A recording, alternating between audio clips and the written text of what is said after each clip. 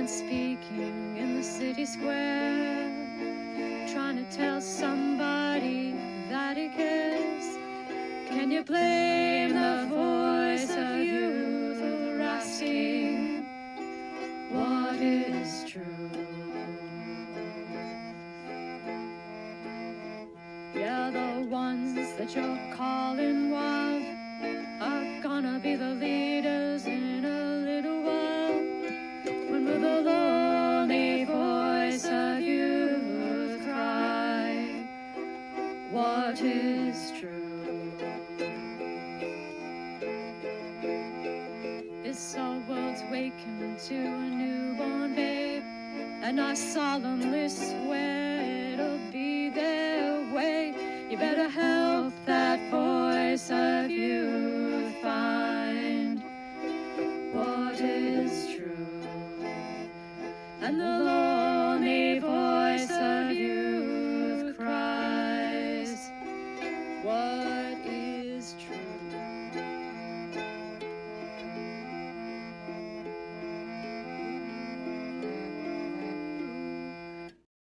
Well, all right. Here we are. I am back from vacation and we can do another live stream because I'm back. I'm home. The best vacation of my life. Went to visit relatives and decided to stop off in Vegas first, for real. Like, did 3 days in Vegas, learned a lot, spawned a whole live stream that I did yesterday with my buddy RJ. And then Gustav's popped in and my buddy Bruce popped in, and I learned a lot from that one quote little live stream. And yeah, it was a great vacation, a lot of driving, totally worth it. Got to do a bunch of stuff, experimented with some vibe coding. Very cool. And yeah, I learned a lot about Vegas, all of which I suspected. So that was good. But until you're there, you don't really know. And yeah, it spawned a whole live stream, so that was cool. And then I got a video ready. It's going to come out next week, which is a commentary on a video. That's sneakiest video.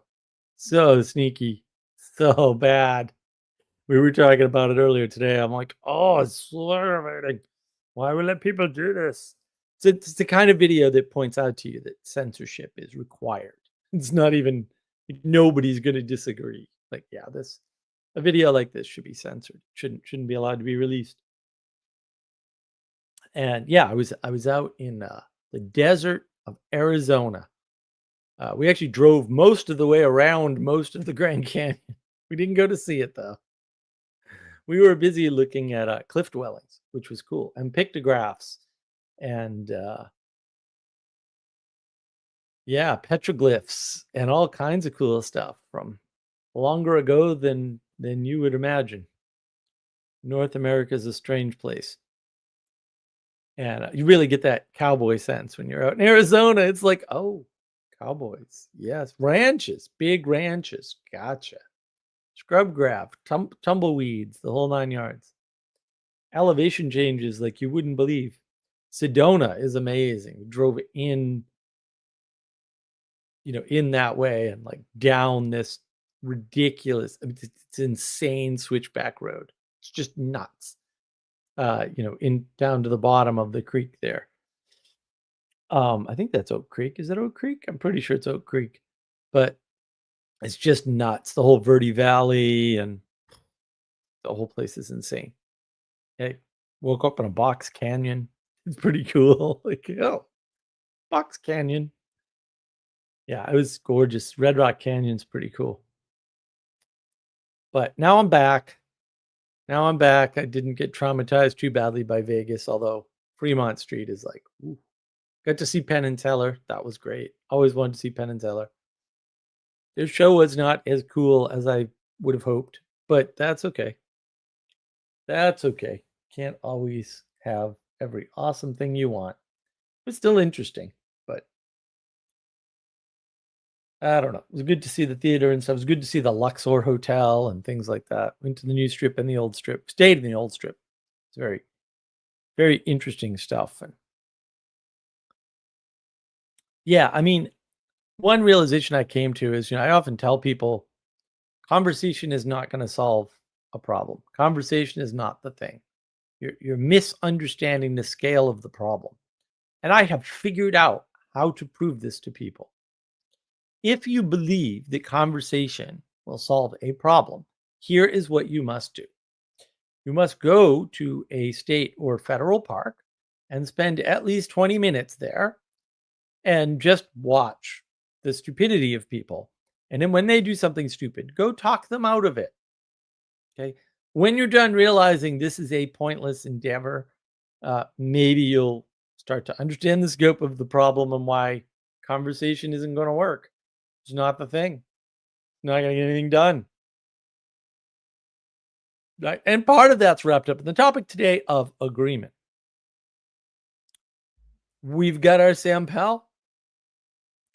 We do have our Muppet Cup. Have you considered? Very important. I've got some bog standard peppermint tea.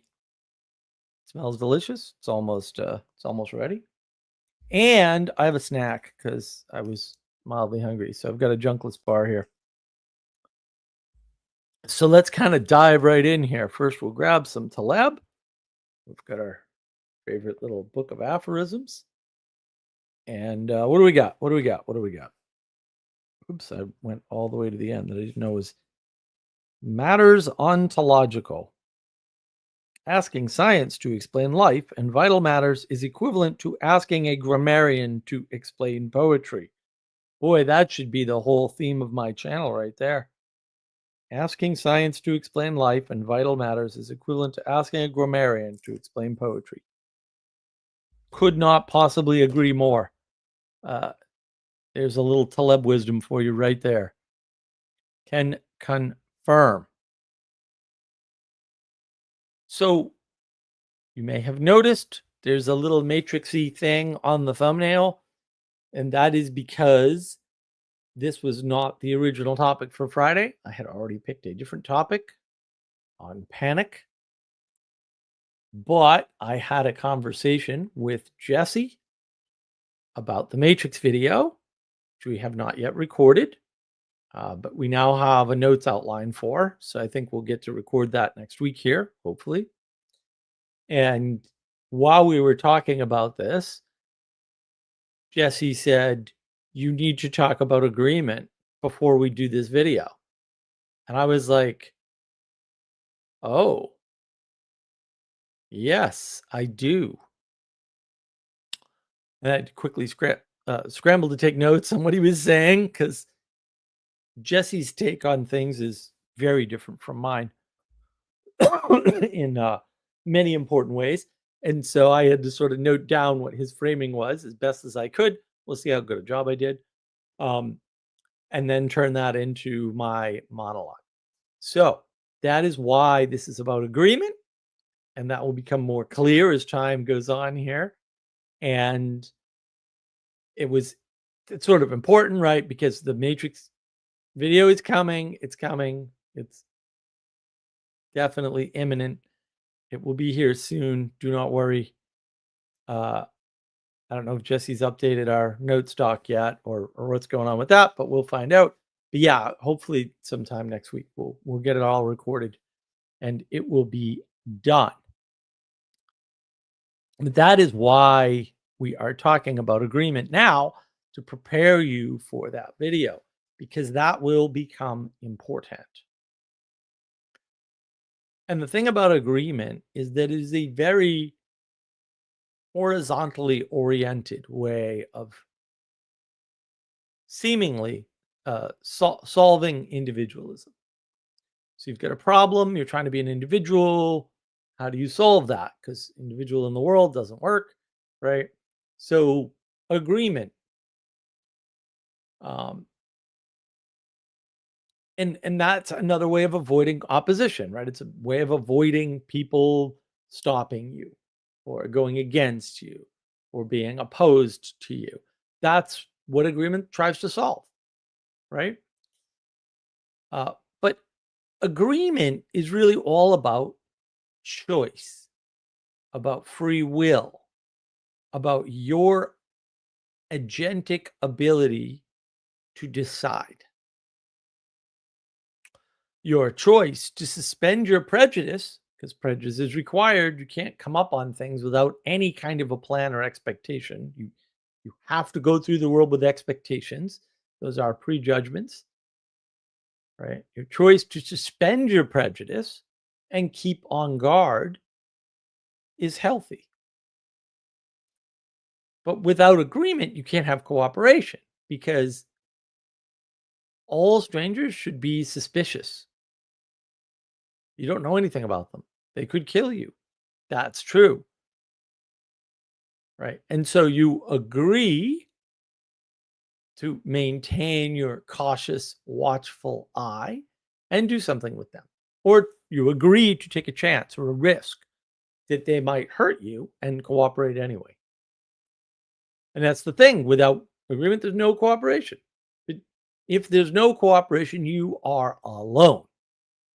You are individual. You are apart. You are unconnected. There's no relationship possible without an agreement, which means you cannot determine reality. Why? You need contrast to see. You have to know that there are things outside of yourself. You also need the distributed cognition, right? You need both of those things to determine reality. If you try to determine reality on your own, you're going to fail. Reality is much, much, much bigger than you or your cognition. Much bigger. That's why you were born into it. It's not something that is born into you. It's also why the pantheists and the panentheists and the pan whatever made up not thing they're going to make up all want to connect everything together and make it equal, because then there's nothing above them, right? They flatten things down. There's no more hierarchy. And you don't need agreement because we're all connected.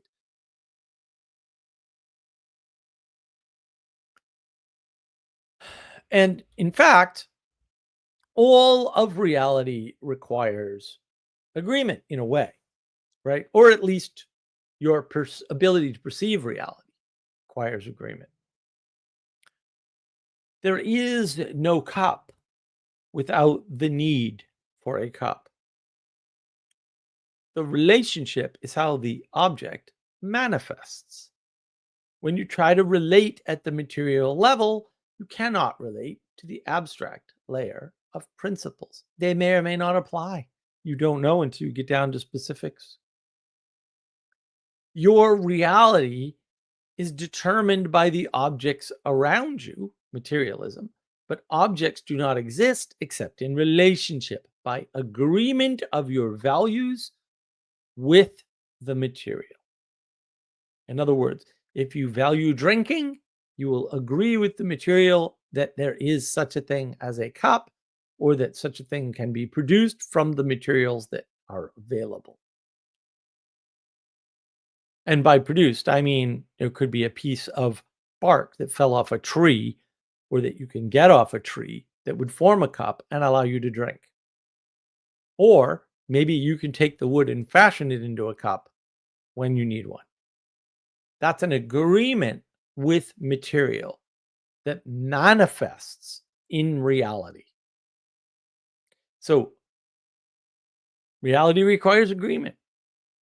It requires this ability of relationship to happen, and relationship doesn't exist healthily without agreement. You're always related to something, of course, but that doesn't mean it's a healthy existent relationship if you're not in agreement. Doesn't mean you need to be in quote full agreement, because that's a meaningless term. And this goes back to my live stream yesterday on hospitality. One of the questions that sort of came up is, what does it mean to be a good guest? Well, you must agree to submit to the hospitality. It's not the only thing, but it's an important component. If you're suspicious of your host, you won't get the most out of the hospitality that you can get. If you cannot see hospitality in the world, the odds are that you're not a good guest because you cannot submit to the kindness of others, to the fact that they would sacrifice for your comfort, to the fact that they would set things up so that you don't have to. That's the only way you don't see hospitality in the world. You're not submitting to maybe even the idea that they're doing things for you to help you be better, or to help you be less burdened, or to help you get through something that they know you can't get through yourself, or to help you get through something better than you would alone as an individual. Reduction of worry is always good for people. Hospitality can sometimes just be reducing somebody's worry. And we're only a good guest if we submit to these concepts. Otherwise, we're in a mental institution. We're submitted against our will. We have to surrender. And that's the problem. Is that you can't be properly hospitalized against your will because you're resisting the help that is being given to you. Because in the old days, there were mental institutions which were called mental hospitals. If you didn't agree to get better, they would put you in a straitjacket and lock you in a padded room. And maybe that was the right answer until you submitted. Because you can't submit, you can't get better until you submit. That's why agreement is important. You may not like the agreement, you may not want the agreement, but the alternative is always worse. And the ability to agree, in fact, implies that you have some leverage. If you're unable or unwilling to come to an agreement, there is no leverage. It's all gone at that point. Once you're out of the realm of agreement, the idea of leverage is irrelevant. Because at that point, it's conflict, pure conflict, war, in fact. And the problem of agreement is that it's not optional. You're not living in a world where not agreeing is a thing. You're only living in a world where your inability to submit to some form of agreement, however imperfect you may perceive it to be, hurts you and everybody around you needlessly, completely needlessly. You have to engage properly with other people and with nature and with yourself because those things exist outside of you. Quite simply, if you don't agree, you just frustrate yourself and others. Don't do that. Don't do that. And remember, the world is bigger than you are. The creation emanates down upon you while you emerge into the world. Constant process, because we're constantly changing. Things are constantly subject to entropy. If you refuse to agree to things in the world, you will be confused about reality. The idea of opposition or opponent processing is just the concept that you are not related to the world, that you're an individual, that you do not want to agree. And therefore, you are creating ridiculous amounts of frustration, unnecessary struggle, unnecessary suffering in some cases, unnecessary friction, and unnecessary conflict for no reason. Agreement is not optional.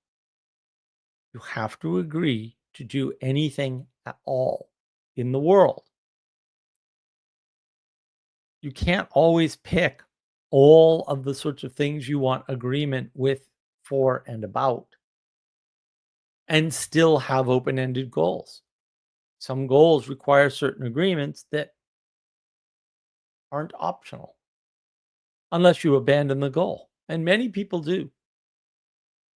And they fall into nihilism because they keep abandoning goals because they're not ready, willing, and able to find some sort of agreement.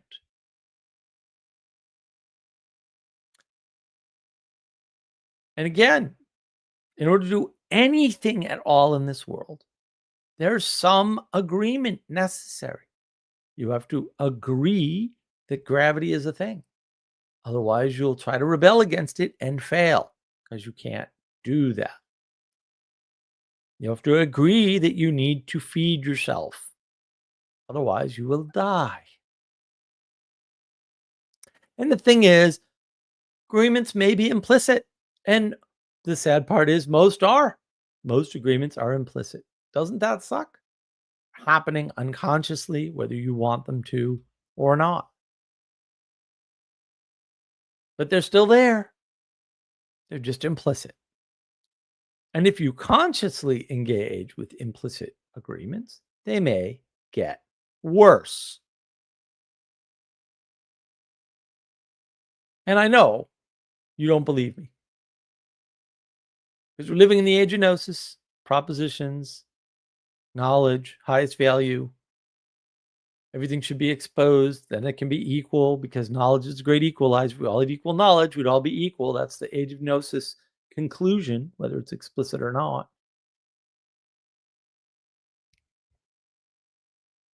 But look, odds are consciously engaging in agreement that's supposed to be implicit is likely to destroy it. Argue with gravity. See how it works out. And the thing is, all kids do this. Pretty much all children I've ever met, they'll do it a number of times in their growth. You probably did it too. You've just forgotten.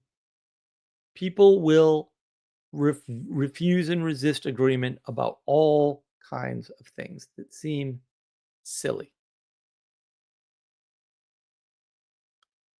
But again, just acting as if it's not optional turns out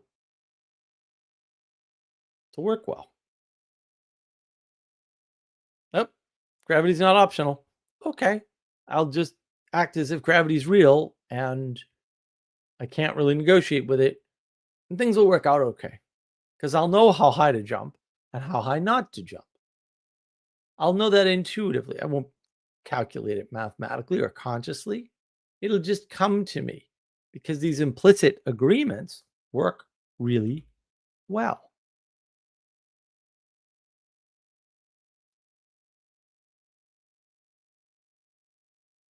And the thing is, we really don't understand how agreement works.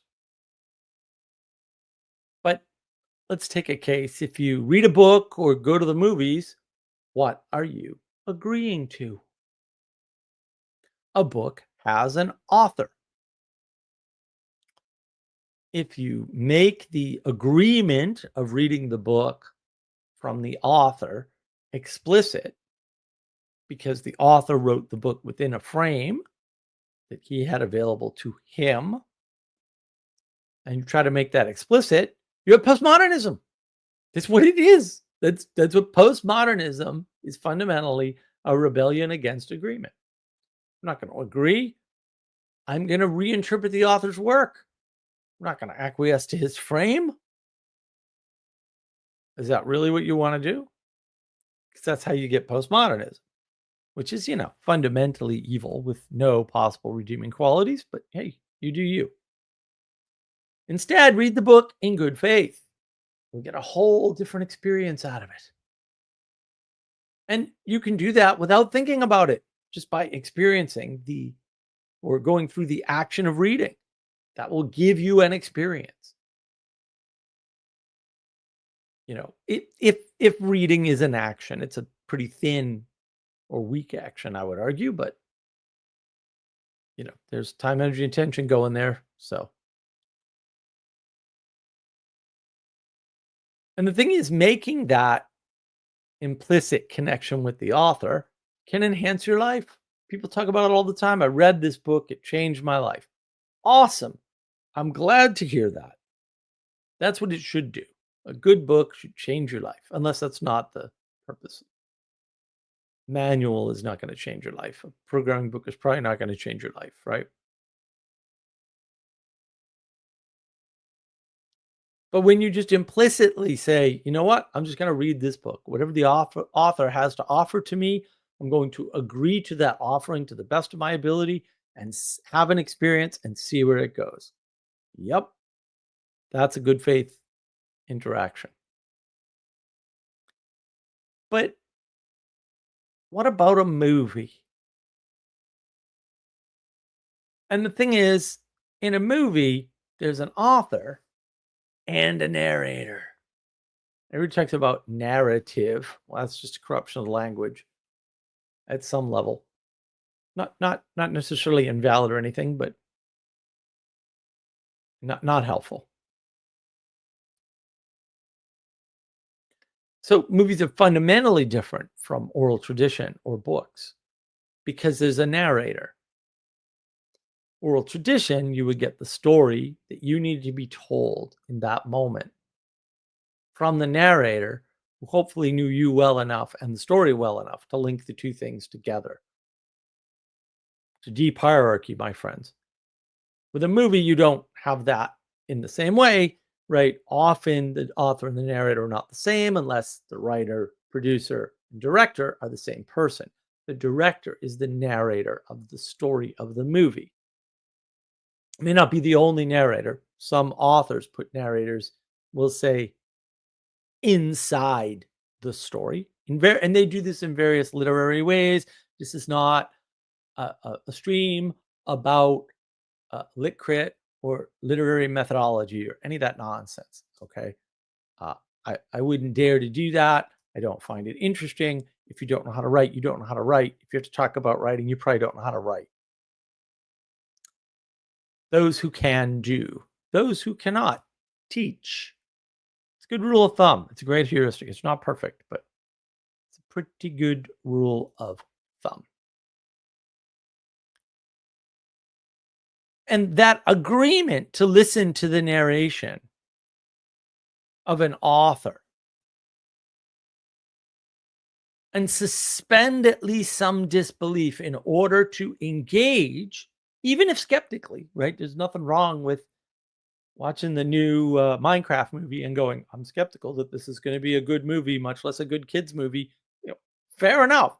There's still an agreement to engage.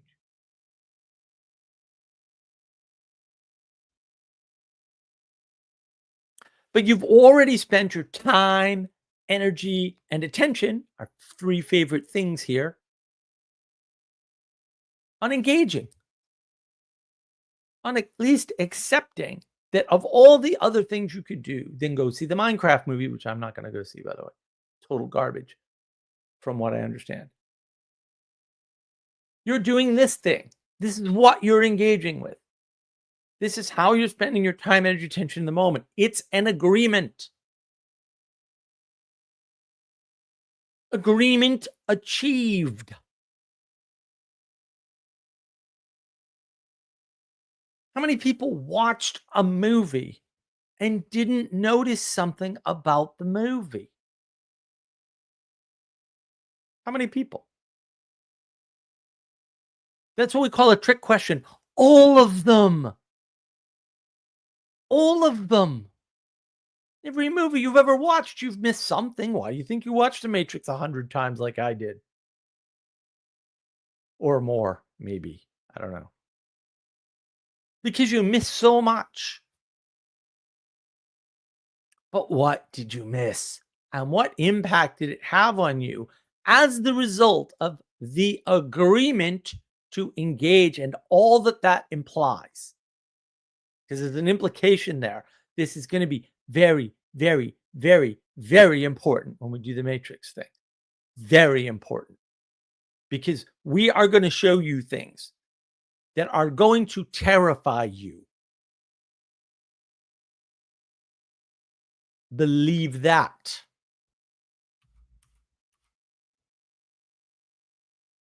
And how about a book?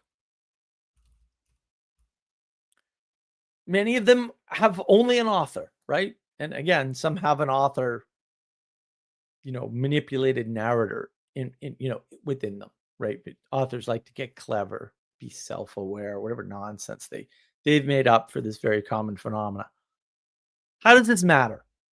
How does this relate to agreement?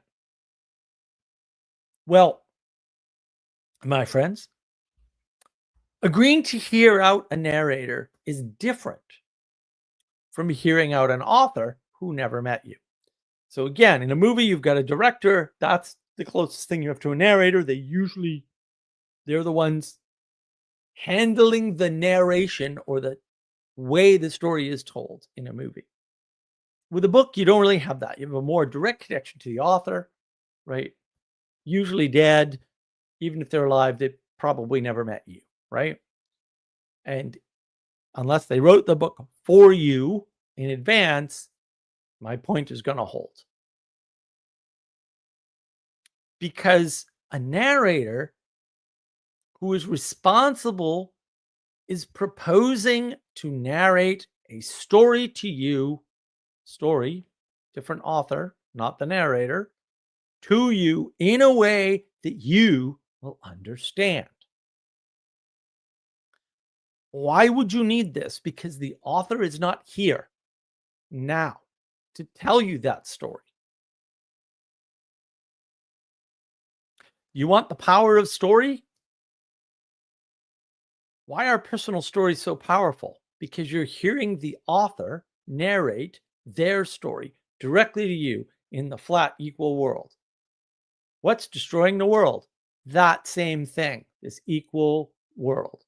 I'm not saying you shouldn't listen to people's personal stories. I am saying you should be careful when and why you're doing that. There are much better stories, more universal stories that you could engage with rather than trying to go one at a time through each person and find their personal story.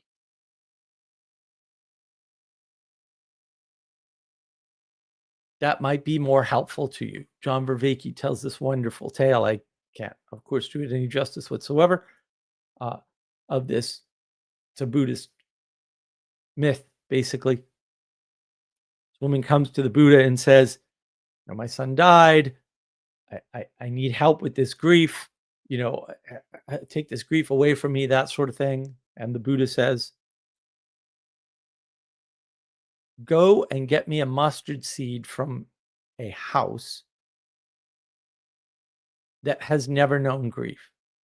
And so the woman goes to the first house and she asks if they've ever known grief, and they describe the grief.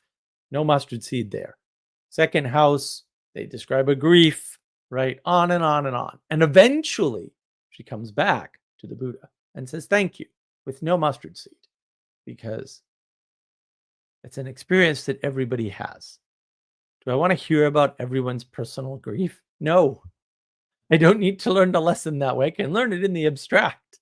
That's where the strength of language is. The strength of language isn't in the specific. It isn't in the particular. It isn't in the material. It isn't in the scientifically accurate and precise definition. Weird how that all came together, isn't it? It's in the abstraction. It's in the mythology. It's in the metaphorical. It's in the poetic. That's the power of language. I don't need to know precisely how you make donuts from a description. I need to see you do it.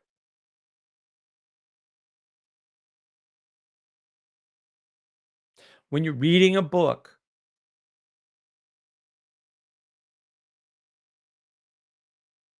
you're going directly to the author.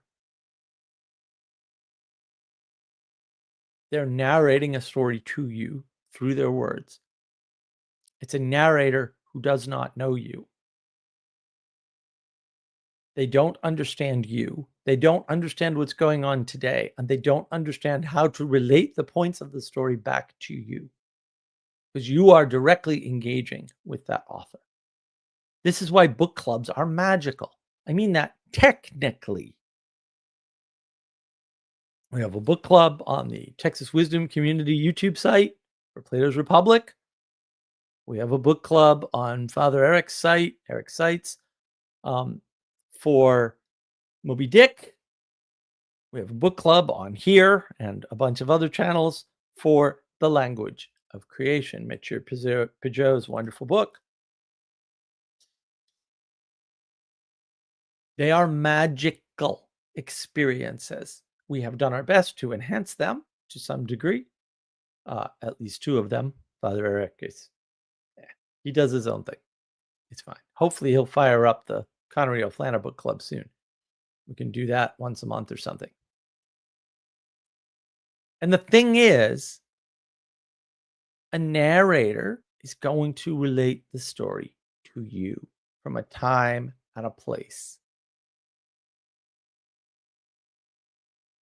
Because stories change, or the important parts of the story change, whether from time, a change in language, or the zeitgeist. And the narrator uses their personal knowledge of you, such as it is, right? And then they're agreeing to convey one or more important aspects of the story, authored by somebody else, to you personally. It's a customization of the author's construction. It's super important to understand this, because there's all of these implicit agreements when you read a book, when you go to the movies, when you pay your taxes. Couldn't help myself.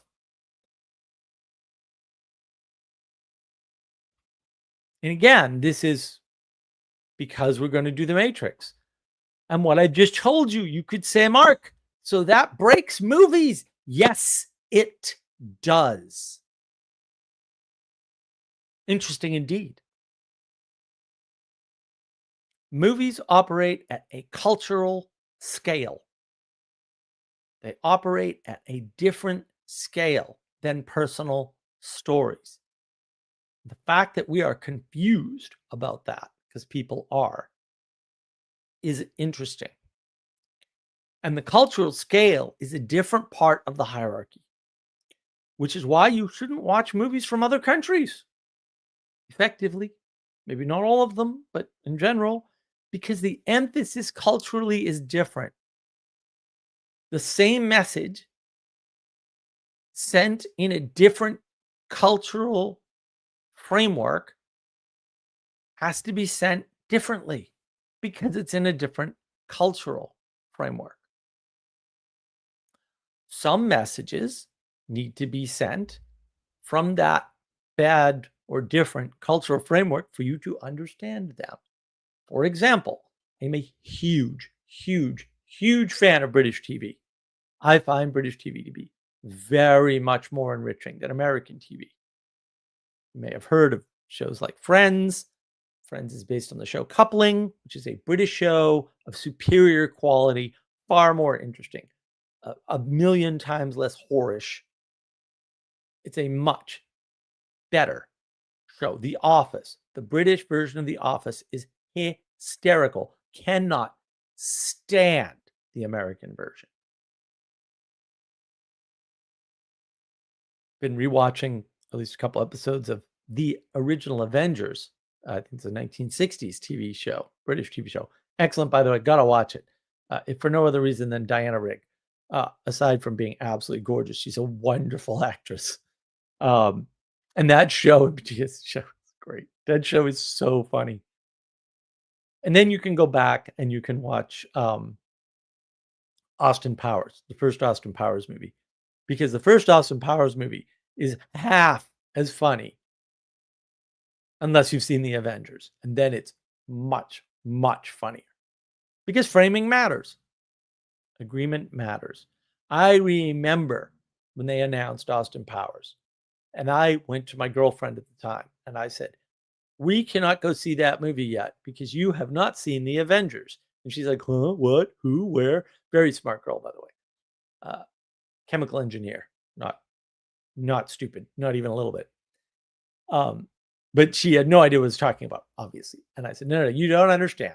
You have to watch the Avengers. So we didn't watch all of it or anything. We watched a bunch of episodes of the Avengers, which she very much liked. And then we went to the theater in Marlborough, Massachusetts, and we were laughing at things that no one else was laughing at because they're funnier when you have all the references. Because Mike Myers is from Canada. Means he got exposed to a lot of British TV. She had to agree to watch the Avengers before watching the movie. And then she had to agree to go to the movies with me. But because we had plenty of, we'll say, time ahead of time to plan, this wasn't a problem. Got to see it in theaters. And again, I knew immediately. I'm like, oh, I know what this is. I know exactly what this is. And they just could have taken out the toilet humor. It would have been an even better movie, but no, of course not. Of course not. The hierarchy of the culture you're in makes things funnier, more or less, in a different way. The magic is when you have something like Austin Powers that can appeal to people who aren't either Canadian or British and still find enough of it funny that it's a very, very funny movie. And that's a genius that Mike Myers has. He's used it in some of his other projects, by the way, some of which I don't find funny at all, unfortunately. Not because he's catering to an American audience, because he's being eccentric and trying to cater to a Canadian audience, all four of the people that live in that hellscape. So this agreement matters. Movies operate at a cultural level. Some books do as well, right? I read Clockwork Orange because Jesse is a bastard, and I don't think we can be friends.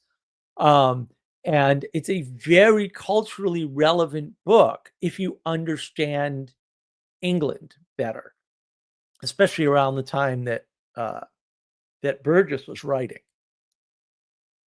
The impact it has on the American audience is totally different. I haven't done the movie yet. I do have to do that at some point, although I'm just dreading the whole idea. But there's a bunch of culturally significant and culturally relevant factors in a book like Clockwork Orange. Don't read it, by the way. Don't read it. Don't watch the movie. Don't go anywhere near that tripe. It's tripe. But movies are broken because they're culturally dependent and they're speaking to a culture and not to a person. And they're not speaking to a group of persons. They're not speaking to a community. Generally, there are a few exceptions. Movies are not speaking to persons. They're not speaking to societies. They're speaking culturally. It's way up the stack. It's way up the hierarchy. And so when you watch a movie, you are agreeing to engage in the cultural messaging at that layer. Maybe good cultural messaging. It may be Breakfast at Tiffany's. Oh, I'm sorry. I mean bad cultural message. Oh, no, that's saying the same thing twice. And the thing is, a foreign movie is a novel attractor, right? Especially for outliers in society or those who want to be part of the larger world. They want to be cross cultural. Okay. Then, maybe you engage in a little bit of classic Doctor Who, Tom Baker, the best, obviously. Maybe you engage in Coupling, which is a wonderful British show. Maybe you engage in Benny Hill or any number of things, right? And that's not necessarily bad.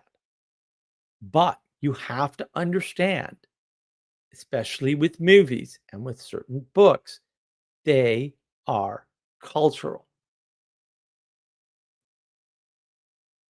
And that means they're not talking to you because they're not narrated to you. To the extent that the director is a narrator, which is true, is narrating to a culture, which is a group of people. And what are the effects of agreement? Do you know what you're agreeing to, explicitly and implicitly? Did you ever hear anybody use the word consent? I wonder what that's all about. Consent is about agreement. And of course, I use it in an absurd way, right? You don't consent or agree to an outcome. You consent or agree to take a risk on an outcome. Read Nassim Taleb's books. He explains how that we make decision based on risk and not based on outcomes much better than I can.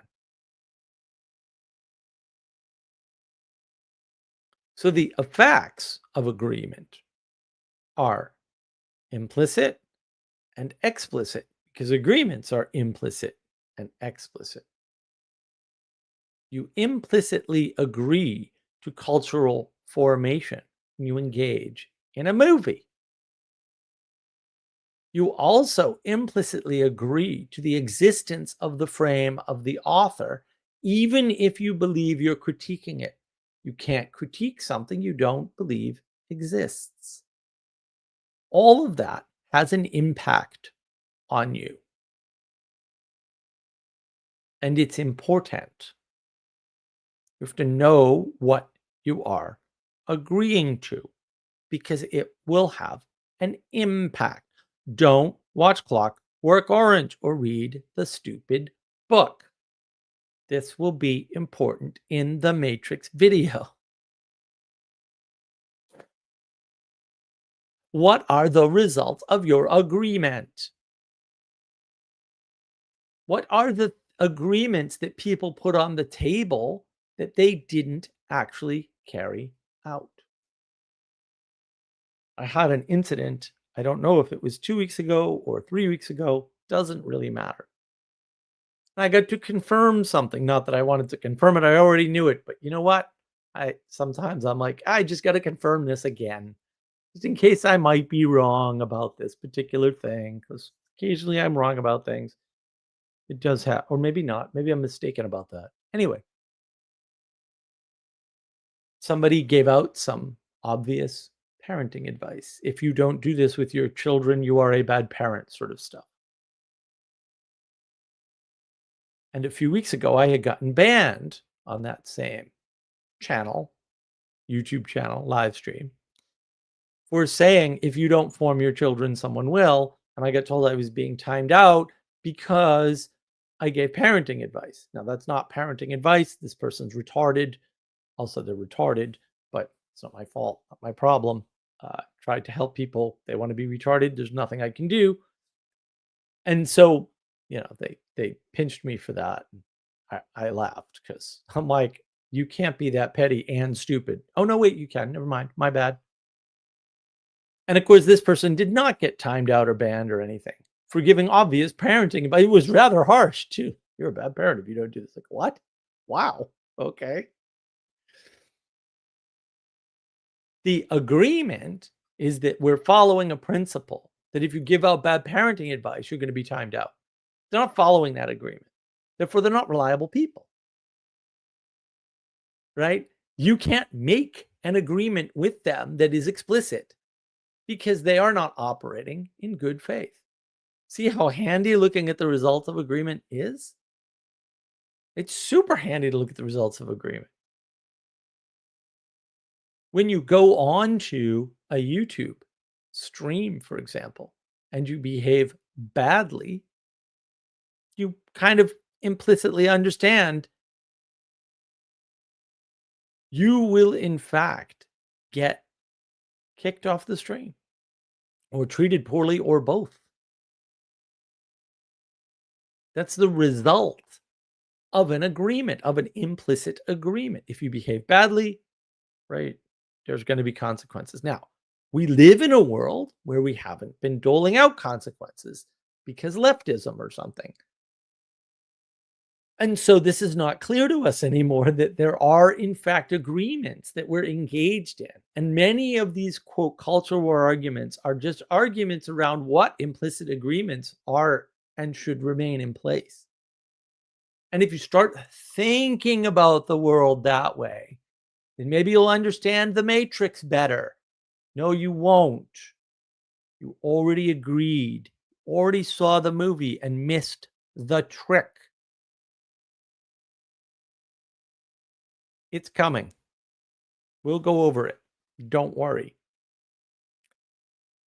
So you need to know what you're agreeing to. You need to know what other agreements people have made, whether they themselves would classify it as an agreement or not, because that's not relevant. Agreements are not optional. And you need to look at the results and make sure there's a match. You need to look at the results and see when there's not a match. Aha, this gives you information about the world. Am I saying that everybody who agrees to meet you at 12 o'clock for lunch and then doesn't show up at all ever is a bad person? No. Are they all in bad? No, because there's still mistakes in the world. It turns out, dear viewer or listener, that we live in an imperfect world and we are imperfect people. But, as in my initial example, 100% clear there's no excuse. No excuse. That is a violation of an agreement. The agreement was stated by the person who made the agreement after doling out the punishment. So many mistakes there. One of these days, I'll get a video out on how ordering matters and how mistakes stack up to give you a better view, a more certain and precise and accurate view of situations and people and what they truly are. Because it actually matters. All of the factors that I mentioned matter. Banned first, warned second. Warning was a lie. It was bogus. It was bullshit. It was a statement of a principle that was not at play. Tells you something about the state of mind of the person doing the action.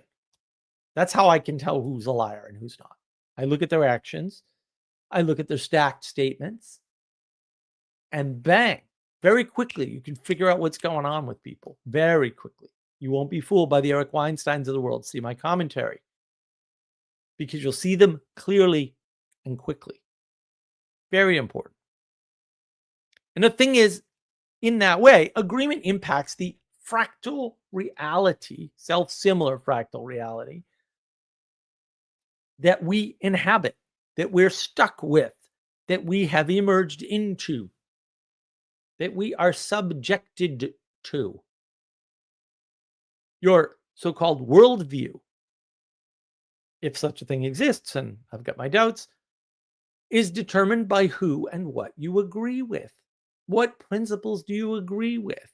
What people do you listen to? If you listen to somebody, you agree to hear what they're saying and take it seriously by judging it. Doesn't mean you'll agree with them or with their conclusions, but you're already down the rabbit hole. And everybody's going to say something right or something that you want to hear, whether it's true or not. And that's going to hopefully do more agreement, unless they're a bad person, in which case you shouldn't agree with them. Ooh, it's hard to know. That's where the magic is, in the discernment. See my earlier live streams from a year plus ago on discernment, judgment, and action. It's all tied together, I assure you. So I want to talk about a bit about historical manifestations and the magical power of agreement. I'm going to give you the ultimate example of the power of agreement and how it's magical. The Great War in two acts, so-called World War I and World War II. Can't make sense of one without the other. Sorry. Obviously, there couldn't be a World War II without a World War I. And World War II needn't have happened, but for the quote ending of World War I, which means it was inevitable, and therefore there were not two wars. What does this have to do with agreement? Why did the Great War happen? The Great War happened because people decided to uncharitably or dangerously interpret contracts, which are also agreements, that led them into a global conflict. That's the bad side. What's the good side? Oh, the good side is that all the good guys got together and decided to do something about this horrible war that continental Europe had plunged itself into. Therefore, you have the Axis and the Allied powers. You can see the pre-existing treaty agreements causing a bad thing. That's the bad side of agreement. And you can see the good side emerge from the horror of the implications of misinterpreting their treaties in such a way as to cause a huge war. Why did that happen? That's a different live stream or video topic for a different day. If you want to see that, you will have to leave a comment on this video and actually convince me that you will watch it. I know you'll watch the Matrix thing. We've hyped it enough. Historically, there are different ways to agree and different forms of agreement. And that is part of the hospitality live stream yesterday. Hospitality is a ritual or set of rituals that offers you the ability to make agreements on positive ground because the guest is treated well by the host. This facilitates good agreements that will benefit both parties because the host, who presumably has more resources with respect to the guest, at least in that moment, is voluntarily risking whatever they have, right, up front to proffer an agreement from the guest. How do you be a good guest? Agreement. How do you accept hospitality? Agree that it exists and that it is a good for you as a guest, despite the fact that you are in an inferior position. Historically, the hospitality is the place where the agreements are made. The host is happy to have a guest.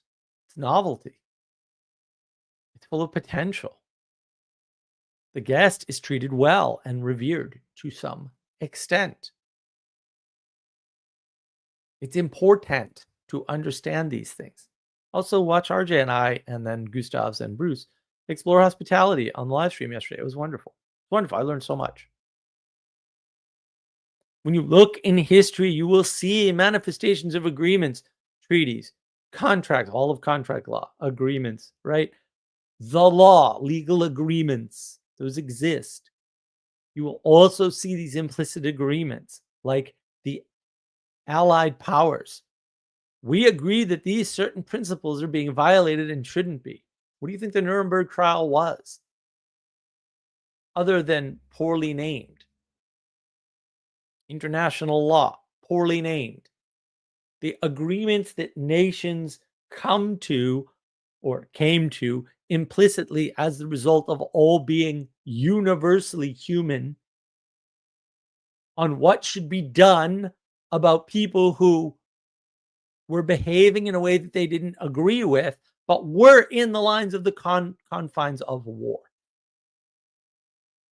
I will note that with very few exceptions, since the Great War, we have not been punishing people in accordance with the Geneva Conventions, even though there have been many violations during wars.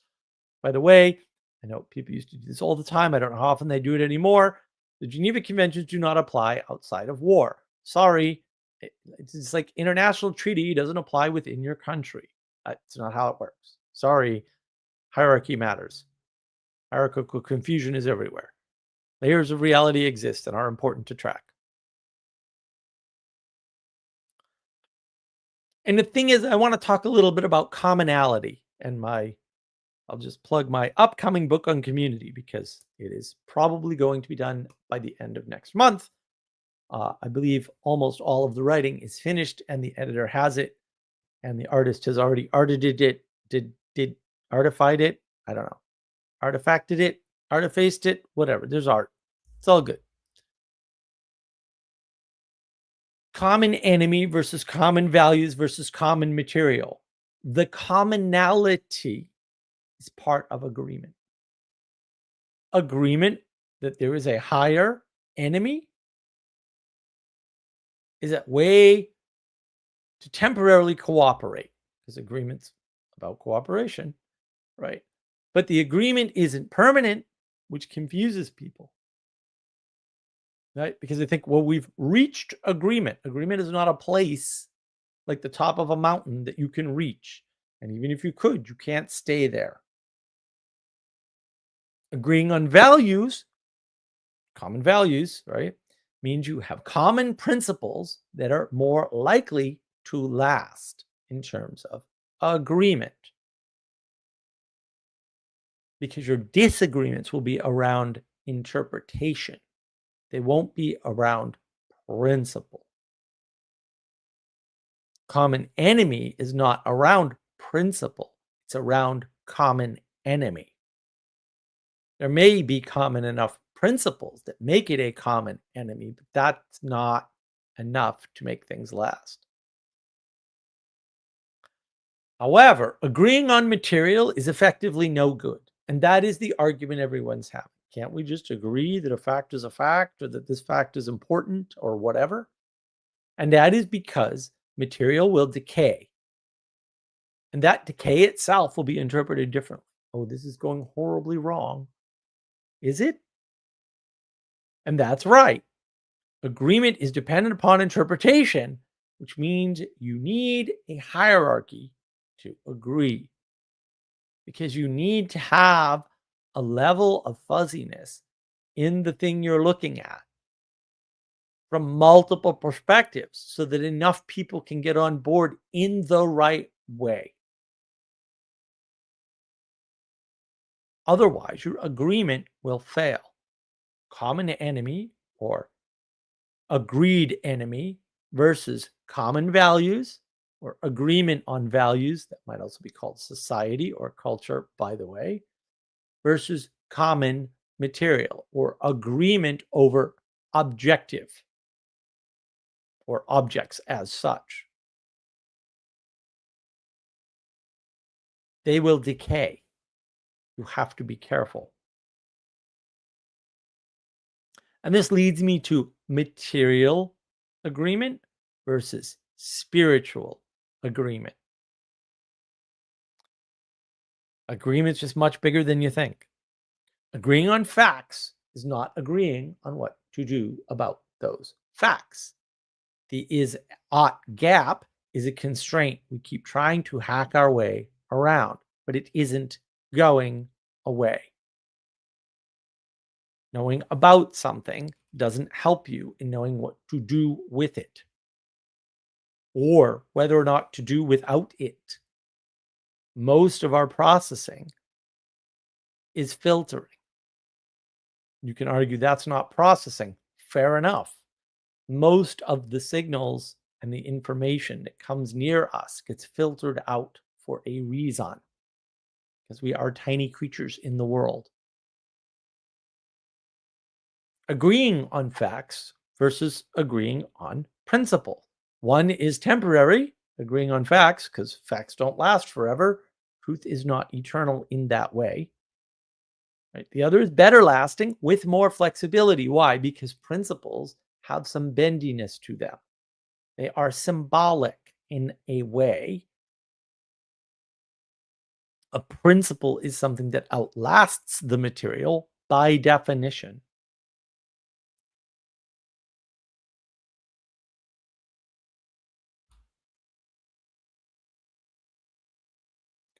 The historical into the daily, into the symbolic, and into the spiritual. You may not agree with that framing, but you're here, so you might as well. Agreeing on history allows you to have a common grounding to build from the same place and work on the same things because they have the same ground and the same access to material. This segues nicely into the daily or the here and now or the present. If you know where you came from, you can enact the daily rituals properly. But to work with people that you aren't equal to, you really need a poetic way of informing the world and symbolic ways of relating to it and to others and to your past and to your future. These are abstractions. History is the grounding. The daily is where you implement the abstractions, and all of the abstractions are into the future. This leads us into the spiritual, where equality is a thing. We're all equal in the eyes of God. We're all equal in heaven. However, it's all emanation and emergence in that order because the ordering matters a lot. You may not agree, but that is still true. And when you don't agree with that ordering of emanation being primary over emergence, you end up in an emergence is good framework every single time because your ego pulls you there. And your ego pulls you there because you're in disagreement. Because you want more than you can have. Which, you know, is most of us. But you don't have to give in to that. You can agree that you are a splintered person and that you need to have a control over yourself in order to avoid straying into constant disagreement. That, my friends, I think is where I'm going to leave that because now I'm tired. And it was the end of my notes. Sorry, I did not keep that close an eye on the comments.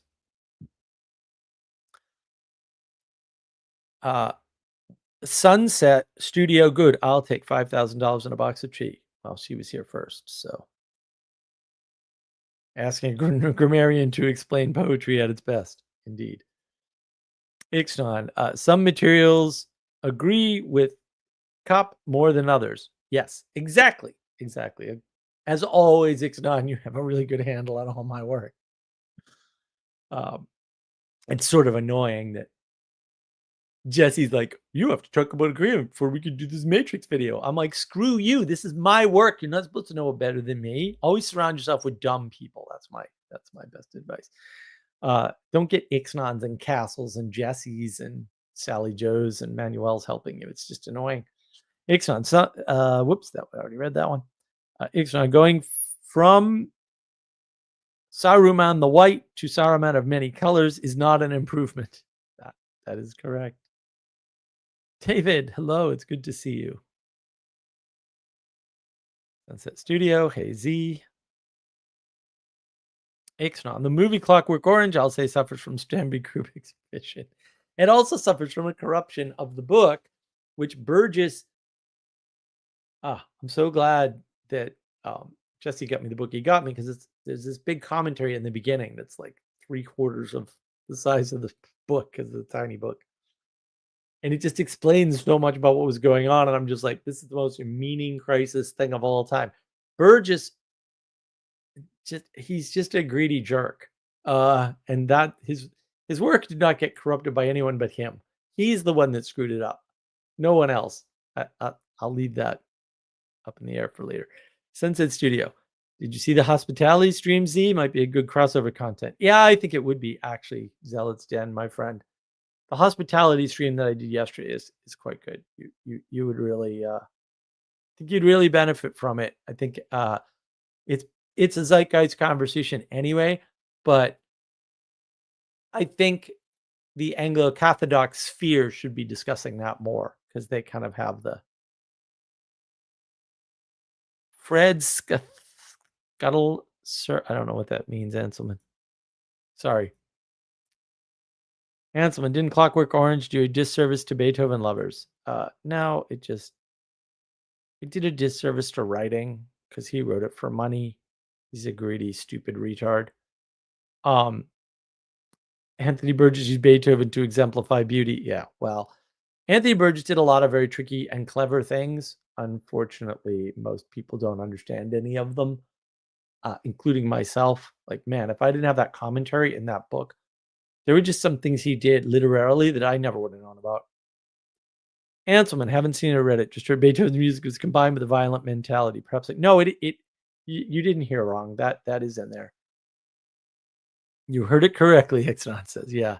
No, it's beauty is not good. When I find Beethoven elevating and transcendent. Yeah, not when you take a visual and disrupt the audio. That's going to come up in the video I'm going to release this week, by the way. Whether or not we get the Matrix video done this week too, we could have two. I don't know. There's a video coming up this week. I'm going to exemplify that quite nicely for you. Don't worry. It's not. Clockwork Orange intentionally combines those. Yeah, freaking Burgess is a jerk. God is infinite and we are all finite.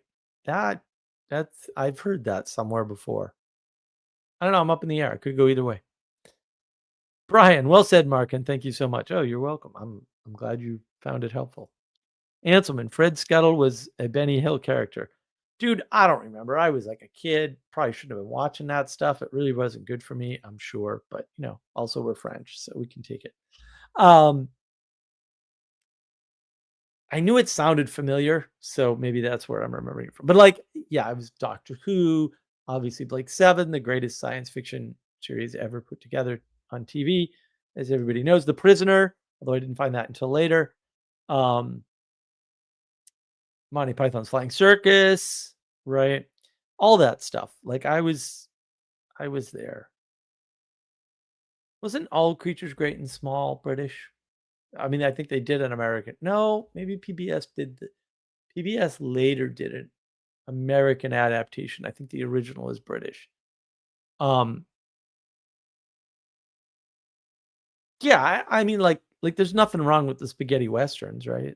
They're fine, but also they're made from a perspective for the perspective they're made for, which is the American perspective.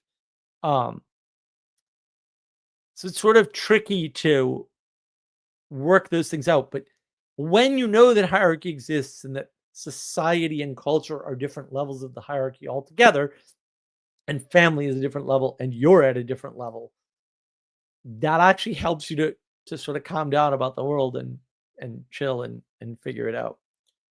Oh yeah, that's right. He was a Yorkshire vet on All Creatures Great and Small. I love All Creatures. I should rewatch that because I haven't seen it since I was a kid. My mother watched it. My mother was a big Europhile, or Anglophile in particular. I think she was really into England. Is that an Englishophile? I don't know. She threatened to get her Irish citizenship and then never did, which is too bad. But yeah, she was big. She spent years trying to figure out how to make croissants correctly. And then she discovered that European butter has a different fat content than American butter. Then she was able to make proper croissants and scones. They were quite good. So yeah, mom. But yeah, I mean, there's all these little differences that we like. If an American engages in a croissant or a scone with tea, and we go, what are the Brits talking about? They're like, well, yeah, fair enough, right? Or yeah, the jam recipes are quite different too. So yeah, you know what? There's a lot there. Anyway, implicit versus explicit, really important to understand for agreement. If you guys want to know something else or talk about a related topic, there is the link. I will pin it on Navigating Patterns, which is the only place that I can do so. Only place I have the power. I've got the power. But you agree to your culture's music, right? As reprehensible as it may be right now. Yeah, you agree to all these things. Ansman, I've not watched TV in years, but happy memories of when it was good. Yeah. Is it? I don't know if I've seen all of Coupling. I want to watch all of Coupling. Oh, man. I don't know if we'll get agreement here. Hey, Castle. Hey. Yes, I love it. How are you doing, sir? I'm doing good. The whole, opening remarks there were very agreeable, I thought, but yeah, only I'll probably even spare you my disagreements if there were any. We'll find out though. That is the thing. Agree to go live with Mark right now. See, this is why I don't like Sally, because she's sometimes much cleverer than I am, and it's annoying. Oh, is that her? Yeah, that's Sally, Sunset Studio. Oh, okay, nice. She changed her YouTube name. She's rebranding. I I don't can believe in respect it. rebranding. Oh, I believe in adding brands, as Sally well knows, but not rebranding. yeah, that's true. How would you define, like, when I change my titles and sometimes even change my appearance? Is that rebranding? Like, I usually don't return to them, although I have some plans. If you But don't return to them, they're not branding, right? yeah, This was the argument I had with those little cults and their ridiculousness, because they kept saying it's branding, but it's not branding, and I was like, guys, you got to pick one. Like, this isn't that hard. But this is this is this is why everyone's like, no, they're good people, and I'm like, why can you not see that that can't be true? They literally contradict each other and refuse a naming outright, so they can't be pinned down on anything, because heaven forfend they be wrong. And like, this is you're never going to make any progress in an environment like that, because they're not agreeable about anything to anyone about anything, right? Except when they accidentally are, and then they get all happy, and then they destroy it because they want to be individuals. It's just yeah, it's weird to me, because it's so easy for me to see, and it's so hard for everybody else to understand who's going to agree and who's not. And agreement, again, is cooperation. So I know right away who's going to cooperate and who's not. It's evident immediately, right? It doesn't take long. Other things take long. Other things, people like will judge my character based on hearing about me and then listening to me for 5 minutes. I'm like, no. That actually takes a longer time. But you guys take forever, and you can't figure out who's cooperating and who's agreeing and who's not. What is wrong with you? Like that, like, you got this backwards. Sunset Studio. If you don't have kids stopping you, agree to feel guilty for not going live with Mark. Fair. I needed an aesthetics challenge. I'm in a new artistic period, whatever the hell that means. Why sunset? Whoops. The third blue studio is open, and I'm in a fog period of my work. The green period has ended. what? The artists are like this, man. Okay. This is why you can't. Oh, that's fine. And the very short blue period, whatever. This is. Go to House of Woo. Talk like that there. Yeah, Oh, who knows? Oh, that's too funny. But the funniest thing though with Sally was I started explaining to Sally about my or explaining in general about the before time, what is before I was homeless and after I was homeless. And she was like, "Oh my God, I had a similar thing." I'm like, I think everybody does, but everyone's off rediscovering everything from scratch by themselves. I'm like, oh, it must be exhausting. I can't imagine not having my grandfather or grandfathers and my grandmothers, Nana and Grandma, and my aunts and uncles and all, like, giving me these little tidbits of wisdom, and actually listening to them and taking them seriously, and then having to rediscover all that garbage myself. Like, how do you think I know all the crazy things that I know that other people are like amazed at? Because I don't spend all day thinking about things that everybody already knew 10,000 years ago, because they just told it to me and I went, sounds good to me. I wasn't in constant like questioning of every good piece of advice I ever got. I just said, you're older than me, you must know something. I'll just go with that. That's pretty much how, like, the transition between my before time and like the present time kind of went. Is just kind of when I stopped disagreeing with actually everything, which there were reasons for, but the fact was is that I was disagreeing with everything, and then just actually looking and just saying, no, actually these people know what they're talking about. Like, you just look at them and it's like, oh yeah, they did well. And then what did they say about this thing? And then now, like, that's actually, like, you're gonna actually see some of this tomorrow. This kind of thing of just like, oh, I'm just let me just see what this guy said. And then just like, oh, it turns out that he had actually an even better opinion than I did. And also I had a good feeling about something in particular. And it turns out that they all agreed. And so it's like, I found what they were saying agreeable, even though they said it before I even thought it. And it's like, oh yeah, there you go. We're in agreement. So, well, and the way you avoid war is to agree to suspend your prejudice. Yeah. It doesn't mean that war won't happen, right? But over iterations, it causes fewer wars. Yeah. That's basically what it is. Look at, I could have said reasons. You might as well have said reasons. We'd have accepted that better. This is everyone gets things backwards. It's like no. There's certain things people want explanations, detailed explanations for, with descriptions with lots of propositions in them. And there's certain things that people really don't want to know the details to, because you're not going to make any sense anyway. Sally's not good at those things. We already know this. Anselman, would be nice to see a sunset painting on Mark's wall or door. Yeah, I agree. Maybe I'll try to find one. I have to do my own place for a while. Mark likes my collaboration work so much. My surrealist works. True. A surrealist sunset sounds like a good idea. Over my dead body. I'm happy to facilitate navigating patterns. My art is going to be the illustrations of the book. Yes, it is. Yeah.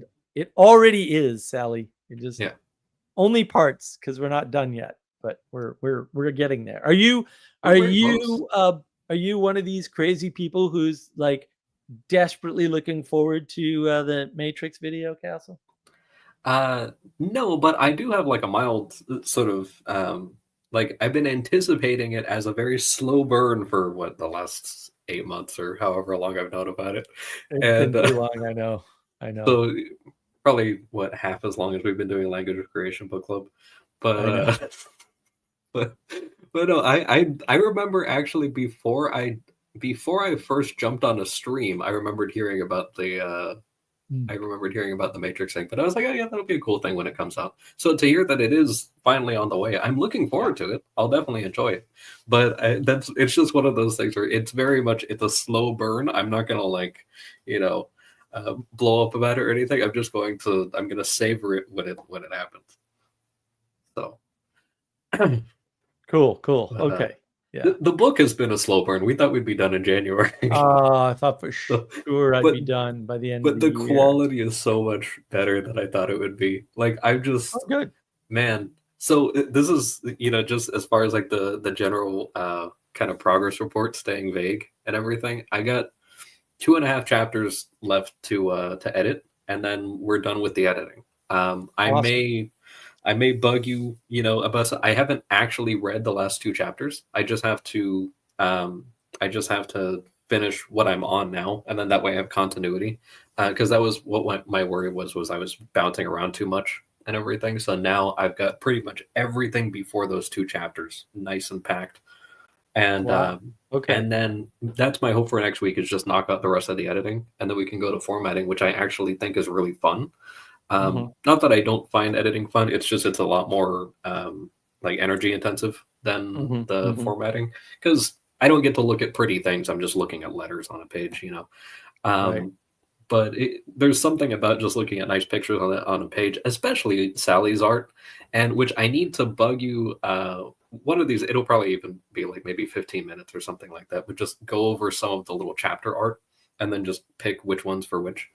That's right. You told me about that, and I'm super busy. Yeah. I've only done one of them, and I'm still not even sure if it's actually in the correct chapter, but I just did it as the concept, so I'm looking forward to it. But speaking of agreement, like everything from the writing and the editing and the formatting and the art, like all of it is coming together in really nice agreement.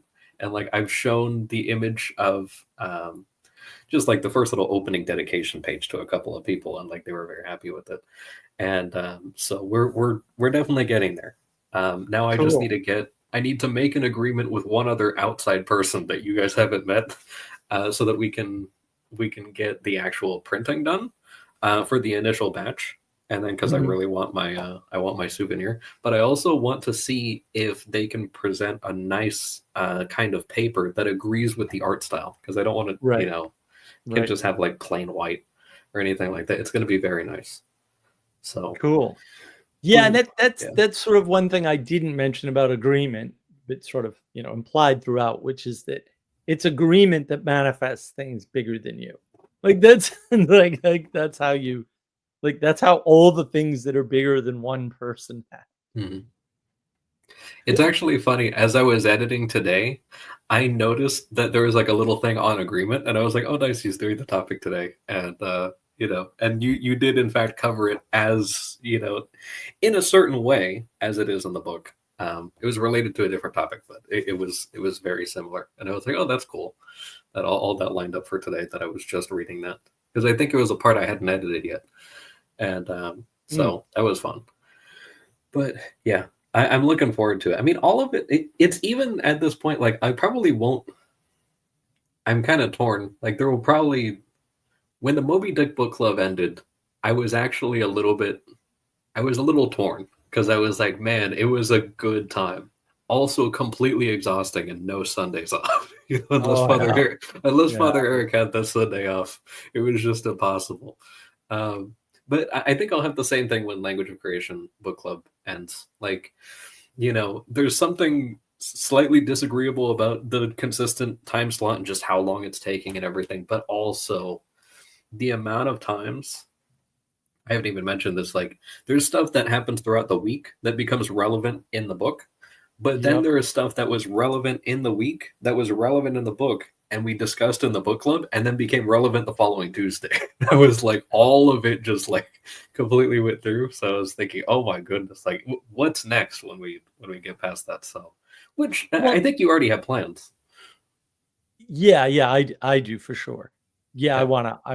Although I don't know how I'm gonna pull this off, because I don't know if I'm gonna be here May. I think May is a bust.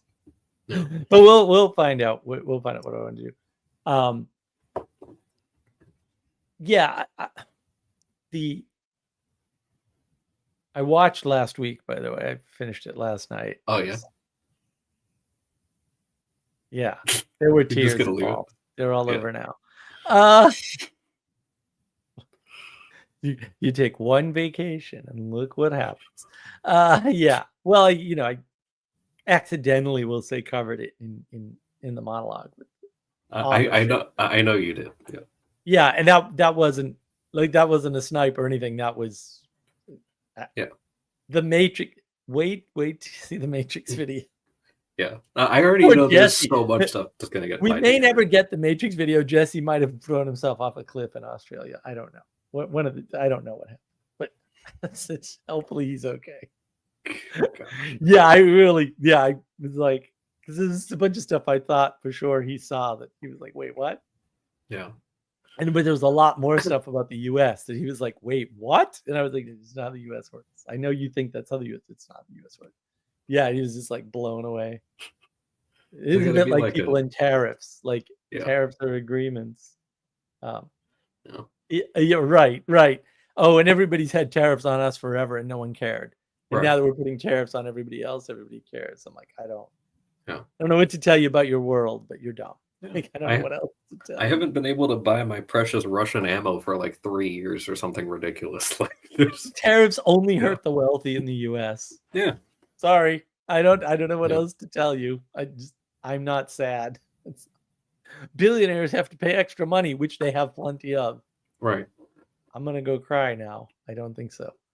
I mean, those cheap Chinese, whatever. Somebody put in. Oh yeah, it was Canadians. Canadians are the dumbest people, I swear. Like, just countrywide, they're completely ignorant about the world. The cheap cars are, primarily American, and I'm like, no, actually, that's just plain old false. Like, the Americans just, no, all the cheap cars are Kias, Hyundais, and what's the big Japanese? No, I don't remember. Toyota, thanks. Yeah, like the Corollas. And to be fair, the American cheap cars are horrific. But all American cars are horrific. Like, we never own the luxury end of the market. Who cares? Like, yes, we've always had crappy American-made cars. The best-made Toyotas are made in the American market, are made in Tennessee. Fair, right? Like, the foreign cars that are actually made in America. Oh, you didn't know they were made here? Right. Yes, actually, a lot of those cars are actually made here. They're not going to be affected by the tariffs. Canadians are stupid. Like, they're just like, Canadians are the dumbest group of people that live in the same country. Yeah. They don't know anything about any of this stuff. There was some sort of I don't remember which one it was. I just kind of heard this randomly that there's some like enormous car production plant that's going to get made by some Japanese company that I don't know if it's going to be in Texas or where they're going to have it. I'm probably way off, but it's some enormous complex that they're going to be making. BMW. You know where BMWs are made? Hmm. South Carolina. Really? Audi's got a plant here too. Nice. Is it Toyota in Kentucky? There's a couple in the Midwest. And get this, no one knows this. This is fantastic. I've been telling people for years. No one ever gets it. There are two types of foreign car plants in the United States. There are non-union shops and union shops. And get which type of foreign-made car that makes the exact same cars does a better job. Mm. The non-union shop. It's not the American workers. It's the unionization. Sorry. Hate to break it to you. No one likes that answer. Also, go look it up. The data is all available. It's been available for decades. Decades. Yeah. This has been true for decades. Right. Yeah, I've watched some of like the union run groups, and you just look at their productivity, and it's not hard. No. I was a union worker. I'm a Teamster. Technically, I'm a Teamster. You're Teamster for life. I'm a Teamster. For life? Do they lock you? Yeah. When you're in Teamster, when you're in the Teamsters union, you're a Teamster for life. Wow. Yep, I am technically a Teamster for life. Whether or not they have my records, I do though. I think I have them. One of the few things I kept all these years of people stealing my stuff and throwing it out. Yeah, I think I have my Teamster records. But yeah, terrible. Unions are terrible. They didn't protect me at all. They like threw me right under the bus. Like, you people suck. And part of that might be because I was unwilling to underperform on purpose. I was like, no, here to do a job. I'm going to do the job. It's fuck off. Like, don't care. I was just, very much like, you can go to hell. Yeah. And I mean, to be fair, Ixnan, shop unions are different from modern day unions. Sunset Studio. Oh no, we can't get syrup. Oh no, sarcasm. There's plenty of syrup in New Hampshire and Vermont. We can't get Canadian syrup. There is. You should see the list of products, because you can, and it fits nicely on half a page, that we can't get here, like at all. It's vanishingly. I think it's actually 8 items for real. I think everything else we have some of. And it's like, maybe the prices will go up because of demand, but not because of tariffs. And then the wealthy people will all buy.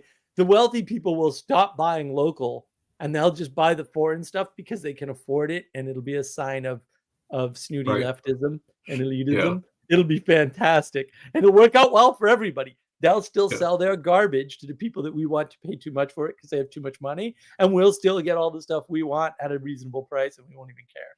And nobody understands this because they don't understand economics, and they think everything's equal. It's like, the United States is not equal to any other entity on the planet, even a little bit.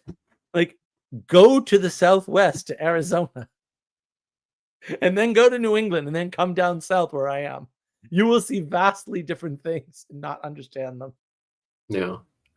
I'm just, I don't know. I'm so entertained by the idea of, like rich people just spending enormous quantities of money on ugly, like CAD made, cars that are like aerodynamic and all look exactly the same, but just as a status symbol, while everyone else has, all the other poor people have the nice looking cars. Yep. But I also love, just Ixnan's guild's better than unions thing. Just imagining Toyota outperforming the union plants because they've got like a hunter's guild or something like that. Toyota has 2 plants in the United States, one in Kentucky and one in Tennessee, or maybe 2 in Tennessee. One of their plants is unionized and the others are not in the United States. That was the example I was referring to. Oh. Right. And it just turns out that you can go look at where the cars were made and what their quality is, and it's right there in the numbers. I didn't come up with this. I'm not the only. I did original research because I trust no one, but like, yeah, it's 100%. It's actually 100%, and that is because the Japanese run things like a guild. Because the point is the pride in the work, and they instilled that in the workers, which they stole from the U.S. military after we reconstructed the country. Yeah, after the war. It's impressive, and they make decent stuff. I mean, my car is a Scion, which is basically a Toyota, which is basically actually a Mazda, but it's a Frankenstein car. That's what people always tell me, that you can just throw rubber bands on it, it'll work. But pretty much, yeah. But you can tell, like, it was obviously not union made. Like, I don't even have to look. You can feel the difference. Well, I drove a Hyundai Elantra while I was out west, and I had driven one before, and that was the car I was gonna buy. Yeah. When I needed a car, I'm like, man, these things are 20 grand. They're better than the Toyota Camry. I drove a Toyota Camry. I was like, this is not better than the Elantra at all, and it's a much more expensive car. But I was like, why? It didn't even have better electronics. Like the Elantra actually had fantastic electronics. The Elantra that we rented had the best navigation system I've ever seen in a vehicle. Nice. Way better than Maps and Waze combined. It was unbelievably good.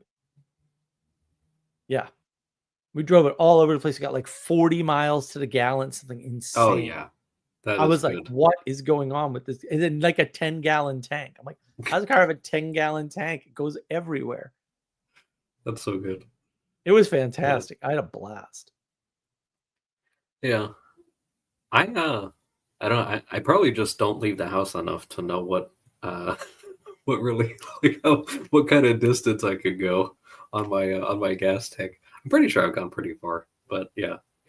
My car made it cross country, but after that I haven't. I would be kind of shocked if I've actually driven further than that since I actually landed here. I don't know. Maybe I have. But I got the Beamer, the super fast Beamer, actually made it from New England from a full tank of gas with one fill up all the way to the house and 50 miles left. I was amazed. Had to be mobile gas, though. There's something about mobile gas, especially high test mobile gas, that just works really well. That happened in the other new, because years ago, I had a brand new Nissan Altima. Same deal. You put high test mobile gas in the thing, and it was worth the extra money. And I could never figure out why. I don't know that it's still true because they've messed with the gas. Gas prices used to be 10 cents for every level. Yeah. And then it wasn't. Like now it's not. Now I think it's 20 cents to go from regular to mid-grade. Don't ever buy mid-grade gas. I'll always high test or low test. Mid-grade is just a mix anyway between the two. But I have to buy high test for the Beamer. It wouldn't run on it. It's never had anything else because I wouldn't do that. Yeah. But yeah, I mean, that's just part of, and then that was the thing. Like I agreed when I bought the car that the car needs premium gas. Like there's no second position. Yeah. You'll ruin the engine. You'll absolutely wreck it. That's an interesting. Did you cover? I don't remember you covering in the monologue, like going back on agreements or like second guessing pre-existing agreements. Yeah, well, there's a penalty for that, and the penalty exceeds, we'll say, the apparent value of the agreement itself, and that's because you're breaking the third thing. And then you end up in the surrender thing, like with the padded wall and straitjacket. Not necessarily the exact consequence. Right, but that was part of it. The other part of it was, what happens when you say break? Because the Great War is a great example of breaking a treaty as well as upholding treaties incorrectly, and it's in reverse, right? So the treaties exist. There's basically an assassination by evil anarchists and communists. evil anarchists paid by communists. It's just, so it just freaking bothers me every time I think about it. And then everybody upholds the agreements in a particular way to ensure a global war. Like at any point, any like one of those countries could have swung the other way, and none of that war would have happened. This is well documented. Lots of people have written about this. It's well documented, right? But then you have the violation of the Treaty of Versailles, right? The agreement. But nobody enforces consequences because they know it was a bad agreement. They know the agreement was unfair. Like, this is why I hate, talking about World War I and World War II as separate things, because they're not.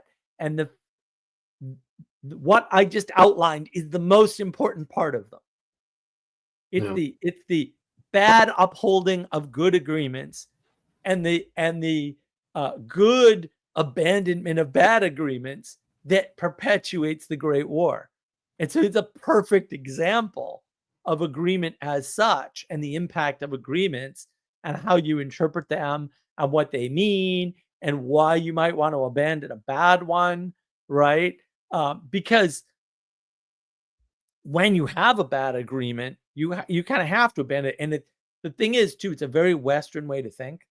So there's a famous story. I forget what the goods were, but there was some agreement actually between Australia and China. And something happened on the global stage, and the price changed drastically, really drastically, to the point where if the agreement was upheld, China was going to just basically be out of whatever business that was, because Australia could effectively use that agreement, buy all of their resource, and then sell it on the market under a price they could. Wow. And so the Chinese went back to the Australians and said, it's time to renegotiate. And Australians were like, no, this is like a 75-year agreement. Go to hell. And they were like, no, you don't understand. Like, you either abrogate this agreement or the agreement will be abrogated by the market. And of course, eventually the Australians did abrogate the agreement. That happens all the time in law, and no one thinks about it, but it happens all the time. Agreements are constantly renegotiated when conditions change sufficiently. What they did around the 90s is they started putting clauses in for this. But in the past, it was what we call gentlemen's agreements, where it was a handshake and people kind of understood, right? But that works both ways. So this is a funny story. So the Northeast Corridor, this thing called Amtrak, you probably know about it because you're more or less in the Northeast. It was this big train line. It's the only national, semi-national train line in the United States for whatever reason. And in the Northeast Corridor, which is Boston to DC, roughly speaking, that's called the Northeast Corridor. There's a famous, rail line that's been there forever, set the land speed record for rail in 1819? It was really early on. That didn't get passed until the 1970s. Like, it was 100-year-old record or something. Yeah, everybody talking about bullet trains, like, steam trains are pretty quick. You just don't know it, right? You could, and imagine what we could have done with diesel trains, but whatever. Oh yeah. Here nor there. It's dumb to run fast trains and put light people on them. That's just a stupid mistake. But in the Northeast Corridor, they went to redo the Amtrak train, the Northeast Corridor train from Boston to DC. And they had to put, it's an electrical train. They had to put 3 different electrical systems in the train. And the reason they had to do that is because they had some stupid, but it's not stupid at all, but it seems stupid, 110-year electrical service contracts with the electric companies involved. So they couldn't just say, no, we're going to use one standard power across all 3 of these legs of the journey. They couldn't do it. They built one hybrid motor that could do 2 of the phases, and the other motor was a separate motor. So the train actually has to switch motors at one of the stations in order to operate. That's yeah. I mean, it's amazing, and it's nice to have the extra one.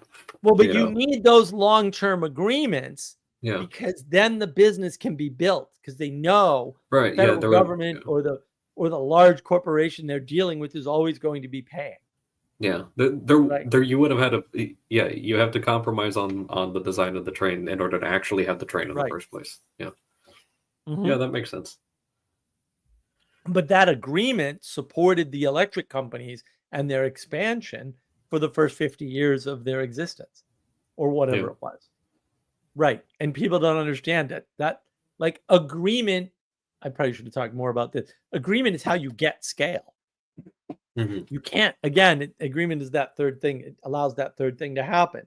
And so that's how you get scale is by agreement. You can't scale things up and down without agreements. Yeah.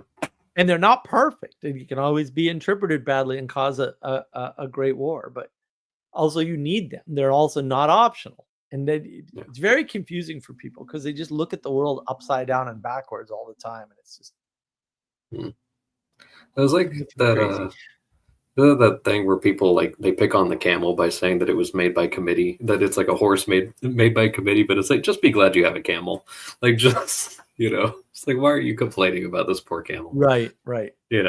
And it's like this thing has to carry your stuff all over the place, and you're there's an implication there that there's an alternative when one doesn't exist. Yeah, exactly. Like you wouldn't have anything without agreement. Yeah. You'd be dragging your backpack through sand,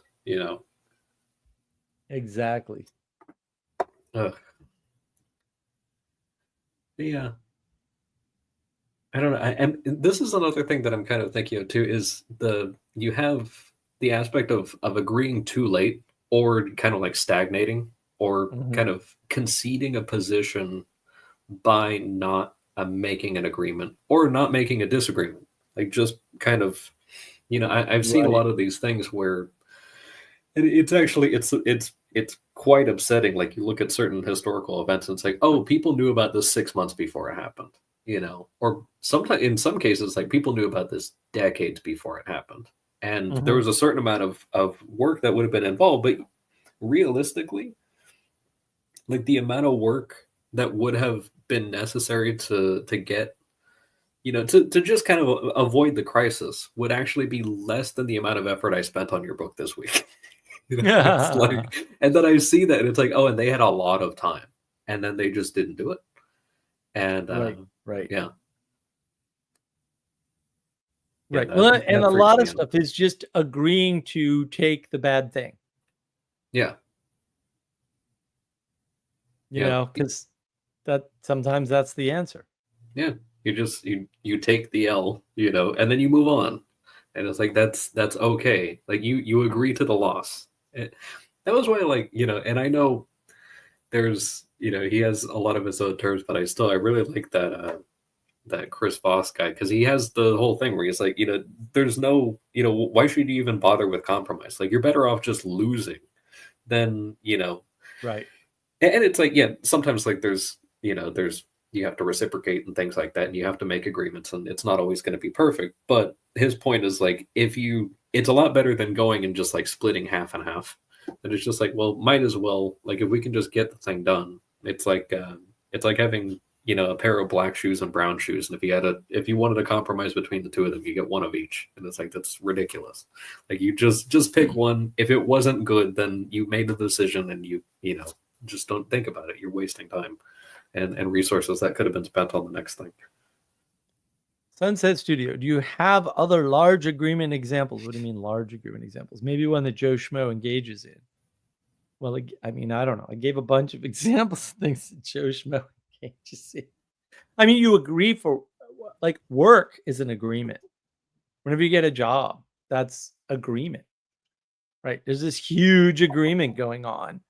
And the problem is, what are you agreeing to? Are you agreeing to Severance, the TV show no one understands and people actually like, even though it's complete garbage and has turned into Lost 2.0? Or do you agree that whatever agreement you have made for employment is enabling something bigger. I've talked about this before, right?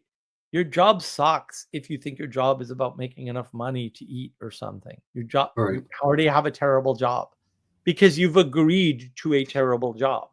But that's you that did that. That's not inherent in the job. That's inherent in your relationship to it because you didn't make the right agreement.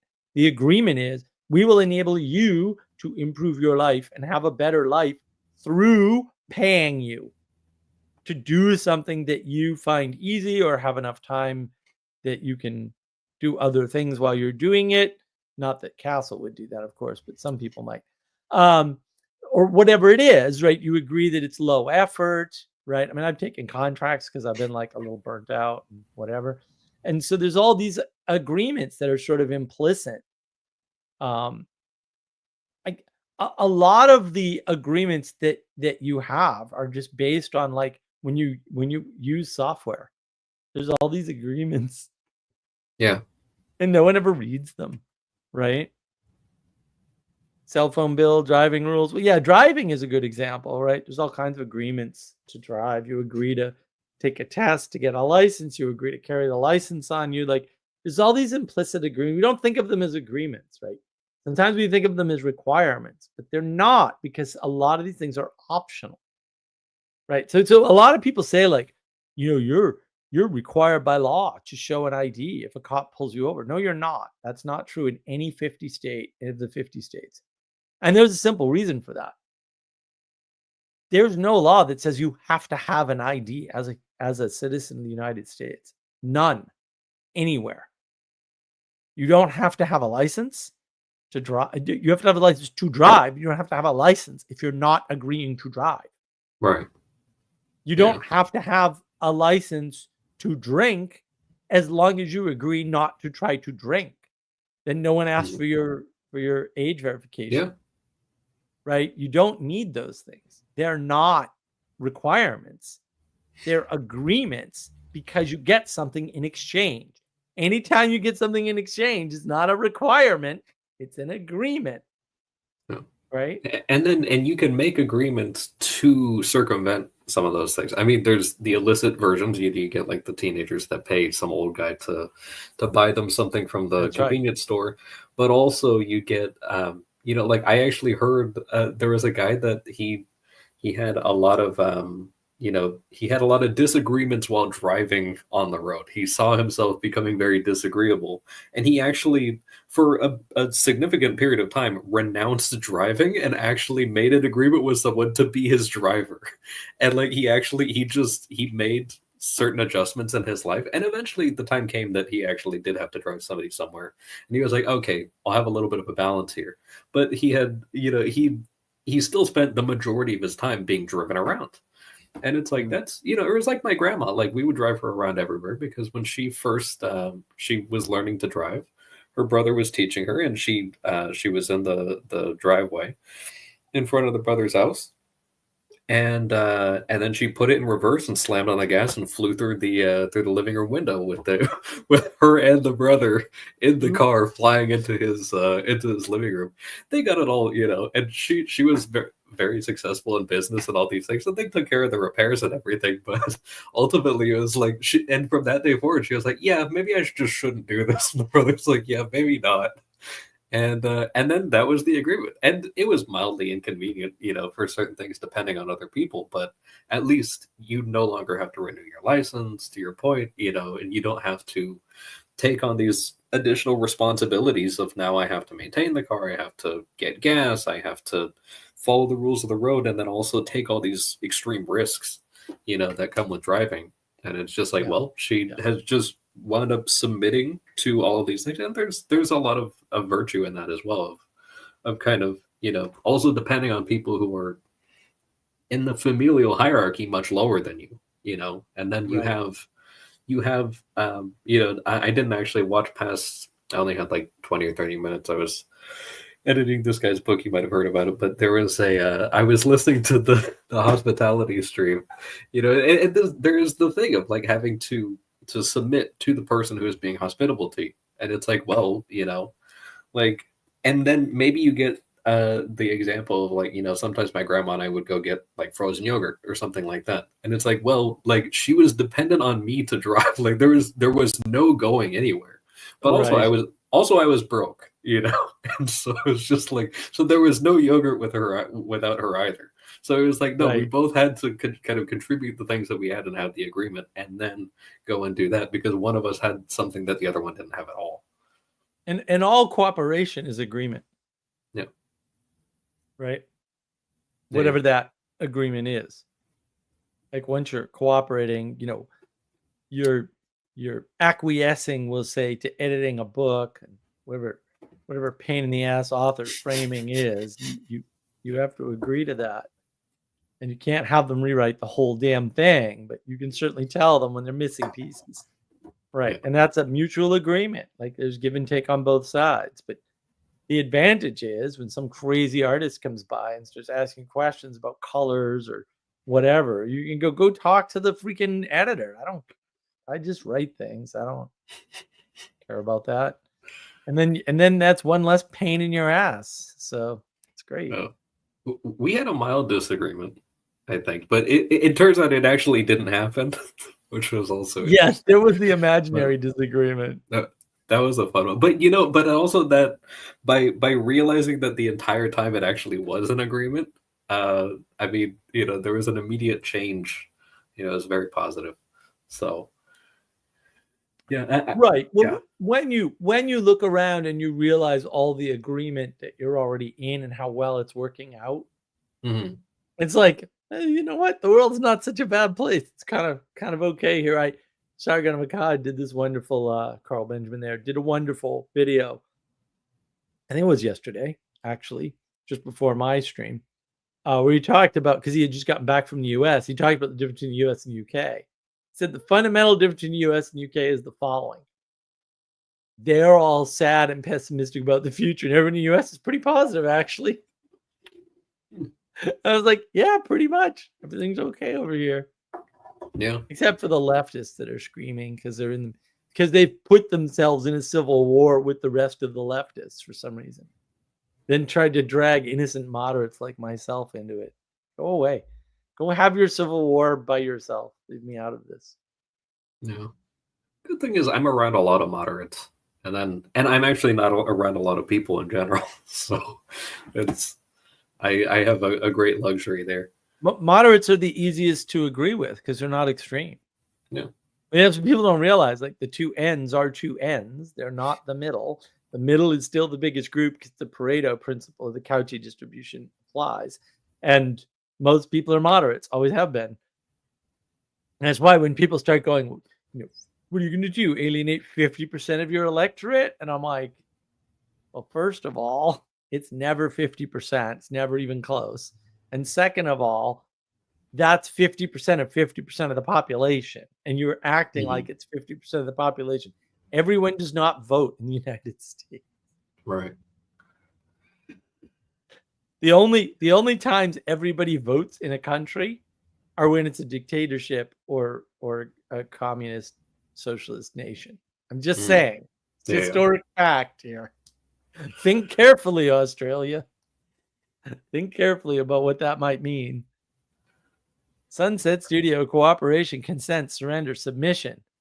Are they equal? Is that flattening? What it is. I mean, cooperation is the way in which we relate to build something bigger than ourselves.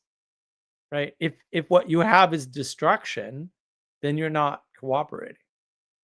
Consent is when you explicitly, it's an explicit form of agreement between two people, typically, right? Or even you can consent to employment, right? But consent is all wrapped up in a conscious agentic interaction. Cooperation is not optional. You're going to cooperate somehow, or you're going to die. Surrender is nothing like submission. Surrender is what happens when you decide not to agree. When you decide not to agree, I mean, it's funny, right? Jordan Peterson went over this, right? So they're watching this kid and he just decides to throw a tantrum, and he's like, I'm gonna hold my breath. Oh yeah. And they're like, okay, bro, have fun. And eventually he has to surrender and do what he was told originally. And he has no choice. It's a surrender. It's not a submission. It's a surrender. Because he didn't agree. You don't agree, you do it anyway, you surrendered, buddy. No. Not in all cases. Like, you can change your mind and then start to agree, right? And then you're submitted. And that's healthy.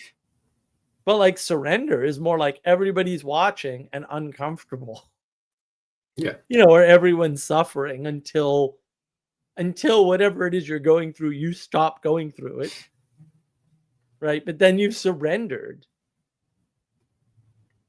And that's very different from submission. And Castle's going to agree to keep you guys occupied. I'll be listening.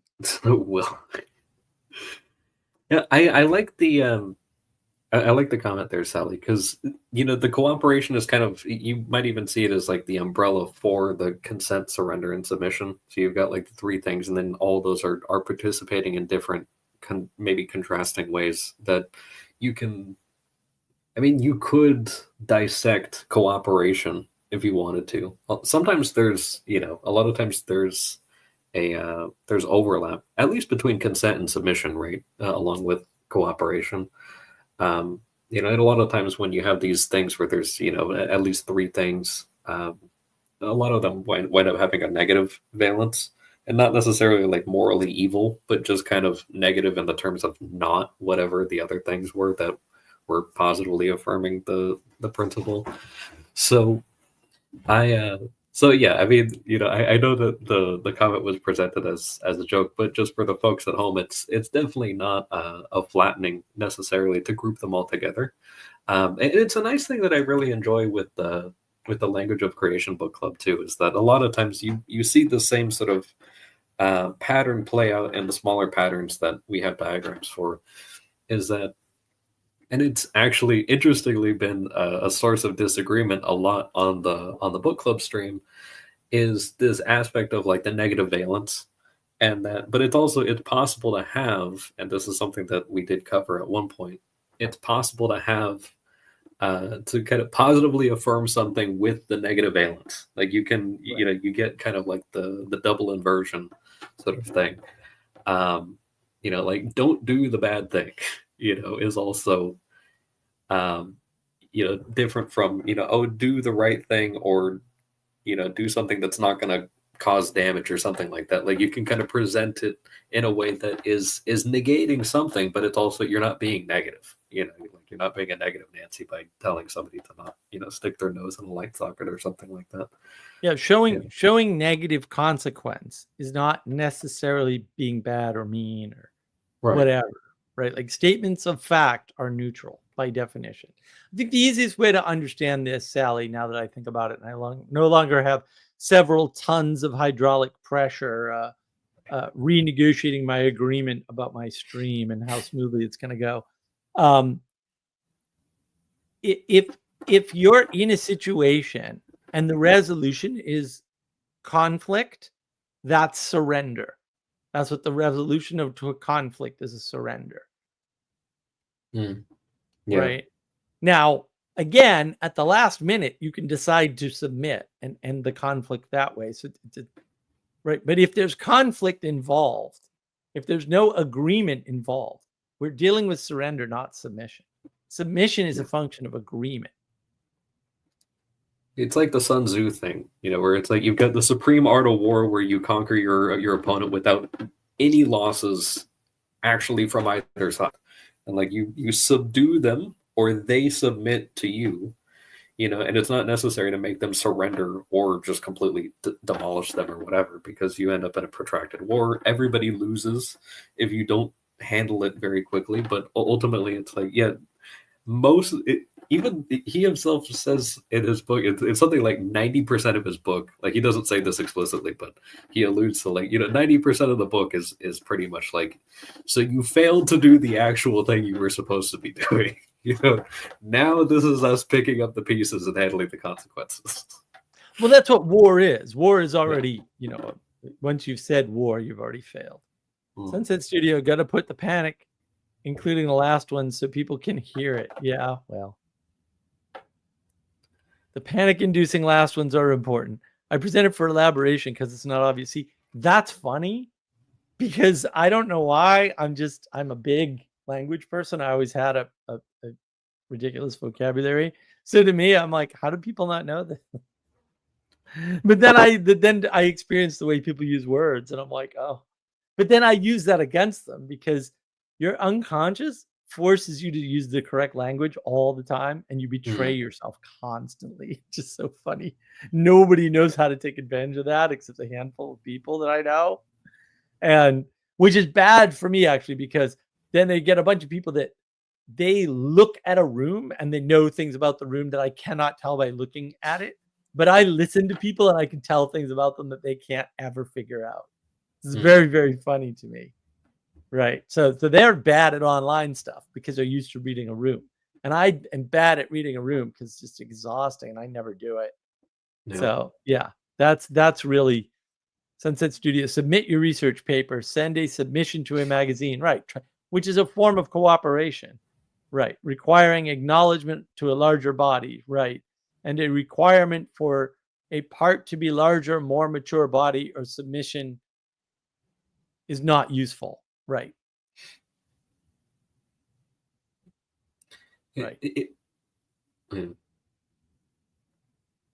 Stronger, not mature. Yeah, well, mentally, physically, or structurally.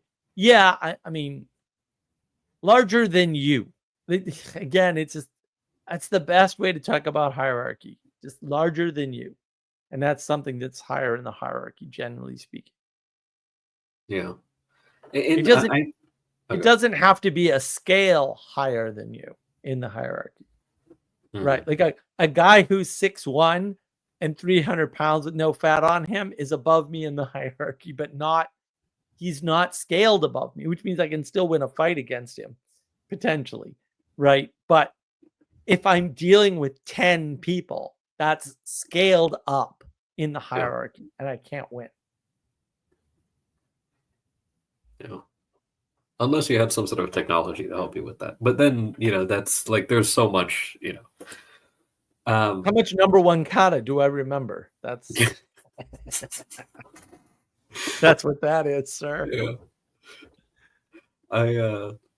I'm thinking it's just there's so much stigma attached to the like being under the mission thing. I mean, even when you break it down, I think sometimes like a lot of times, in fact, actually fairly recently, I've done the whole like breaking down submission into being under the mission, and like a bunch of people were like they were immediately on board, like they submitted to the term, and then they were very happy with it, and then like it completely changed their framing. But also, a lot of times people are just like, no, I even if they understand the term, it's like, well, they don't want to be under the mission, like they just they don't care, and even if it's a decent mission. Like you get certain things where it's like, well, I want it on my terms, even if it's worse. And it's like, that is absolutely horrifying. People don't believe that, right? But there's lots of conditions. I want it on my terms or I'm not in, right? That's, I will not cooperate. I will not agree. There's also, I'm not comfortable with the risk. And there's, I don't care, right? Zero importance. Zero relevance realization. Yeah. Those are three reasons right there, right? And they all lead to the same basic result, which is they'll burn it down rather than manifest it. Those are three different reasons. That's why when people go, oh, the reason why this person wants to do this is, and I'm like, that's a dangerous thing to say because most things can have more than one reason attached to them, right? And then I mean more than one single reason that explains the whole cause. But you don't have access to that. You are just overly simplifying the world. And it's a tricky wire to walk because there's lots of ways to determine which of those three conditions, we'll say that there might be more, that it is in a particular case. It's just, you need a lot more data. And people get confused because they're like, Mark, you tell me you can't do this all the time and you do it. And I'm like, no, I don't do that. What you're doing is oversimplifying and reducing the world. What I'm doing is paying attention to a level of detail that you don't even know exists which is why you don't understand the difference between these different words, which are different because they're different. It's not a magic trick. We have different words because they actually are pointing at different concepts. Most of the time. There's a few exceptions in English, but not too many actually. Yeah. Yeah, I'm thinking of some recent examples as well, just for this like cooperation by submitting thing, and just the amount of agreements that I've kind of had recently. So there was one thing, and one of the things that I'm kind of building up to with a lot of the skills that I'm getting by agreeing to work with you on this book, and probably some future projects and everything like that, which I am excited about, because you presented one other thing that I don't want to go on a tangent, but I'm one day in and I like it a lot. That I'm seeing these things, and I was like, oh, one of the things I'd like to do is eventually do like a magazine. To Sally's point about submissions for that, I met a guy that does little comic strips and stuff, and they're actually pretty nice and clever. Like they're, it's not gonna completely like blow anyone's mind, but it's like it's very quaint and just like, oh, that's actually very pleasant and clever. Like I could giggle about that, thinking about that 2 days from now or something. And I was thinking, but I kind of had the thought like, oh, I would like to provide a container for this guy to submit to, and that's not like a Right. top-down power from Right. above type of thing, because him submitting to the container that I might be able to facilitate is going to help me do something bigger than I can on my own. And so it's like I am relying Right. on him to do that. Well, And those larger structures in the hierarchy rely on the things below to Right. have a purpose and therefore Yeah. to exist. And that's wrapped up in what you're talking about. Specifically, is wrapped up in the fall of the Fourth Estate. Right. There's no reason to have newspapers anymore to some extent, because we have other modes of communication that are ridiculously inferior and should be abolished. And that's why it fell. It's not the only reason why it fell, but that's one of the reasons why it fell. Like, cartoonists can just throw out XKCD cartoons on their own website, and there's no reason for a publisher. Yeah, that's true.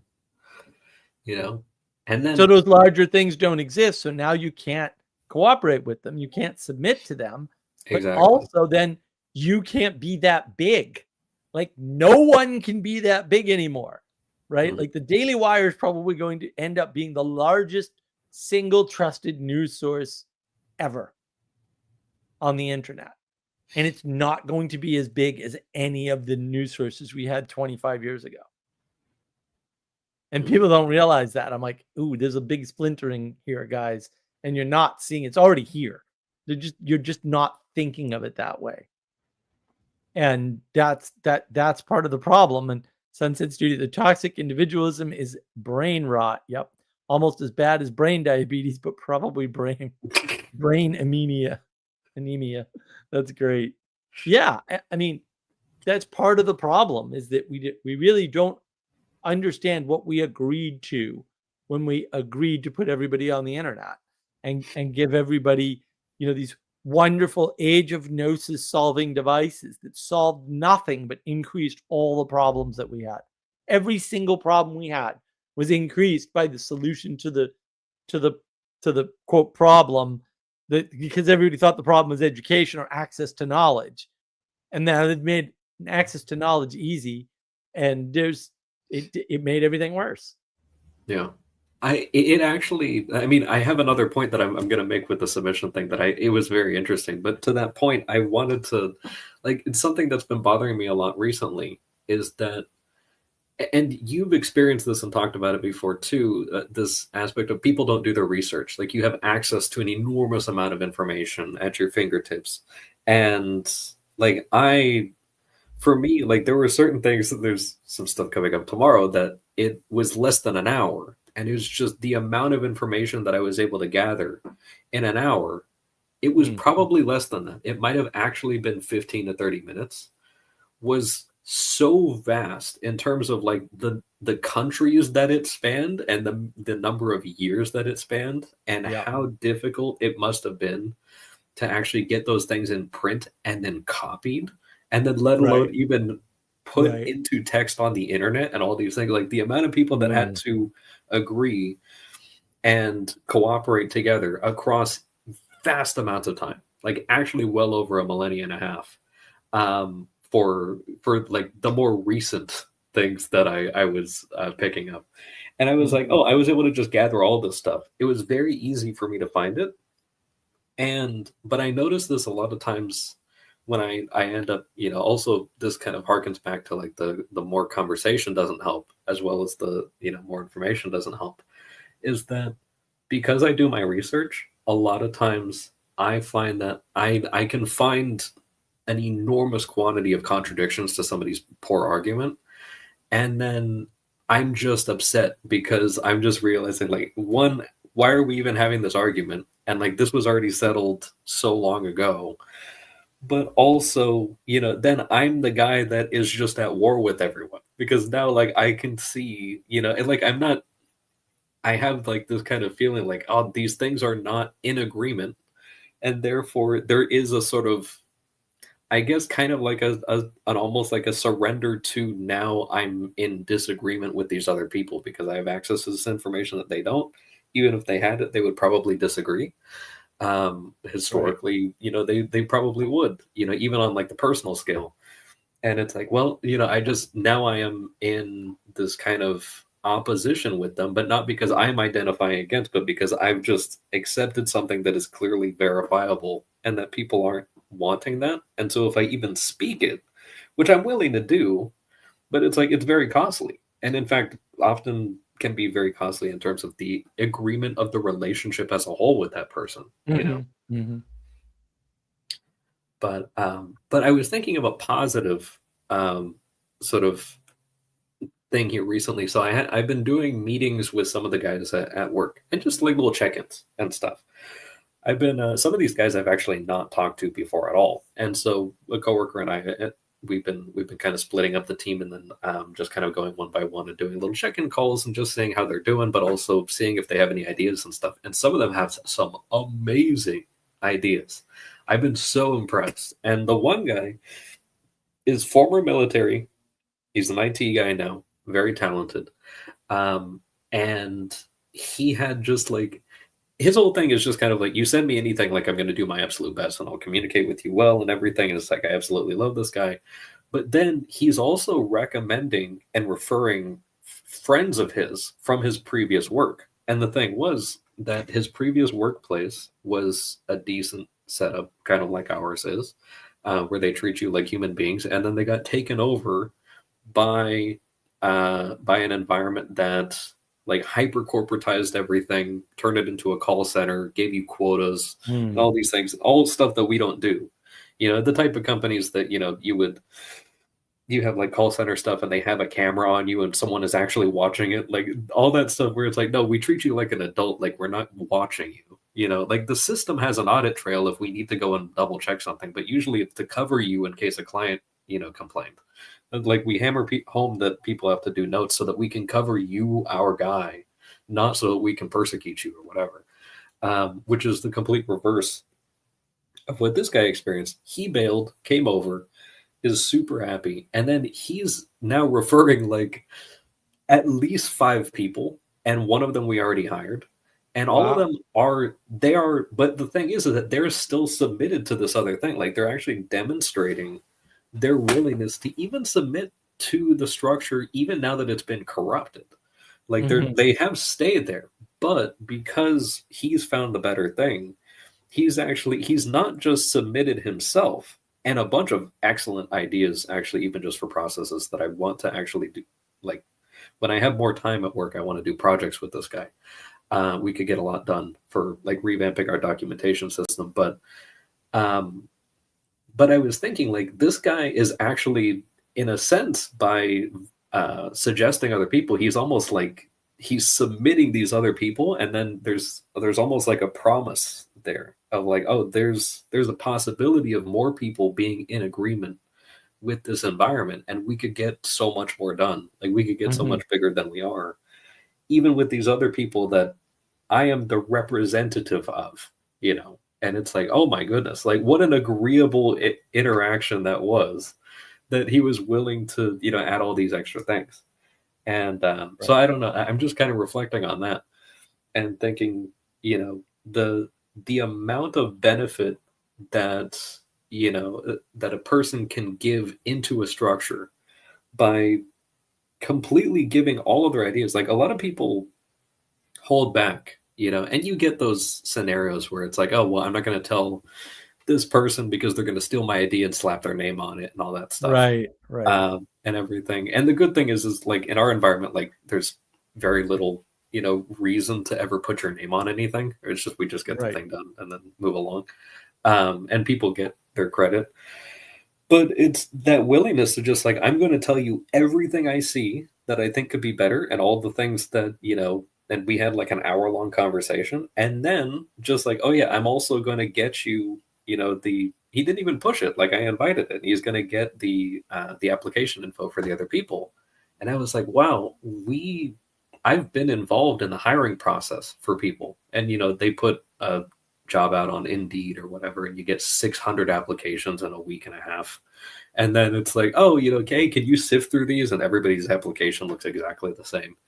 And it's just like completely impossible to navigate. Or you can have a person that is already cooperating with you and they leverage their own agreement with you to also get more people and then actually enhance, like our opinion of him increased as he introduced somebody else, that we hired. Sure, of course. Well, you have more connections and you can make more agreements. And that's really the difference is, are you trying to agree or are you opposing or rebelling or doing this opponent the idea that there's such a thing as opponent processing just cracks me up. It's like opposing is destroying. Always. It's never anything else. It cannot be. You're just putting two words together that don't belong together and calling it a new thing because you want to be a rebel and redeem your rebellion, even though you're just a scumbag. Sunset Studio. No reason for a publisher except lack of publisher. Cries an artist. Artist cries are unique, so that's a thing. I shouldn't have to use Excel Castle. Watercolor, oils, clay, not Excel. Excel's only soul is stolen and it screams at me. Okay. Oh. You've been admonished, I guess. I don't know. I don't RJ, once you've said war, you've already failed. Indeed. Yeah. The art of war is the art of how to pick up the pieces after you failed. Yeah. Read the book again with that in mind. You'll learn a lot more from it. To Castle's earlier point, you'll learn a lot more from it that way. Yeah. So, yeah, it puzzles me, all the people that don't understand these things. Like, it's so basic. If you had told me a year ago even, oh, people don't understand this, I'd be like, what are you talking about? Yeah. It's only in discussions with people that I know and have been talking to for years that I'm like, you really don't understand the difference between surrender and submission, do you? Yeah. And then it's like, and then they want to be able to make somebody surrender because they're unwilling to agree and cooperate and call it submission. And I'm like, why was I set upon this planet and tortured thusly? Why? Because a lot of people do that, right? I mean, they're just insistent that their way is the right way. And I'm like, it's not even consistent.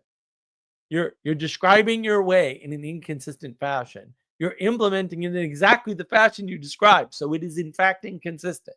And then you're saying I'm cooperating. You're not cooperating. No.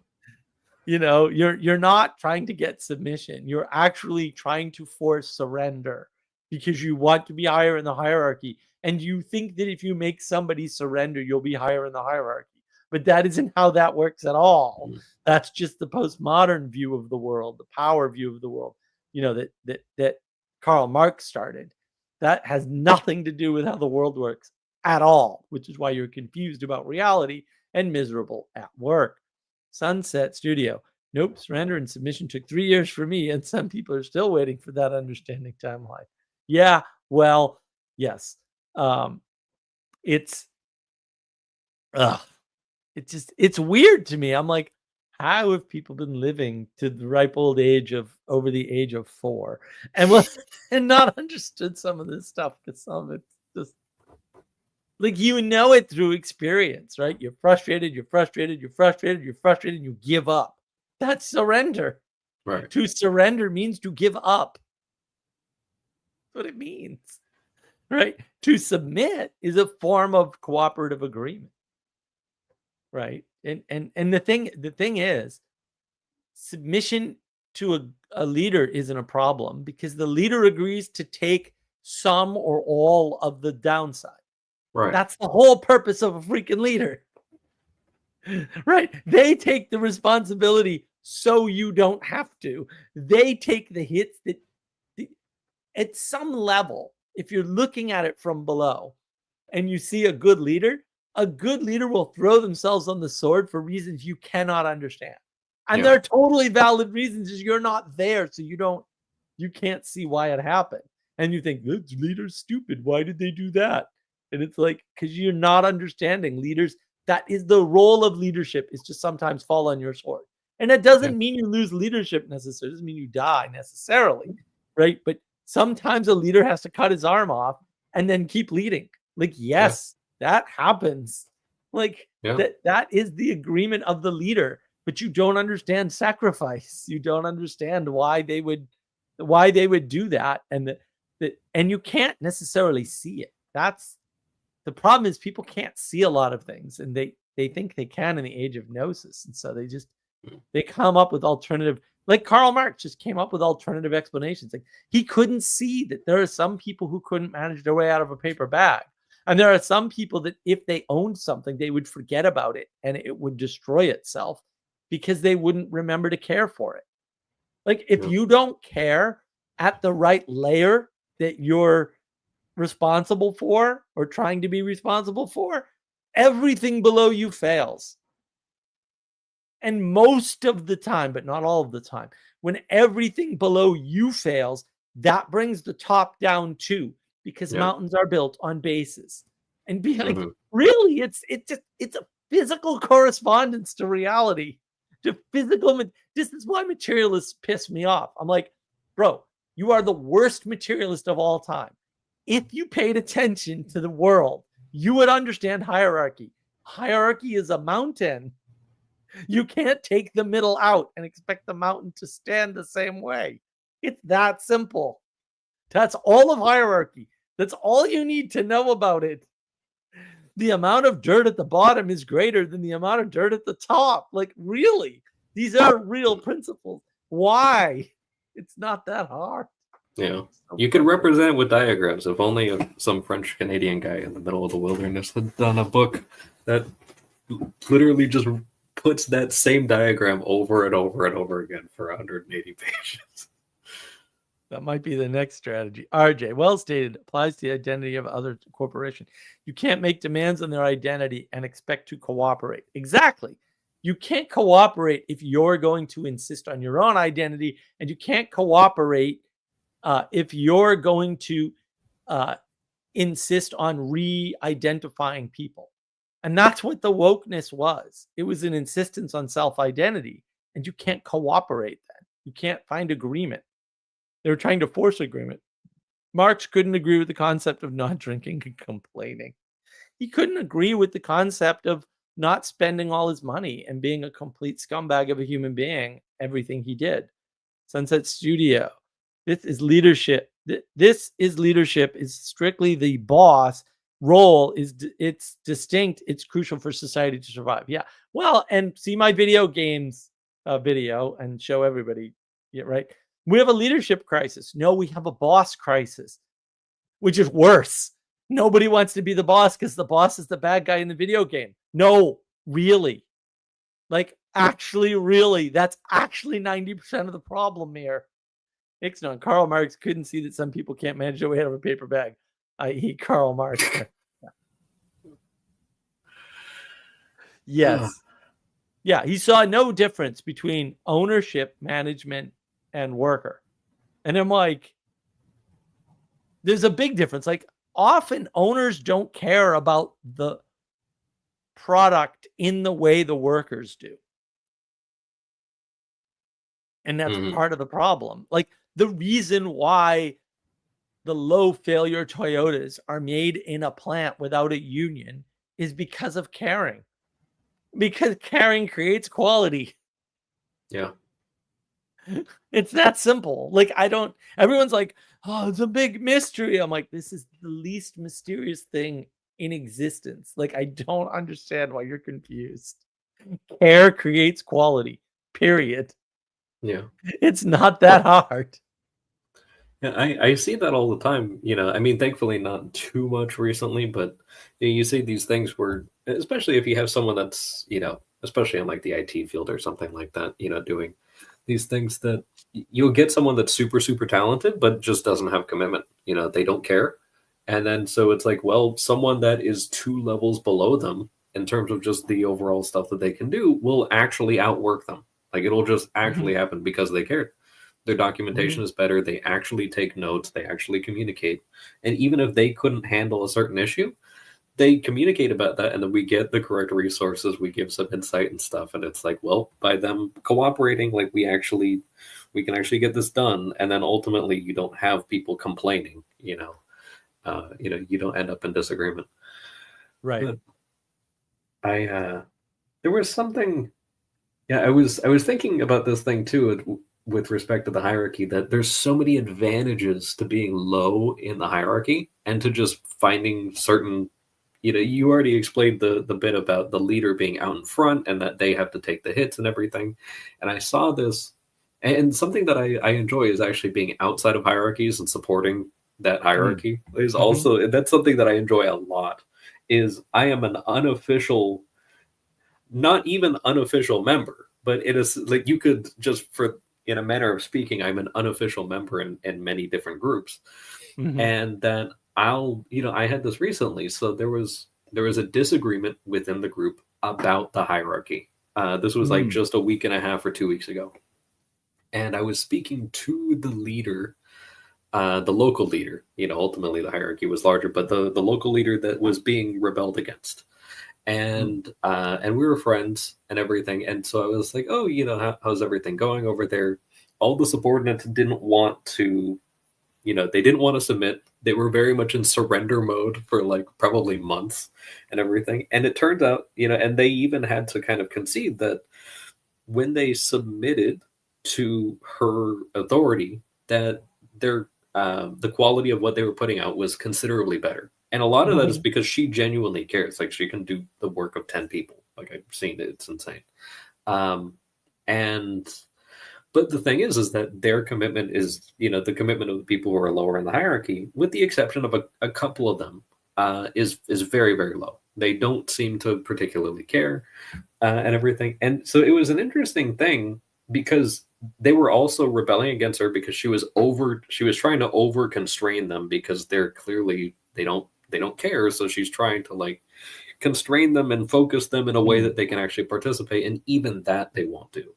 Right. Which at that point, it's like normally you would fire them, but this is a volunteer group and you're dealing with what you have, which is, that's another one where it's like, if you're dealing with an environment, like you have to just deal with what you have. Volunteers are the worst. Worst. Yeah. And but it was interesting because I dropped in on one of their meetings where the leader was not going to be there. And they were specifically going to kind of have their own meeting and everything. And so I was like, well, they had welcomed me to just drop in on them every now and then and stuff. So I thought, well, yeah, I'll check in on them and see how things are going. And as we kind of talked and things were not going particularly well, I actually offered to run the second half of their meeting for them. And they like immediately submitted to that. And I was like, that's interesting that I am not a member of you guys. In fact, I'm not even eligible to be a member of you guys. Like there's multiple disqualifiers, but I have a sort of diplomatic immunity. I can come in here and all I have to do is just suggest to run it for them. And immediately they submit to me, which is a very strange thing. But they won't submit to their own person. Like the person who is actually literally putting money. I mean, I've put a little bit, but it's nowhere near compared to this person. They're rebelling against her and they're rebelling against like other people in the hierarchy. But There is something interesting about that. Maybe I don't know if it's the novelty or just the fact that it's anything but No, the no, people it's that they should be. I'll explain it. Let me catch up on the questions, and I will explain it. I promise. Please. RJ, an agreement is different from the act of agreeing and being in agreement. Right. Okay. Consider this, RJ. That's the problem. We keep splitting these words up, and the concepts are not splittable. You can't split the word agreement into an agreement and the act of agree. Right? And they are language. Like, we're actually just abusing the language to create new concepts in an attempt to magic the world through mere words. And while words themselves are not magic, that discussion earlier today again and yesterday, they can be used in a magical way, which are two different things. This is why we have a problem and keep Protestants splitting words ever since the stupid printing press, worst idea we ever had. RJ, an example of agreement, merging a business at Castle. Yeah, well, to some extent. Also, mergers are the worst, can confirm. All right, but I think what Castle's talking about is you have a situation where you have a group. In volunteer groups, this is actually very common, by the way. The problem with volunteer groups is because you don't have an additional anchoring within the container called money, right? So you've lost a signal. All signals can act, don't necessarily, but can act as anchors, right? You don't have the money signal going like to the individuals. And so that messes up the hierarchy because you're all volunteers, so you're all equal, right? This is why equality doctrines kill. Volunteer organizations is a perfect example of why equality doctrines are terrible, right? So what happens is you have to choose one arbitrary distinction thing like management structure, right? Which is common, and you need that. It's not optional. People are cooperative by default. We're cooperative because if we're not, we die immediately. We have to cooperate with nature, ourselves, and others. There's no three frames. See my video on navigating patterns. The three frames, right? There's no other alternative. We know this unconsciously, right? And so once you understand that there is an unconscious and that rules 80% of everything you do, that will, I discussed that earlier today too. That will help you to understand how the world is laid out and why people act so strangely relative to conscious rationality. Because once you divide rationality into conscious and unconscious, now you can see how the world is rational and why people do not act rationally. Because the conscious rationality just doesn't match their unconscious actions, which are perfectly rational. You can also tell everything about a person by their unconscious actions. So what ends up happening is, also Sally is correct. The unconscious is the worst. That is true. So what ends up happening is unconsciously people know they need to cooperate because they're volunteers. They're there to get something done. They may not agree on what it is that something is, and they may know that. But they also know they don't like this tyranny, this hierarchy thing. And right now, every hierarchy has become a tyranny in people's minds. Why, I do not know. But that seems to be the latest trend, we'll say. And so what happens is, if somebody who's part-time or outside and maybe can't have an agenda offers assistance, they will always take it because that gives them a path to cooperate because they can't cooperate with each other already. Otherwise, they would have submitted to a leader, right? They can't cooperate already because they have too many competing agendas. But here's a person with no competing agendas in their group, none whatsoever, but also cares about the project because they're contributing, they're participating. So an outside participant who's not part of the structure is the perfect person to lead something. Yeah.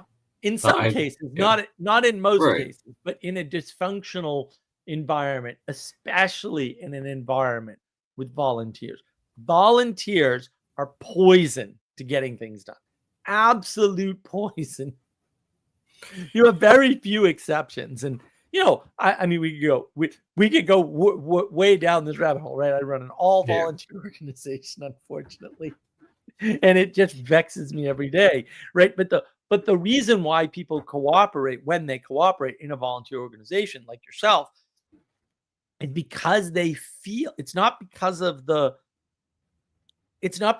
their quote need to cooperate alone. It's because they feel like they owe their cooperation to something they don't even know about necessarily, or something with an open-ended risk, right? To the other person or persons in the group. And then the way that works is, because I was telling Sally's like, when I'm working on this art and I don't know. And I'm like, no, keep working on the art, because that motivates Castle, then Castle motivates me. Yeah, no, it's absolutely true. It's all my project, the whole thing. Yeah. But it doesn't work that way, because I can't self-generate everything I need. I can't. I've known this for years, right? Like, and I have been able to in the past in small ways, but like Sally has to do the art to motivate Castle, so that Castle it's not so that Castle stays on point. It's actually so that Castle actually motivates me. Mostly because we lost Michelle, by the way, who used to do that work.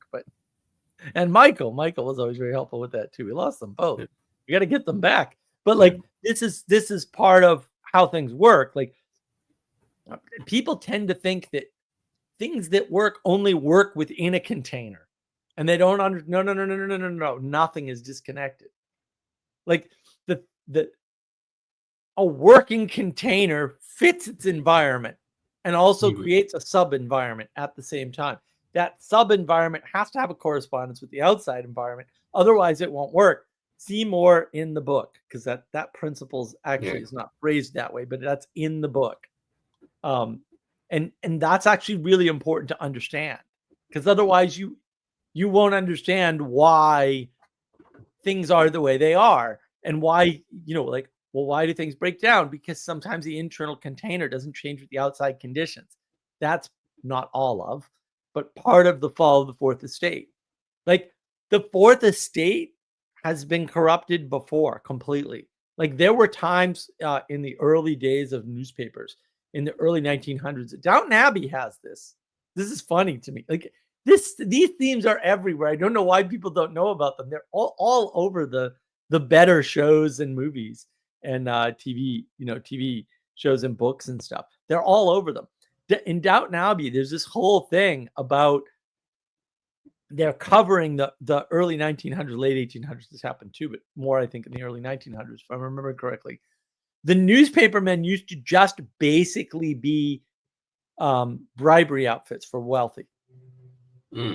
So they could make or break you.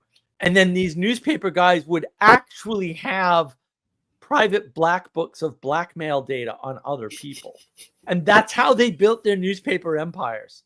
For real. Like, that actually happened. It's well documented. So you can see the Fourth Estate has been corrupt in a pretty severe way before, but it made it through because there was nothing to compete with newspapers. Now we have the internet. And so now when they become corrupt, they collapse immediately.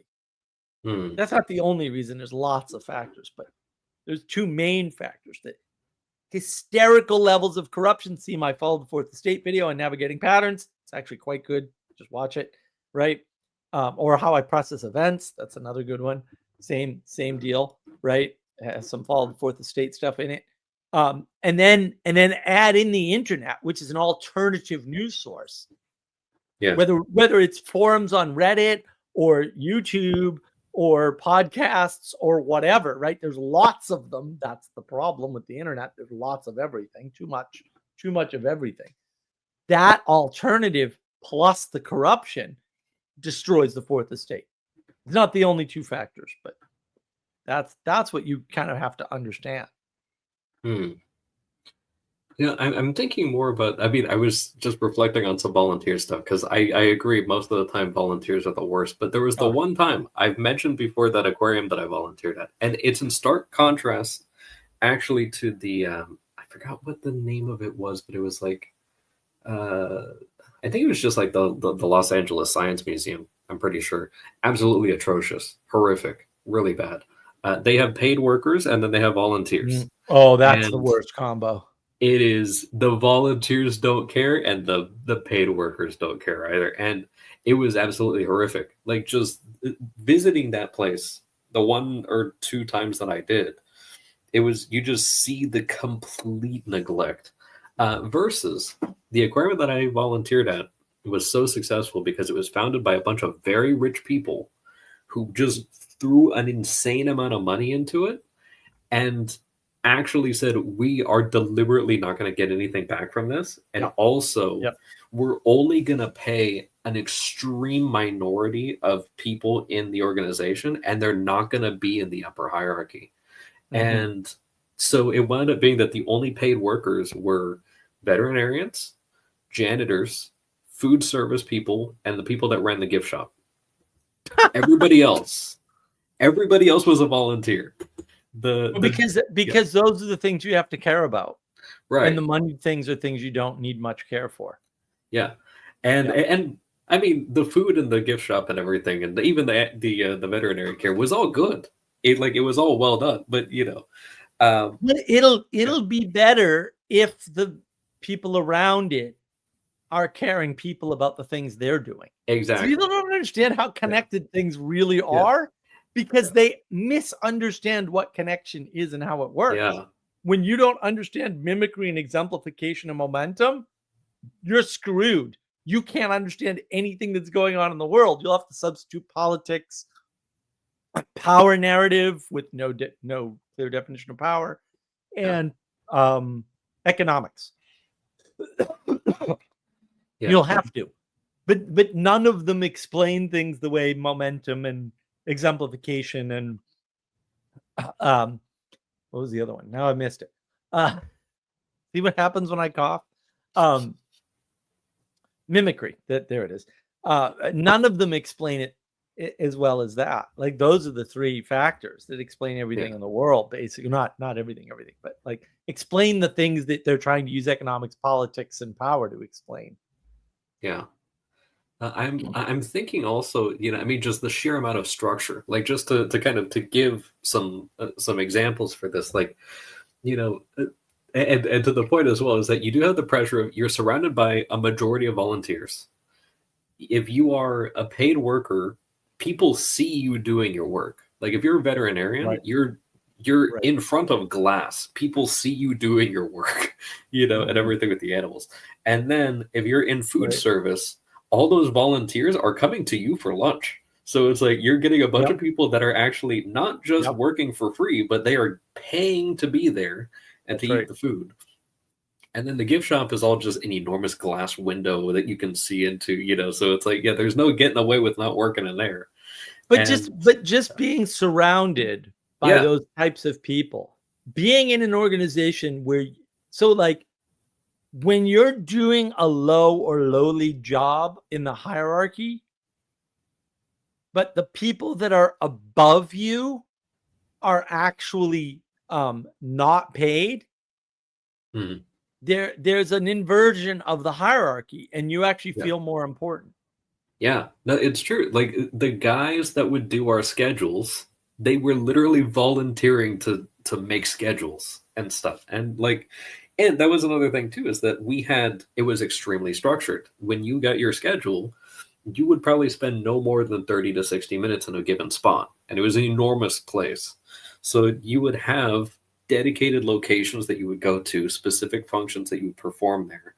And some of that was educational for other people. And some of that was actually just like, setting up tables and doing certain things like this. And there was enough, hey, she's back. But she didn't die a fourth time. Still thrice dead. I thought she was going to fix the thrice deadedness. Oh, man. My Bluetooth. Oh, well. What is that? Oh, well. I figured I would come and talk about cooperation and agreement. And your microphone is awful. Is it? Oh, it's all scratchy. Like unbelievably scratchy. Well, I was trying to put you on a different device, but it didn't Why? work. I can't even understand how you got it to Right. be that. I've heard that before. How about now? Much better. Better. Yeah. Woohoo. Get down. Don't chat with Kitty. me too much. What's the problem? That's Dan. Dan is a criminal. Hey, Dan. 3 or 4 crimes a day, at least. At least 3 or 4 crimes a day. I figured I would come and talk about agreement and just the absolute plentitude of just no agreement that we've experienced so many times. I didn't know you were going to make it personal, Sally. I see where Oh, you're going. I was just thinking about it. I was like, okay, so like the reason I have a YouTube channel at all, the reason I fell into this whole world, it was like I wanted to do art stuff offline. Doesn't seem to be available unless you're like a crazy feminist, and I'm not. So, especially anyway. And so then I started doing my YouTube stuff, and like just like, well, even before that though, like I would try and get on with other artists at like coffee shops or worse, musicians. Oh my gosh, the amount of musicians I have tried to work with. I think at least 5. Like, and All I've work. done like All whole work. covers for Except people. 2 more V's. Yes, Every except 2 more musician V's. is He the does word. not count. He has actually used my stuff as he said he was going to. But like, I've done whole album covers for people who never made the album. Like more than once. Like more than once. Like to them, it was just like a light pending idea. Maybe I'll make an album. Maybe I'll drink and screw my girlfriend's boyfriend. And then we'll have a band implosion before, and you'll already have that done, but band implosion. Like that's just always what happens. So like several bands, then like several coffee shops, then like Yeah. 3 or 4 different Discord, YouTube kind of online connections. And like for me, it was always kind of stumping because I'm like, okay, what is the team? Let's do the team thing. And like, I wasn't trying to be in charge of the team. I wasn't trying to like run the show. But even if I did, even if I was like, forget it, I'll write us an entire consortium of how we can be an artist collective because you gave me the book on artist collectives. I did that once. I wrote an Yeah. entire like how-to guideline for us from what we wanted from the artist collective information.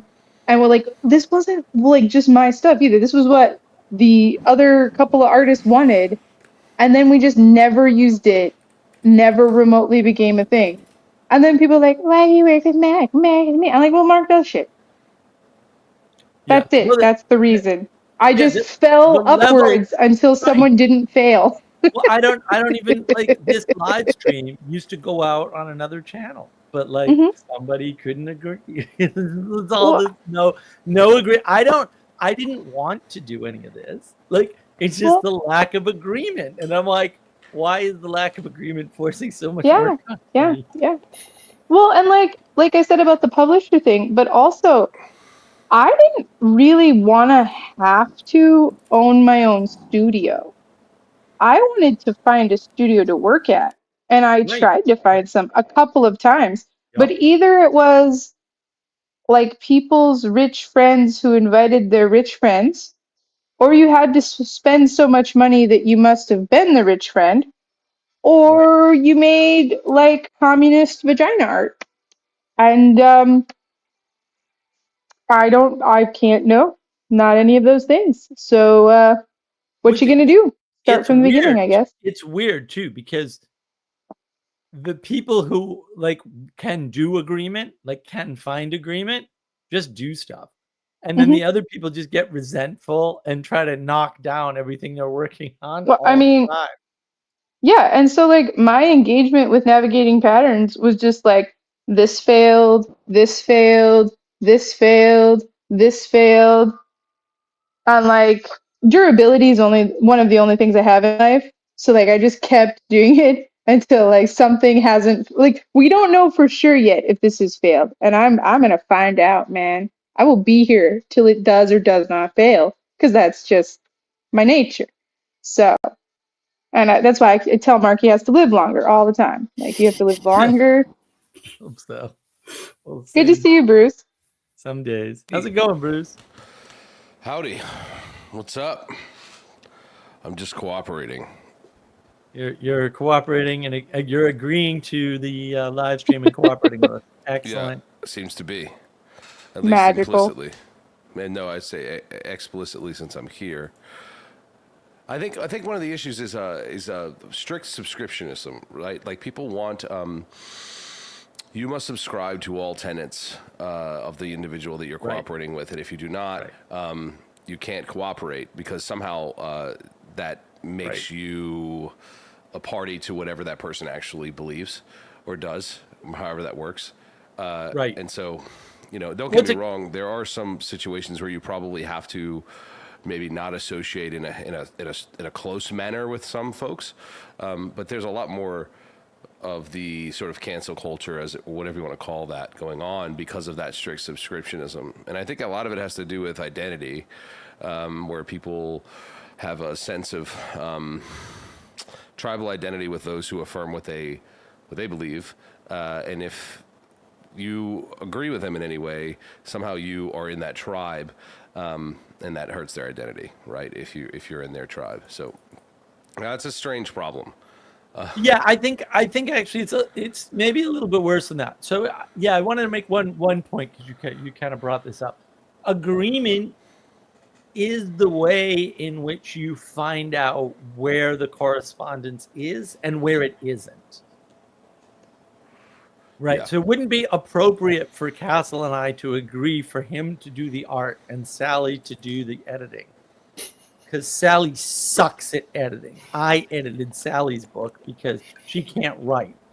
Basically, she can draw. I mean, fantastically. I can't draw. So and so it is. But even with the skills available, we'll say there still has to be agreement about who's going to do what, why, where, and when. And this will come up in the community book. I don't know if you had a chance to read it yet, Bruce. Looking forward to your feedback in particular, but it's okay if you haven't. It's fine. I haven't yet. Sorry. Yeah, fair. But the other thing I want to bring up is, if you think about the identity crisis, and I don't like talking about it like that, but I mean, there is one, where people want a single identity. The side effect of wanting a single identity for yourself is believing that other people, because you have to believe this, that other people also have a single identity. But well, that means if I hate cats and Sally has a cat, then she can't agree with me on anything, because the agreement would be, that's true, you have two cats. And the agreement would be that somehow now these identities are crossing in a way, and it's like crossing the streams, and who knows what's going to happen. Maybe the Marshmallow Man will blow up. Maybe the world will blow up. It's not really known, right? And so you don't. Ooh, kitties! Oh, the Boki kitties are out. So you don't have that level, we'll say, of interaction, but people don't know that because they want single identity, and so it leads to this subscriptionism that you're talking about. It's like no. Agreement is where you subscribe to the magazines you want, and you don't subscribe to all the magazines that they offer. Right. Doesn't that kind of fly in the face, though, of, so there's this attempt for singular identity, right? But doesn't that also fly in the face of the adoption of what might be people are calling intersectionality? Because there's a sense in which they that are was doing Peterson's that. Point. Yeah. Oh, okay. He might have said this. I don't know. But no, it's not that he said this. What he said initially was, and ironically, he's wrong in a way, which is just funny to me. But whatever.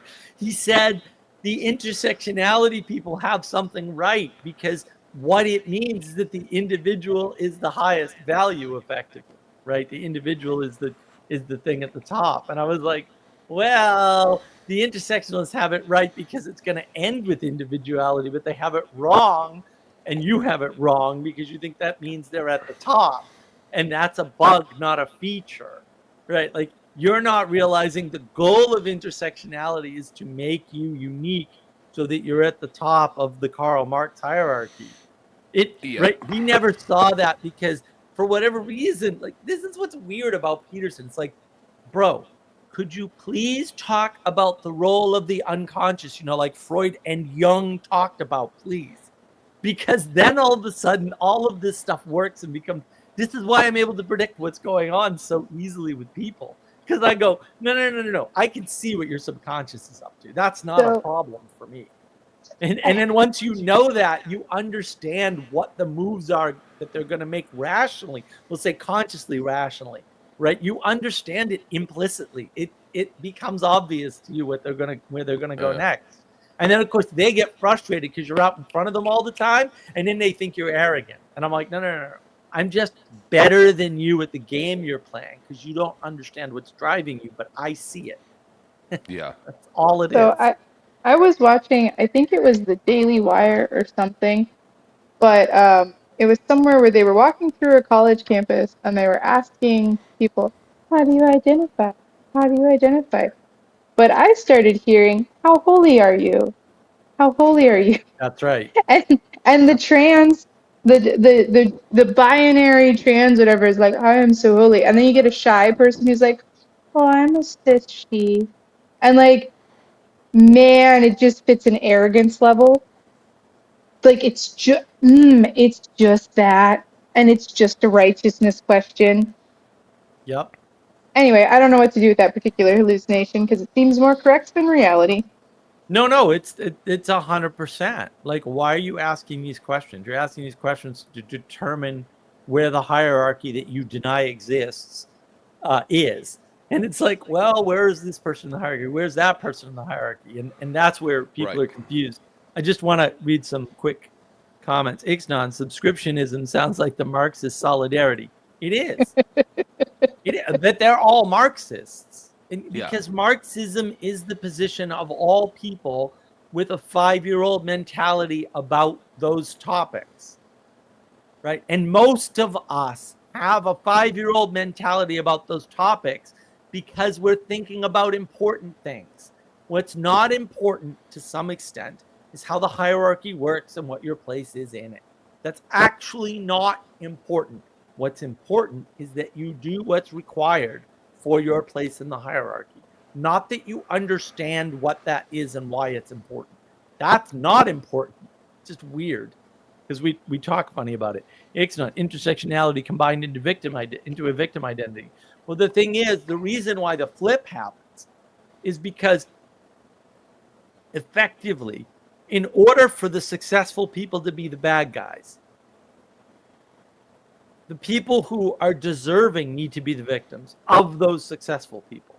And since we only have one identity, because that's been the big problem, is these people are trying to understand the world. So every person needs to have a single, quickly identifiable.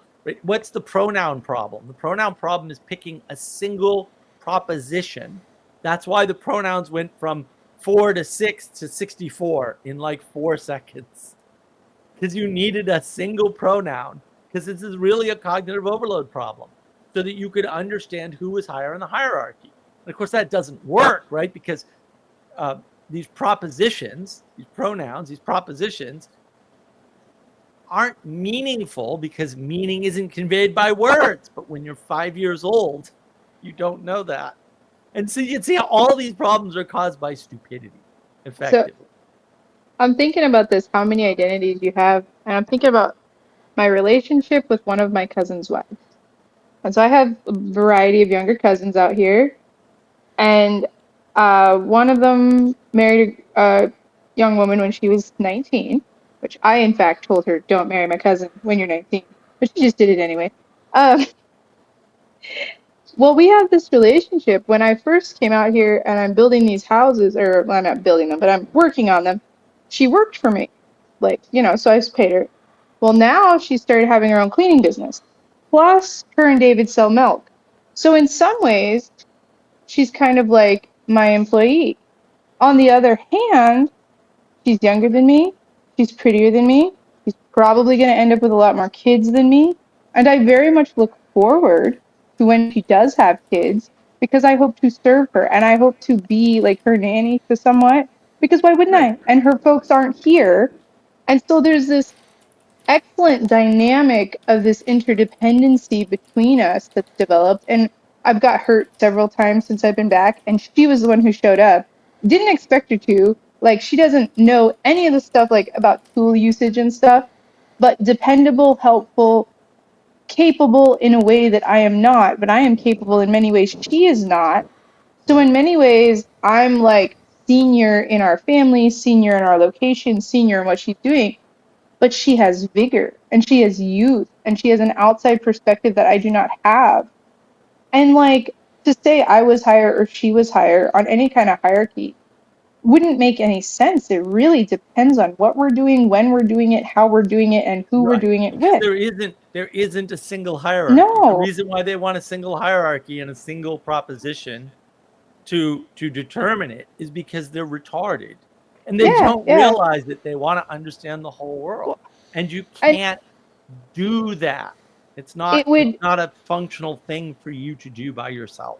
It would be such an absolute tragedy if either of us were embittered or jealous of each other for what the other one had. Because like, I own my house. She doesn't own Right. her house. Well, and that's the other, but that's Yeah, the other like- facility of agreement, right? Agreement allows you to manage these multiple identities and these multiple capabilities that people have. Sometimes people have overlapping capabilities. Like, I am a perfectly capable editor. I could probably edit my own book. I might even be able to do it better than Castle. I have no idea. I'm not even going to try. Right? But there's various reasons why I'm not going to do that. Right? And it could be that Castle could write a better book than I could. You know, if I gave him the material, right? But that's not the agreement. And so that's what agreement does. It allows you to work out these differences. Instead of keeping the differences around, you can leverage them. And that's part of the problem. I want to address some of these comments. RJ, speaking of subscription, what about agreeing to term service? Yeah, we went over that earlier. You certainly do, and most people do it without thinking about it. It's one of those implicit agreements now. It used to be an explicit agreement, but now everybody just checks the box. Because your options are check the box or don't use the product. And that's part of an agreement. RJ, order is not about a single totalizing proposition or set. Well, right, but we have a flat worldview, right? And so order is sequence now, which is incorrect to your point. But this is the problem, is the flattening of the world. Things are ordered towards other things. Yeah, part of ordering is orientation, right? It's your relationship to multiple objects. But people don't think that way because they can't inform the world poetically and therefore think symbolically, right? Agreement helps discern this in the context of action. I would argue that taking action in the world is the thing that trains you in the ability to poetically inform the world, right? Which is sort of contrary to what people think, because they go, aha, poetry. And I'm like, poetry is just a poor propositional explanation of something that propositions cannot explain. And that's why it's hard to do, and really good poetry is really good, because it gives you a sense of the complexity of the thing that is so complex that the words themselves can't convey it. And so how does that work? It's magic. Yeah. I was having that conversation with my wife yesterday, or the day before yesterday, about poetry versus music. And I'm not a poetry guy. I really don't like it, actually. I kind of, for different reasons. Unshocking. Right? Yeah. But I love music, right? And I was trying to explain how I can't know, understand, or even come to necessarily any agreement with poetry that I can with music. But without words. And my wife is like, well, you need to be taught better about what is happening in the poetic form, so that you can recognize a way of interpreting. Maybe not the sole way, but a way. And for me, I was like, well, the problem here is, am I trying to understand a author's intent? Or am I trying to understand other people's interpretation and how it aligns with how I read this?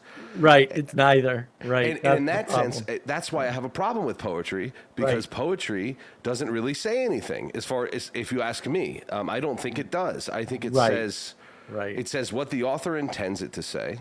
Nope. Which I don't know what he's intending to say, and maybe he doesn't either. And then also, it says what people interpret it as.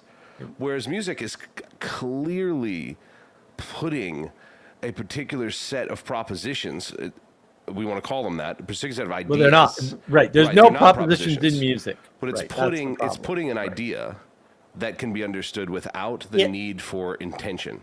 Music has no ideas. Music only has symbolic connections. Yeah, right. And so in that sense, this is why I have a problem with poetry, because to me, it just feels like a massive relativistic endeavor, and I can't get down with that. So Bruce, so have you heard Sting? Sure. Sting years ago did an interview where he talked about I think Desert Rose is the album and the song. Yeah. I'm not that good with music, actually. 2 More V's is going to be on my channel next week too, by the way. Talking about his album, but I'm terrible with music. And you can see my earlier talk with him on navigating patterns. It's quite good. In an interview, Sting was saying that when he did that album and that, I don't know if it was Desert Rose, the song, I think it was. He was talking about, there's a theory out there that I'd heard before, where he said, look, there's a correspondence between the lyrics and the music. And so like not all lyrics work with all music. And this is part of the problem, is that if you believe that, then there has to be something to the poetry because it's matching to the music. So that I'm curious as to if you've heard about that. Yeah, I've heard this a lot, and I don't agree at all. Actually, I think that's the only way that you could tell me that the music integrates with the poetry, aligns with it, would be if you told me what the poetry was trying to convey. And then at that point, I'm listening to your interpretation of the poetry and what it's trying to convey, or the author's intentions on what it's trying to convey. You can't listen to an author's intention. That's just, like, this is just a confusion of the age of gnosis, where they think that the information being conveyed, in other words, the meaning, is in the words. Words do not contain meaning. They cannot contain meaning. Meaning is something that emerges from the content, in the case of words, definition, plus the context. And the context is a lot of things. It's not just the other words around the word, right? That's one set of context. There's also a cultural context, right? And that's what I was saying about agreement. I mean, I don't know how much did you hear any of the monologue, Bruce? I did not. Sorry, okay. I just hopped on. No, that's fine. That's fine. Yeah, I figured you just hopped on. That's what I wish I could sing. Let me finish, Sally. Let me finish. Okay. Just let me finish. You can remember it. Just repeat it to yourself over and over again. So I was saying earlier, like, for example, with agreement, when you watch a movie like The Matrix, because the reason why I did this stream is because Jesse basically said, you have to do this first before we talk about The Matrix. And he wants to talk about The Matrix like next week, hopefully. Is because when you watched The Matrix, a bunch of implicit agreements happened that you didn't understand. I'm not exempting myself, by the way. I'm just saying this happens. And then because of that, there were messages that The Matrix put through to you and to everybody that watched it that they're not even aware of. And that's actually the problem. The creators of The Matrix also were not aware of what they were saying. And that's because there's a bunch of cultural implications in the movie. That's not the only reason, but there's a bunch of cultural implications in the movie, and that's what causes what I'm going to call all of the problems that The Matrix caused. And wait until you start to understand a small smidgen of those. Go ahead, Tristed Sally. Okay, so I wish I could sing this for you, but my brain won't let me because I barely can think about the tunes, let alone try and. So, what if the Every Rose Has Its Thorn song was sung to Jesus Loves Me. Would it be okay? Just swap the words. Sure. Nah, see, I don't Not even think you close. really think that. I don't really care. Here's my thing. Oh, but like- Can't hear entertain it. it. You gotta hear it. entertain it. I don't know. It's no. I could. That's a cool. It's a cool idea to entertain that.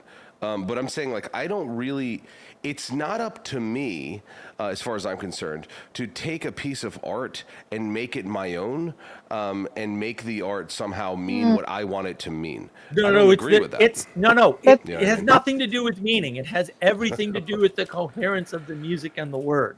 Yeah, and even then, I find that it's very difficult to put those things together in any. Well, in any okay. Listen to Go look up clear some. way. Go look up some videos of filking. Filking is hysterical.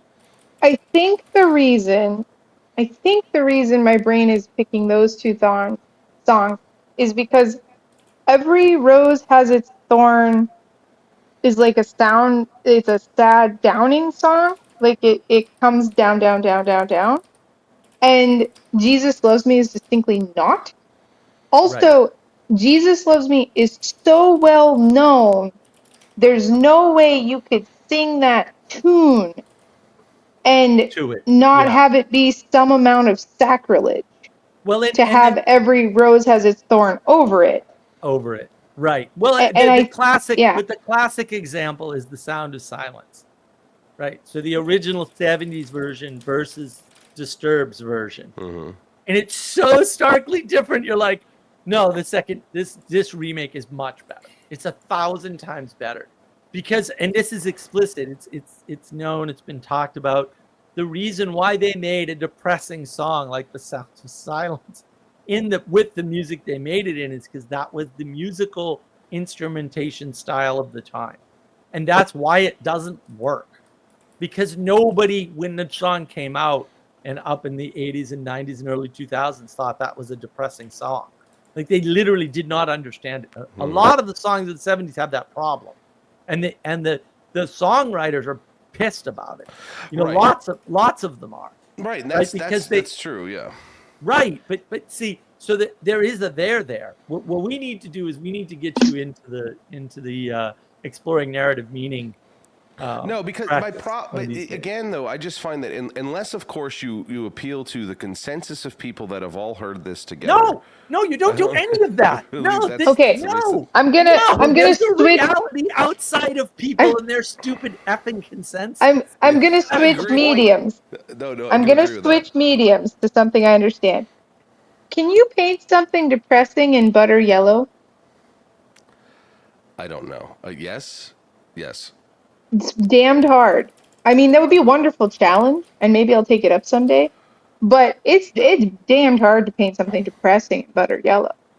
Well, I guess that means what is depressing. Like if you used butter yellow for all the frames and everything, like no. What other I color at all, mean, you know? what I mean is, there's a certain meaning to the nature of things. It's like gold is always got a higher reverence than tin. You can't escape it. You can try. You can pretend it's not there, but it actually is.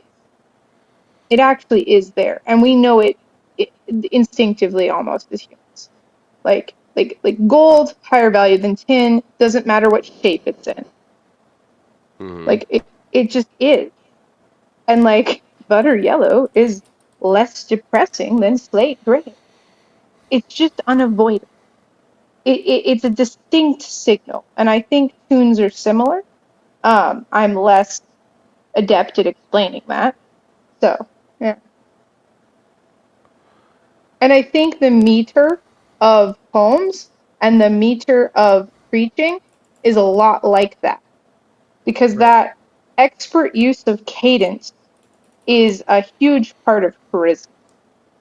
And you find that in comedians, and you find that in preachers, and you find it in the slimy politicians. That's right.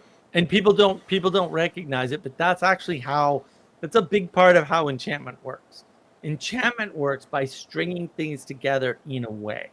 And so you can tell good enchantment from bad enchantment. So you can check out my video about Eric Weinstein in the ARC conference, and you can see Eric Weinstein trying to do enchantment using all the right tools, and he's such an incompetent boob at the whole thing. Did you? That he only gets a third of the audience on board, and 2/3 of the audience. So 1/3 of the audience is clapping. 1/3 of the audience is like, "What the hell just happened?" The other third of the audience either vanish or is like disgusted because they're like, "We know this isn't right." Did you that's see the that there problem, was? this is why I think Bruce is a fundamentalist. Like that's what he's describing about the world. Yeah, I It's don't buy fundamentalist this. one-to-one linear relationship between. I don't words buy and this meaning. idea that you can I agree that there's All right. metaphysical and indescribable qualities that I can't put into form very well. I don't disagree with that, and I admit that they're there and I experience them. But I find it difficult whenever anyone starts to discuss these things, to even paint the je ne sais quoi, or whatever that is, right? Like You I don't know how can't. you can't, You right? can't. So, Right. I- So in that Right. sense, You don't in that have sense, to, I find, though. right. Like and you I find also it to don't be, have to.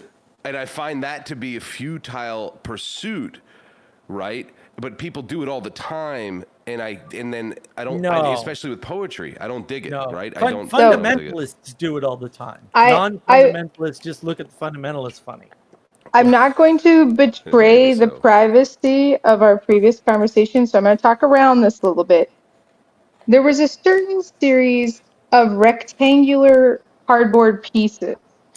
And why weren't they just rectangular cardboard pieces?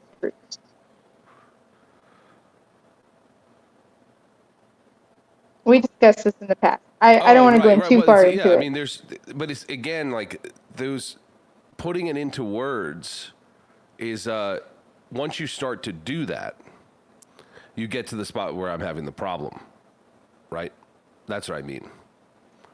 So, either you do it or you don't do it is what I'm saying. So if you're going to engage in the dialectic, right, of describing what's happening here, that's where I get off the train, because you either can't, or when you do, you have to appeal to some universal standard to do so, right? That's how I feel about it. And with music, I don't feel the need to do that, right? The relationship is the appeal to the universal standard. It- That's actually where the problem is. And you can describe it. It's just not going to be the type of description that a fundamentalist would be appealing to, because it's not a linear and discrete description. It's a poetic and symbolic description. Yeah, and in that sense, to me, what happens there is when someone starts using any type of description, right? That I don't see how it's not some linear description to some degree, because that's how we're conveying the. No, but the it's thought not process. at all. That's the problem. I mean, abstract words are not linear. They're abstract. Yeah, Care is an abstraction. Care has no Right. linear relationship to anything. But you know what I'm saying when I say I care about you, right? Yeah. Because you know every time you end up in the stupid hospital, I get pissed off and tell you to stop getting sick, right? And so, like, Yeah, like you understand that, right. In that, that's not the disagreement. I don't think the agreement is, or the disagreement is just. Is this idea that there's a layer to something that we're attempting to discuss, and that Right. layer to me is so amorphous that discussing it is somewhat useless. It's not amorphous. That's the problem. Like I said, you know about the caring. I can just tell you, but I can tell you about the wonderful quality of guitar playing by a guitarist, and you'll know exactly what I'm talking about. Right. But I can't describe that in a linear fashion. I can't say, I mean, technically you can say it, but it doesn't work. Like you can say, oh yeah, when you watch, say, Kirk Hammett nail the guitar, right, in this fashion, but it doesn't convey the quality of the guitar playing, which is actually subpar. I should use somebody else. Agree. But, Yeah. well, yeah, see, his quality sucks. It's nothing to do with his form. Nothing. Whereas you take a Dave Mustaine and you just look at that guy's, like, everything about it, and you're like, first of all, I only saw him once on stage. I had resisted because I don't like Megadeth at all. Not at all, but like whatever, very average music in my opinion. He's unbelievable. He's like, first of all, he's not a human being. I can tell you that right now. Dave Mustaine playing guitar has no overlap with human behavior or human ability. He is a higher creature of some form. I don't know what. I don't care to name it. Like that guy just like he's like 50 playing the guitar in a way that I was like, no one can play guitar like it's not possible. And I watched it. I was like, oh my God, what the hell is this? I don't know. I don't know what it is. But so I can tell you there's a quality difference between them. I can't even describe it in a linear fashion, but we both know what we're talking about. We're both referring to exactly the same thing. Yeah, I guess I can kind of get on board with that to some degree. I don't see how you can get out of the linear discussing about it to some measure. No, it's not. But it's not linear.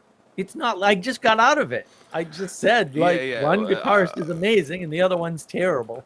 You know, not terrible, but like but I could. But right. Well, I mean, no offense to you, right? I think you're probably correct, but there's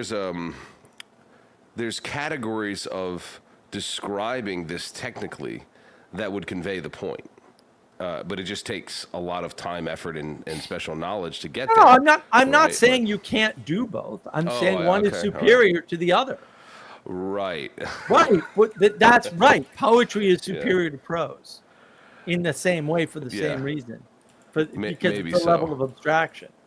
Right. But what you're worried about as a fundamentalist is the abstraction. Because the abstraction is dangerous because it lacks precision.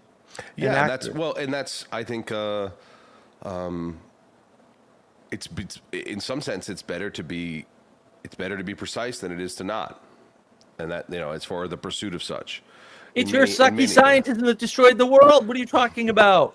You probably like the internet. I mean, too. You probably don't even want to burn all the books. I mean, maybe it's safer to not see demons and then forego seeing any miracles, but it's quite depressing. Yes. And I say that trapped in fundamentalism of my own, that for all my will in all the world and all of my durability, I cannot shake. Yeah, no, you're right, Sally. I think for most people that's true. It's better to not see miracles or demons than it is. On the other hand, I would sleep in any haunted house because I just do not fear them. Yeah, and maybe I should. But see, that's at such a tremendous loss because I look at these people that can see miracles. And I mean, we have one particular person and our whole context about her miracle torments me because I basically told her to gas her miracle because her miracle came in the form of a bird in a chimney and she was fretting about it. And I was like, well, you could gas it. And I gave a good description on how to just do that right in the chimney. And she was like, no, and then it flew out a couple of days later, and she was thrilled, and it's a glory. Same era, same person, same time, same thing. And I'm just like, we're horrible people, wow. Sally. We're horrible people. I'm like, man, here I am, killing off miracles, maybe. Miracle birds. Very practically. And maybe that's why I haven't seen any. And oh, it's a booger. It's a booger. Sally murders miracles. Big headline. Maybe. I'm with you on that. I don't, I guess in some sense, somewhat utilitarian to some degree. Well, I don't see a lot of utility in those sorts of things, and so like if you're steadfast and not floundering in the despair of the usefulness of existence, you might be fine without them. But I haven't always been there. I'm doing it right now because it's the only useful thing. And that's my entire theology is like, is it useful? And the Christian life is useful. And that's not a modality that is not good for everybody. Like that's good for me and how I happen to be. But there's a lot of people that just go take themselves out over that. Like, is it useful would not be enough for many people. So, it's tough. A miracle would be useful, but I don't got that. So. And to be fair, Sally, to our position, the complaint was, I'm hearing this bird struggle. Mm-hmm. And it was hard on me. And we were like, oh, we can fix that. You don't want to hear the bird struggle? The bird won't struggle. There's no problem at all. We can get rid of this for you. And the suffering. Right. But Oh, the yeah, struggle, yeah. the struggle's what allowed the miracle. Right. And like, of all the people in the world to see that, we missed it like retarded idiots. Yeah. And then the miracle manifested 2 days later. Yeah. Yeah. Oh, man. And So who is knew there- the is bird there would some- survive that long? Like, who knew? Well, is there some sense in which your say the poetic way of navigating the world, or symbolic way, is also what the case you're making, somewhat in this discussion of agreement? Yeah, of course. Like, Yeah. like, the whole reason people don't understand agreement is because, again, they're thinking single identity and this subscriptionism, I think you called it, right? And then that causes people not to be able to agree. And if you want to see the extreme end of that, that's those little cults. I mean, you can watch that. You could watch Vanderklay's live stream today and just see that all over the place, where they were just struggling because those people have had like 7 years to just agree and build stuff. And all they've been able to do is tear down the stuff that other people built. That's all And they've been able to do. I think I think there's a large group of people. I think it's probably a painfully large group of people that the reason they can't find employment or be employment is because when they go to take a job, they're like, well, I'm not that. And I Exactly. can't have that kind of boss, because they singularize it and they don't Yep. think to themselves, oh, I can work for myself at McDonald's until I do another thing. I can work for myself in Lowe's warehouse until I do another thing. They're not They working think for themselves. They're working for money. the and then boss you're enslaving yourself to money slave to the instead boss. of working for Well, yourself. Right. Well, I would say that working for money is a crass way to put it, I suppose. It could, and that is true for many. No, but there's but working they do that. Right. But Bruce, you don't work for money. Right, I You work for work to calling. provide for your family. Yeah, that's what I mean. That's Well, that's a calling, totally right? That's different thing. yeah. These people, Yeah. because they're individuals, they relate directly to the money.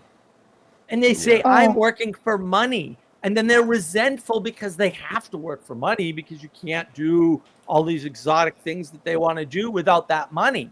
And then if they can't get that money, it's someone's fault. And they blame the psychic space dragon of capitalism for Right. forcing them into this situation. It's like, bro, you made yourself a slave for no reason, because Yeah. Do you you- can't find agreement, because you don't understand this poetic way of understanding the world, where you get to fit things together in pieces instead of trying to make things into wholes like a video game and say, oh, this block and that block go together or they don't. It's like, well, now you're in an opponent processing relationship. Why do you want to do that? Do you remember the conversation we had, and we were talking to someone about, I think we were talking about distributed cognition and how talking to other people can help you understand reality. And they said to us, I don't have the money for that. I can't even afford a therapist. And we were Yeah. like, no, we just mean with friends. And they're like, oh, well, but like people's time is worth like $30 or $40 an $40. hour. And Right. it was Could the not get out of saddest the thing, frame. Bruce. It was so sad. Like this person could get out of not. the economic frame at all. Nope. Oh, it was so sad. That is sad, I guess. That's very strange. But the thing is, not only are there people like that out there, but there are way more of them than you think. Now, there aren't a huge number of them, but you've got to, like, this is one thing that Taleb's really good at. Like, I don't think he says it directly, although he might. It's been a while. Like, the variance on a set tells you way more about the set than the average, obviously, because you can have this or that variance and the average can be identical. So the average really doesn't tell you much. When the variance is too wide on a set, when things are too spread out, when there's a flood, it's another way of saying that for the religious-y folks, right? Then you get these weird effects, because what that means is that if 1% of the people is over here, then the 20% is here and not here. And you're thinking it's here. It's not. The 20% is way over here. And that's where the problem is. People don't understand the scope of the issue. This is why the fact that there's a crisis of faith And independent of that, there's a crisis of meaning, and they have some overlap. I get that. And one can fall into the other. That's actually really important to understand because it gives you a scope and scale of the problem, especially in the variance of the problem. And that's the fact that a meaning crisis even exists is like completely the point of understanding the scale of the problem. RJ, if time is money, then why can't I buy my way out of being late to a party? You can, actually. So here's my fundamentalism. When you're late to the party, you show up with expensive gifts. Agreed. Well, Yeah. Or something that they can eat. Yeah. Yeah, I mean, that's... Or a magic trick, or something See? to entertain them. Fundamentalism to the rescue, RJ. You need to be more fundamentalist. You'll be fine.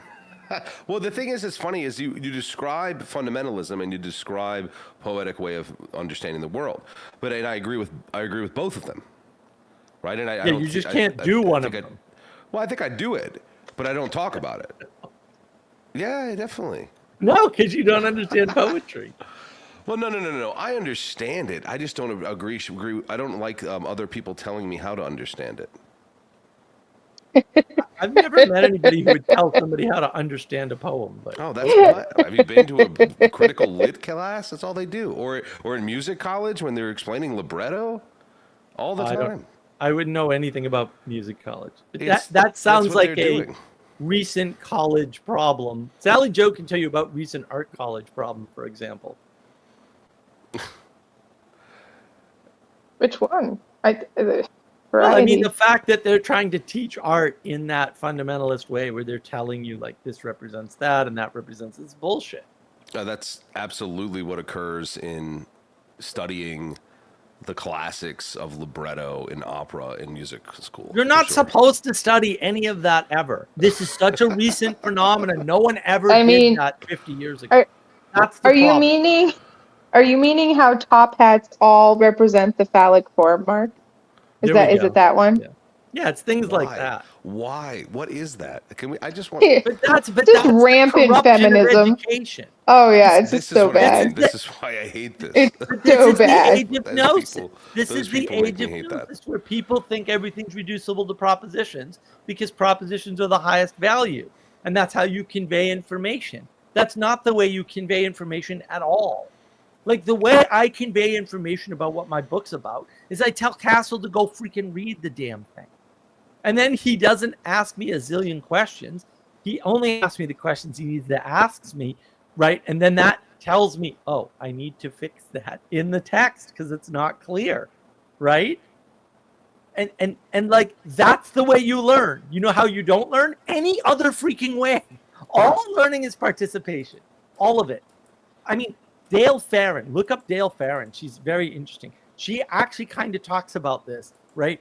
If you take your kids and you put them in pre-kindergarten, or you put them in a kindergarten where they have a desk that they sit at for a significant time, they do worse in life across the board with all possible measures. Why is that? That's because you've taken away what John Vervaeke would call the participatory way of knowing, right? Which I would say, no. When you participate in the world rather than sit at a desk and ingest propositions, because when you're sitting at a desk, that's all you can do is ingest propositions. Then you destroy your relationship with reality. This is why no one knows what reality. Everyone's like, we don't know what reality is, and you can't trust your engagement with your senses because they're imperfect. And I'm like, no, actually, I can 100% trust the engagement with my senses. You're a lunatic for saying that. You just don't know what you're talking about. And that's the problem. So- Experience trumps all things. In this talk about agreement, what would you say, Mark, would be like 2 or 3 red flags that should tell you to not agree with an individual or organization? Well, it's not. See, this is the thing. You never have to not agree with something. What you have to do is manipulate the agreement. Okay? So I agree to basically mercilessly use Paul Vanderklay's channel to help me convey the information that I want to convey on my channel. And the reason why I do that is because I'm using an outlier example of a bunch of crazy people, right, to do some contrasting, and which allows me to see, and some sense making as to where, based on, we'll say, all the other engagements that I have, right, like watching Critical Drinker and Sargon of Akkad, where the median is, right? And so the agreement that we have is, I'm not in your freaking group. Go do your cults by yourself and don't include me, right? I'm going to come on your stupid live stream and like ask a bunch of questions, see how crazy you are all the time, so that I know where the outliers are, because it moves all the time too. Like it moves a lot, right? And so that's the agreement that I have with them. And they could take that away. They could like ban me forever, right? Phlebas could go completely off the rails and just start banning me the minute I show up, which I fully expect to happen because he's just more radicalized over time, right? You can just see it, right? And so the question is, how do you form an agreement? Because, like, again, I'm not trapped in here with you. You're trapped in here with me. You have to form an agreement with me. Now, that agreement may be, I get a wrench of Paul Vanderklay's channel, and every time you say something I don't like, I'm gonna time you out. And I'll be like, well, that's fine. You just reveal yourself to be a jerk.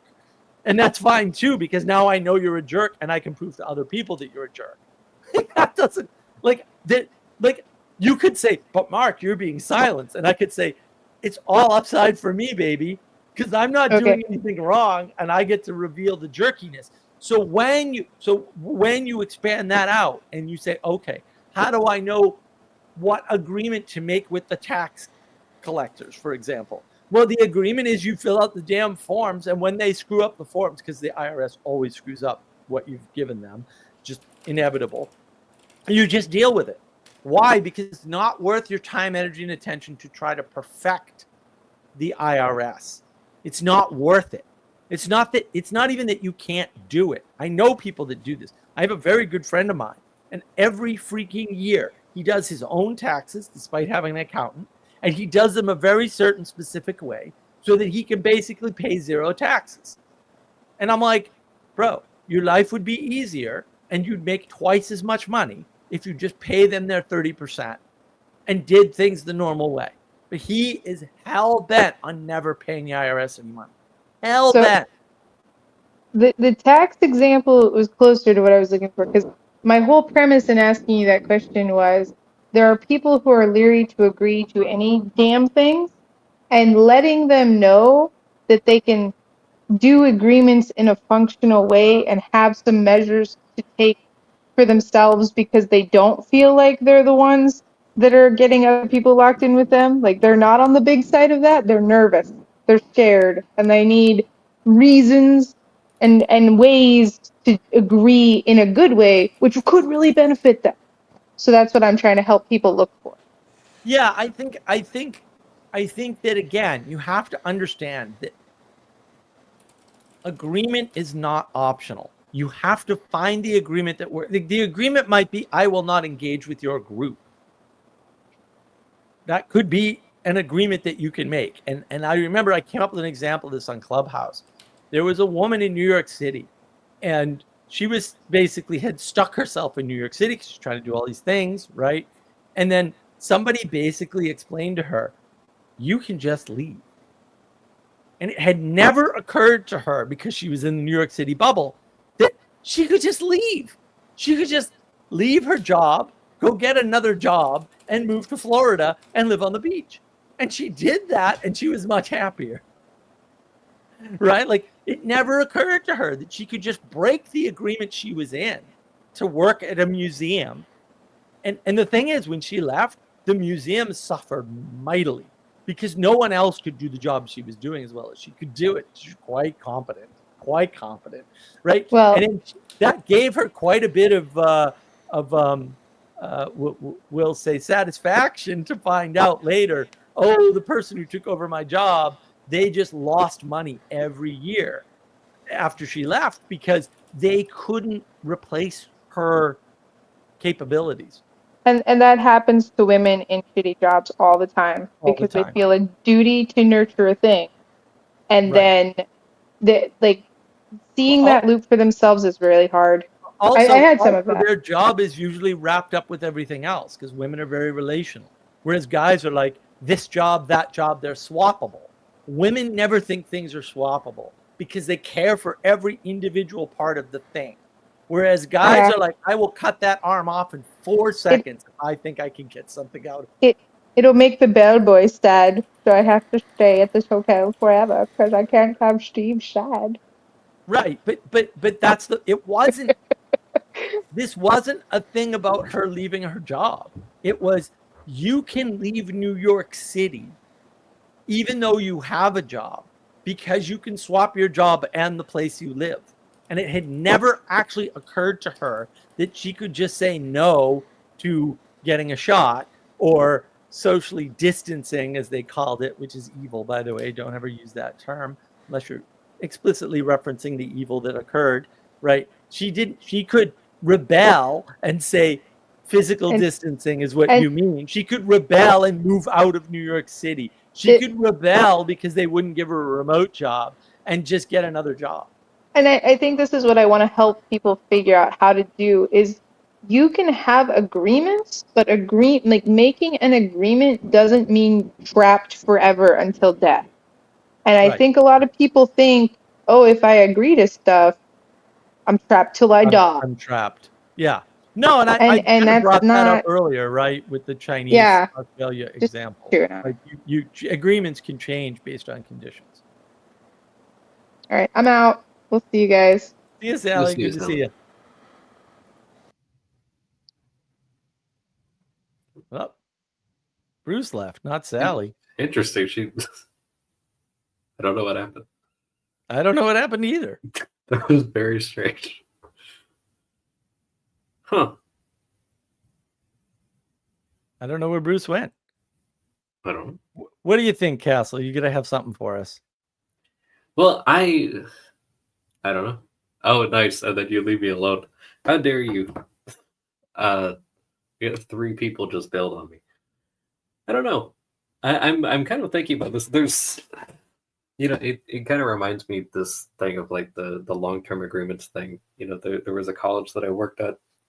There was this issue of like, for many decades there were professors that would actually like die at their desk, and like that was something that they would just be there until they were super old. They were tenured, and then they would never get replaced. And then so you'd have like a 90-year-old guy and he would die at his desk or he'd die in the bathroom or something like that. And then people have to go and collect him. And it's just like, they would never retire. There was no, it was just, you just do the thing and then you just show up and then that's it. And it's like, I don't know, that type of thing. I mean, on one hand, like, I could respect the grind, I guess, but also, like, there's got to be more to it. There's that thing where it's like, well, there's working for money, and then there's working for, providing for a family or providing for, you have some sort of goals and aims outside of the structure where you're working, and all that stuff is kind of serving something. But then, I mean, that's almost kind of worse of just kind of, I don't know, existing. And maybe, maybe there's certain people that, I actually can't vouch for whether or not that person was good or bad at their job. So it may be that they were just the only person that could do it. I think that type of thing happens where you get someone that they never step down because they just know that they actually can't be replaced. Right, but it's going to happen. But there's even an agreement there, right? That they'll be taken care of until they die, right? By the institution. Yeah. And institutions you would be utterly shocked at how many people nowadays go to like a job interview and they just take what they're given instead of negotiating. And you would be even more shocked to learn that almost no job actually expects you to take the offer you're given. No. They expect you to negotiate, but because we've lost the idea of agreement and negotiation, like all these concepts are gone. They've been replaced with this video game reality, which is a video I will do at some point, and having a problem, getting there, but I'll get there, right? They don't understand that there's all this play, there's all this movement in reality. I think that's why Peterson and Vervaeke make a lot of hay with the word play. You're like, oh, what's this play? Oh, I know that from video games. It's like play in a video game is not the same as play, rough and tumble play, for example. Right. Or what Vervaeke refers to as serious play, which is just the worst two words that you could put together ever. Serious and play don't make any sense together. But yeah, I mean, he wants adult play or something. It's like, yeah, don't pretend the world's a video game. Problem solves itself, right? But that is really what the issue is. Yeah, I like the point about the negotiation, because there was, and especially just like, in my early work history, of course, when I was like a teenager, it's just like, oh, you'll give me a job, like, nice, But then, and also it was very much like, oh yeah, I actually am doing this for money, but when I think about like the place where I'm currently working, I remember the lady that hired me, such a nice lady. She wound up going to a different company to start like a consulting business or something like that. But she was hiring me, and we had a wonderful interview, and then she brought up the possible salary, and she said, oh, like this is usually kind of the range that we're in and everything. We'd had a really wonderful conversation. I said, would you hate me if I just asked for as much as you could possibly give me? And I said it with a smile, and we had a really nice conversation. And she said, you know what? I'm gonna try. And she did. And I actually got the top end of the range. Oh, great. And so I was very happy with that. And it's like, I'm not like a millionaire, but for what it is, like it's a much better paying job than the one that I had before. And so I was like, it was like probably a 30 to 40% increase from what I had been doing beforehand. And so I was like, oh, I was very happy with that. And but it was, just building the relationship. She was super cool. I mean, we were still friends well into, until she left. But I also think about this thing of like just accepting the terms and agreeing to, like, sometimes I'll agree to terms that I actually know are not reasonable, because that itself is a move. Like, I'm going to make a move on that later. Right. I'm just going to completely submit to, oh, you're going to charge me, like, you're going to give me a fair deal on this thing. And I know that you're, like, some of the discounts that you gave me are not actually discounts. And some of these, like, I'm aware of some of that stuff, but I'm going to also, the fact is that you didn't deliberately treat me poorly or anything like that. I still need the thing. I want to build a business relationship, like I have this exact thing actually going on related to the book and everything, because I have another project and some other things I want to do. And I was like, you know what, there's some certain stuff that I know I probably could have negotiated, but no, I actually want a larger. You want to build the relationship. Right. And so I started it with them in the advantage. Yeah. Right. That definitely changes, it changes the nature of the agreement. Ixnum, what about graceful play? No, it's play is play. We don't need modifiers on words. Like, most words are fine. You don't need to modify the word to create a new word to be special and important and academic. You can just say play. And if you don't understand what play is, that's a different problem that we should address directly instead of adding words to make it more understandable. This is exactly my objection. My objection is the age of gnosis. Everybody wants to add words to words to make them, quote, easier to digest or more understandable. And that is how we got here. That is actually how we got here, was trying to over-specify, over-ontologize, over-categorize,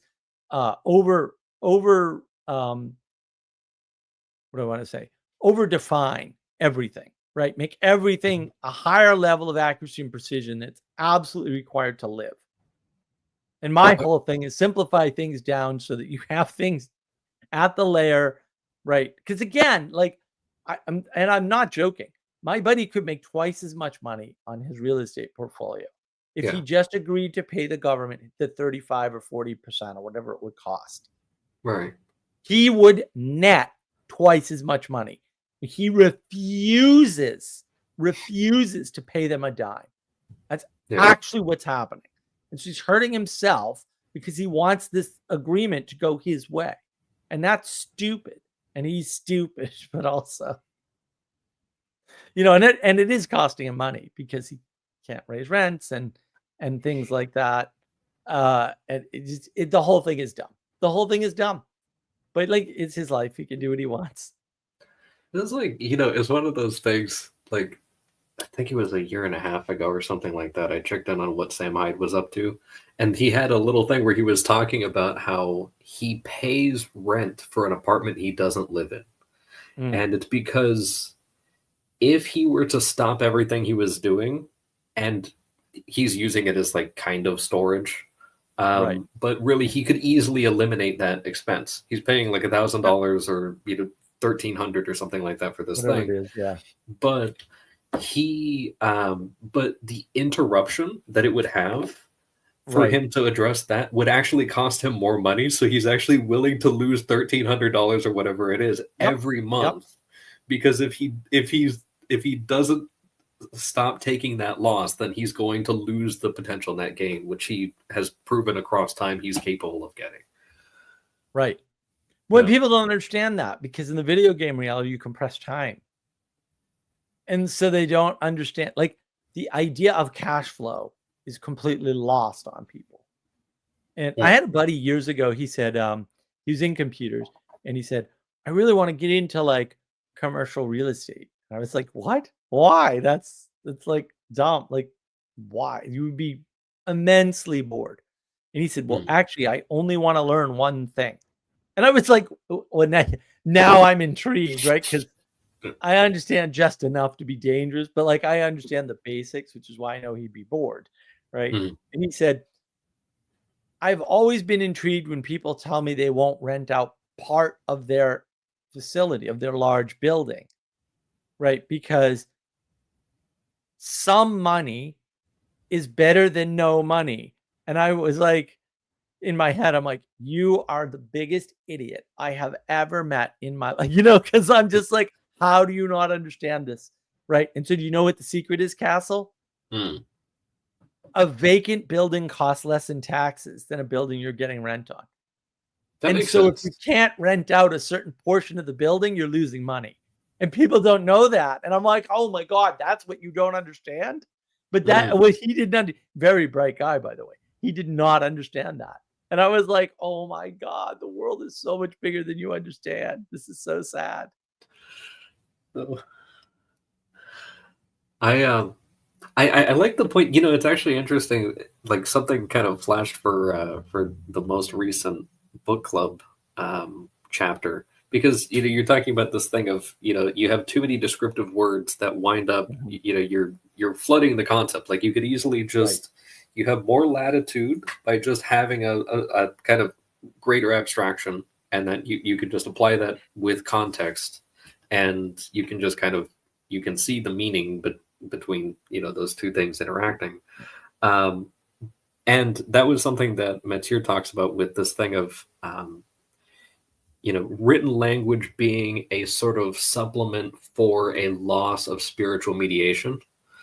And it's like, there it is, like right there, like you described it in different words right then, and I was like, oh yeah, that's exactly, that's just a more kind of concise way of putting that.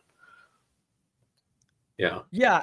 I mean, it's just, the world is so big, and people, because they're using propositions for it, they've chopped it up.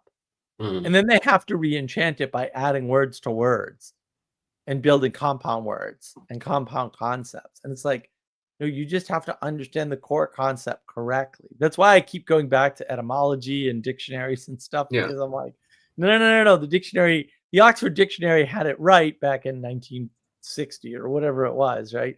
Like, anything before 1970, the language is probably fine.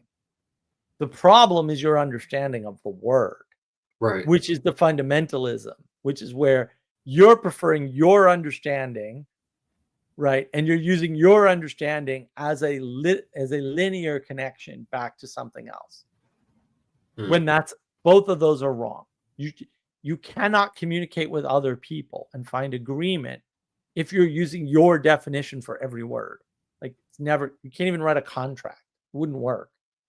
Right. And I mean, this is why the people that talk about like internet culture or memes or whatever are like, I'm like, no, these are bad things. No such thing as internet culture, because you can't point to anything and describe it. I've had this discussion for decades with people. Like, people don't understand. They think like, Mhm. oh, you just. I'm like, no. This is a discussion I've had with people far smarter than you'll ever be over years, and right, and it's not even that they necessarily give up, but like they can't do the trick. And I'm like, well, if you can't do the trick, it's not a thing. It's not that hard, Yeah. right? Like if I ask to see your car and I can never see your car, you always show up walking, then I'm gonna suspect you don't have a car. Like, it's just the Right. way it is. Yeah. I've got a girlfriend in Canada, right? Like the Yeah. It's Yeah. the same thing. It's the same thing. My Canadian girlfriend. Yeah, Yeah, okay. And by the way, don't ever get a Canadian girlfriend. Horrible Yeah. girl. It's the worst women in the world are in Canada. Good Lord. Oh, horrible. Don't date Canadians. Worst mistake of my life. Oh man. But yeah, no, I think this is really good, and I think too. I mean, it always comes back down to the individualism. Like, that's just it. It Yeah. really is, like, every single time it winds up being that same thing, and especially that of just kind of like the flattening down and the equality and stuff. It was actually my only disagreement with your monologue was actually spiritual equality, which is I would say flat out is also not a real thing, because you also, like, there's hierarchy is older than trees, and There is a hierarchy in the spiritual world. yes, Yes. But like, I think all angels are equal and all people in heaven are equal. I'm not saying that people in heaven are equal to the angels, though. right. That But See, that's the the thing is- equality. It's Right. an equality in the hierarchy. Equality doesn't squish the hierarchy.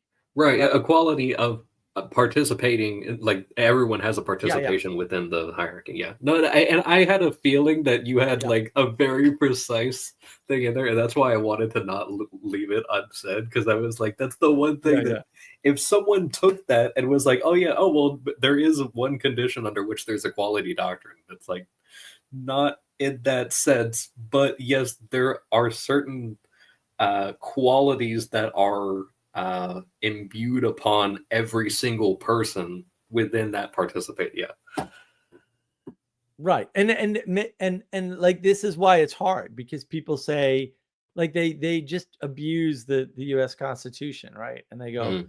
oh, the US Constitution is all about equality. It's like, no, it's about equal opportunity. Right. That's not an equality doctrine, right? What that is it is a principle that allows you to go where you can be and best be utilized. And I would argue the principle of equal opportunity, combined with we'll call it the close to 100% capitalism, although maybe it's only as close as you can get given that hierarchy is real, is the success of the United States. And it actually is only those two things, combined with, we'll call it the perfect government or something, right? Or the perfect non-monarchical governance system, because that's what we have. We have those three things. We have a very high level of capitalism, which is free access to capital. That's what capitalism is, the measure of how much access to capital you have, irrespective of your position in society. In other words, nothing prevents an immigrant from South Africa from being the wealthiest man in the United States. Right. Nothing. That's a high degree of capitalism. Capitalism is a measure of how high a degree that is. In other countries, you would not be allowed to accumulate that kind of wealth, period. And by other countries, I mean, I don't believe there are any other countries on the planet that would allow you to do that. And many of them have explicit laws against this, by the way. And people don't know that. And I understand that you don't know that, but also that is true, right? Like, people don't understand.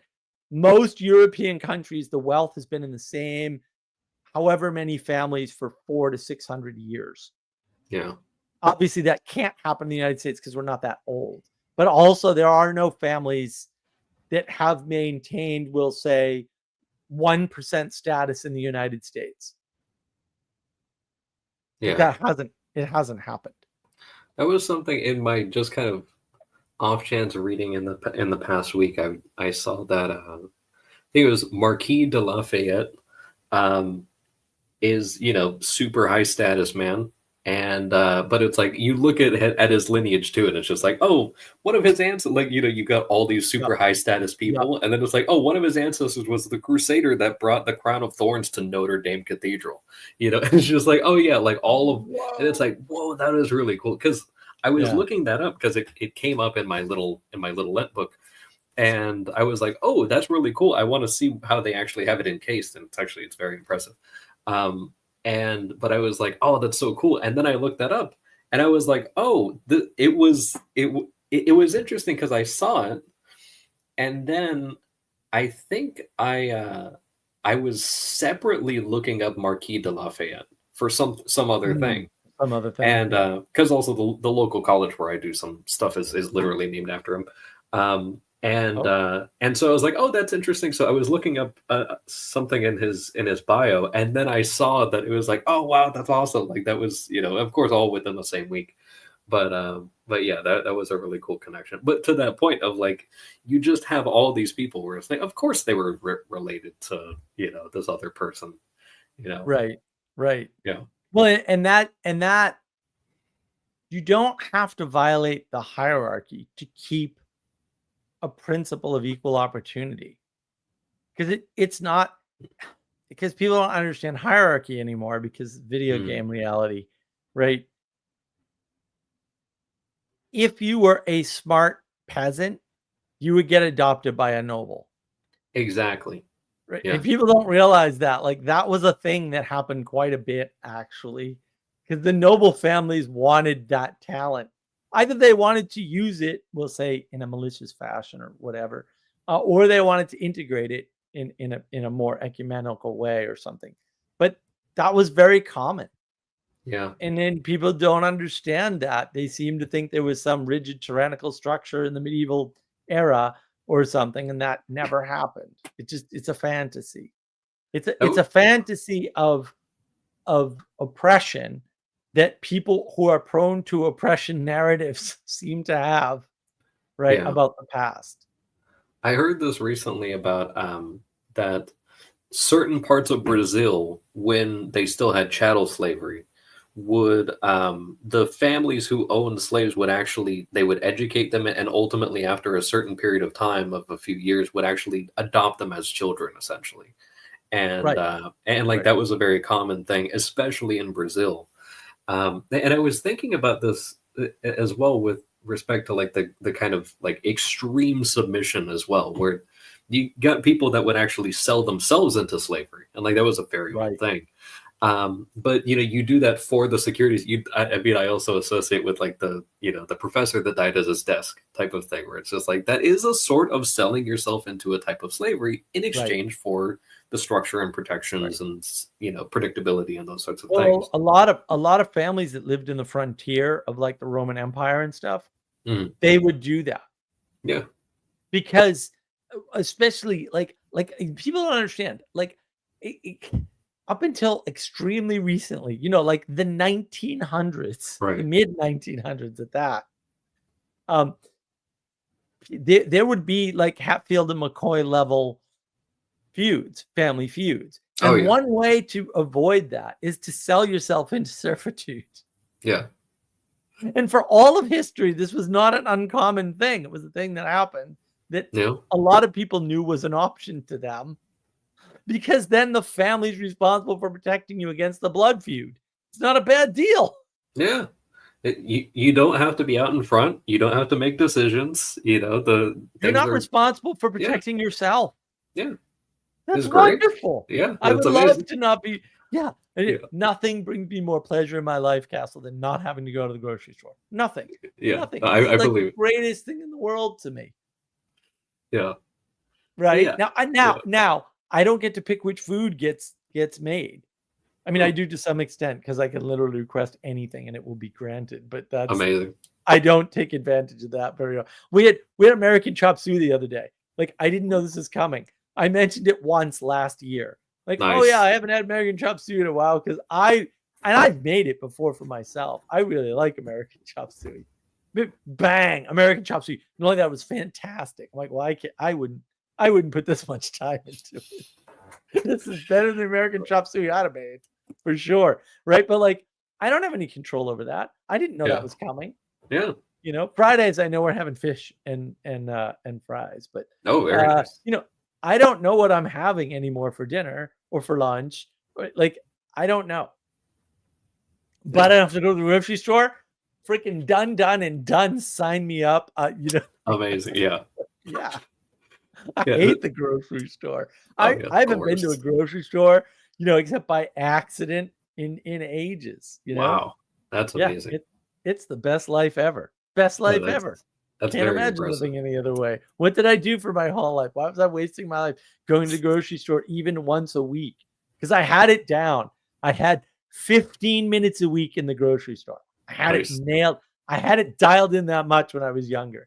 I knew the exact time to go, the exact store to hit, where I could get everything. I had this whole thing of compromises set up because this store had this stuff.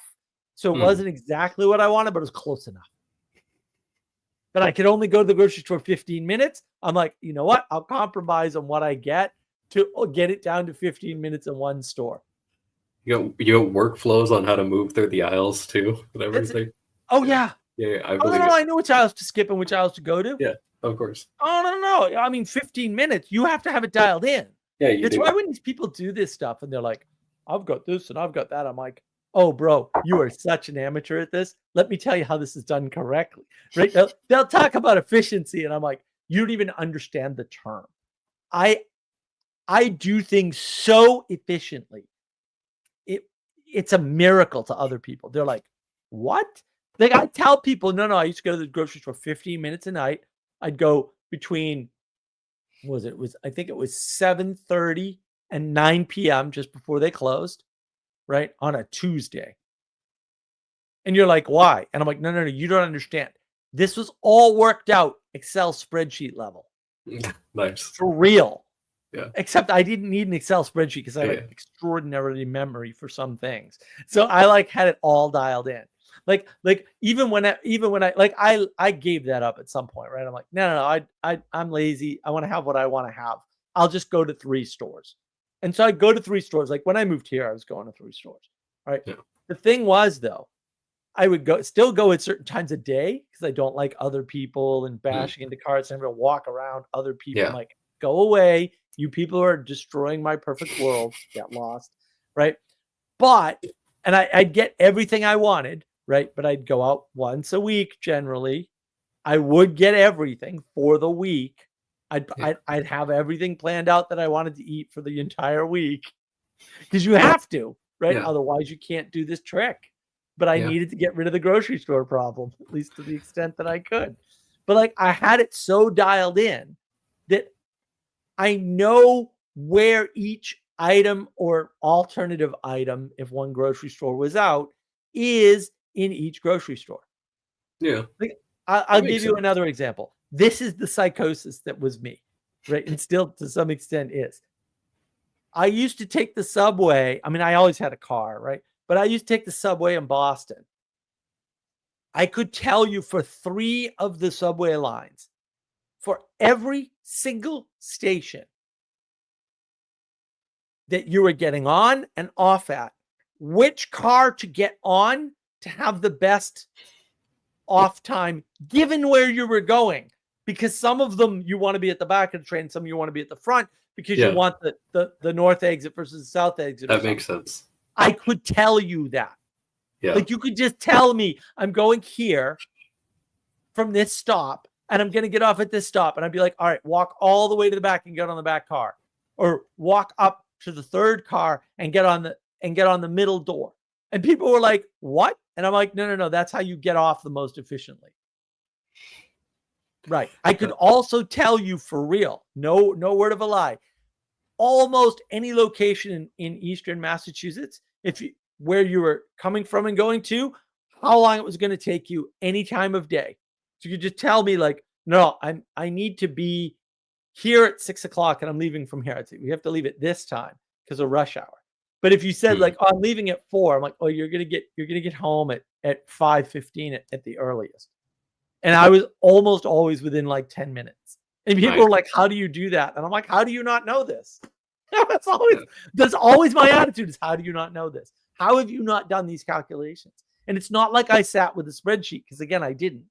Right. Yeah. Well, Right, you but didn't I- need the supplement for the spiritual mediation, right? Like Right. But Yeah. but I also didn't not count things. Like that was Right. the other thing. Like I could Yeah. tell you for sure when traffic patterns had changed, because I would do counts every once. I didn't do it every time. Every once in a while, when I sensed a change, I'd start Mhm. counting. Wait a minute, how long does it take me to get from point A to point B? And then from point B to point C, et cetera, et cetera. So I could pinpoint where the error was. Yeah. Because that's how I am. Yeah. But I didn't come up with the system by counting. I just Hmm. measured the system after it was in place by counting. And it's Yeah. a very different way of doing things. Everyone's doing it backwards. And I'm like, what is Yeah. wrong with you people? Why are you doing it backwards? There's no reason to do it backwards. You can do it correctly. You don't need to do it backwards. Yeah. No, I mean, it's definitely psychotic, but I respect it so much. It's- Completely. Yeah. No, it's But and wonderful. that's the thing. Like I meet these kids, and I'm like, you are such an amateur at this. Like the reason why, Joey, who started BOM, Joey and I get along so well is because one of the things that we have in common is that we both kind of like hit the end of materialism and went like, Mhm. well, this is stupid. This doesn't work. And then we're just frustrated and got like, because Peterson's pretty good, but he's actually not a good materialist. Otherwise, he'd have hit the end and figured it out. You know Right, what I yeah. mean? So like we're both frustrated for the same reasons about the same thing. It's like, why don't you guys know this? You're a terrible materialist. If you took this seriously and buckled down, you could figure this out. Yeah. Yeah, Ah, that's actually what it is, which I find hysterical, by the way. I just think it's funny. I just think it's completely funny. yeah. And that was one of the things that kind of helped me a lot, was like kind of reaching the end of like, I would just smash stuff or like push stuff to its limit and then just Yeah. kind of see like, oh, well, that doesn't work anymore. And then just break things over and over again until I found Right. something I couldn't break. Exactly. Exactly. Yeah. Well, that's how you're supposed to do it. Like everybody else is doing it backwards. They're trying to figure out the world. It's like, no. Yeah. You just interact with the world and then the world will reveal itself. Yeah. That's why I'm always like, no, dumbass. It's observation first. Even in science, it's supposed to be observation first. It's Einstein broke all that. But like it's supposed to be observation first. If you use observation first, it's easier, it's quicker, and you actually know things. And you know when else you can know things? There's no other time you can know anything at all. At all. Hmm. Cannot know it. Yeah. And it's kind of fascinating just how much you actually can experience when you actually participate and pay attention. I mean, there's so many of those things that people, I mean, you always say this like, oh, like people miss this all the time, but it's like it's a lot easier to not miss when you're actually immersed in it, or Right. if you're paying any kind of attention. You don't miss things when you're in the middle of experiencing them. Right. You may not be conscious of them, which again is why I'm so frustrated that psychology has apparently abandoned talking about the unconscious, even though that's where all the action is. Yeah. It's, I don't even know, but I was just gonna toss a random recommendation. Did you see the cookies that I sent the picture of in the Discord? Yes. Okay, that I highly recommend passing along to Sarah, because if you could just pull the strings to get what you want for the grocery run. My goodness. Have you ever had, those little muffins, like the little muffins that they have where they're like miniature and they're either chocolate or blueberry, and they have them in the bag, but they're they're so spongy and like bad for you, but delicious. Yeah, they're made out of plastic or something, pretty much. Yeah. Yeah, they're made out of all chemicals. 17 chemicals or something. 8 ingredients and no sugar. Right? Oh. And okay. Exactly the same texture and taste. Almost. There's a little bit of coconut in there. If you're not into coconut, but it's possible to mask it. If somebody Um, not into coconut, I don't want to yeah, know that. yeah, I don't they- want to know there's another human being that isn't into coconut. That would depress me. Yeah. But absolutely insane. I found there's this brand called Chalk Zero that makes a bunch of like sugar-free stuff. I find their peanut butter cups extremely agreeable, but they have like some sort of honey substitute that's like monk fruit something. And I used that in place of actual honey, and that honey tastes pretty much like that synthetic honey that they have at KFC for the biscuits. Um, it's almost exactly like that, which is for me at least really good.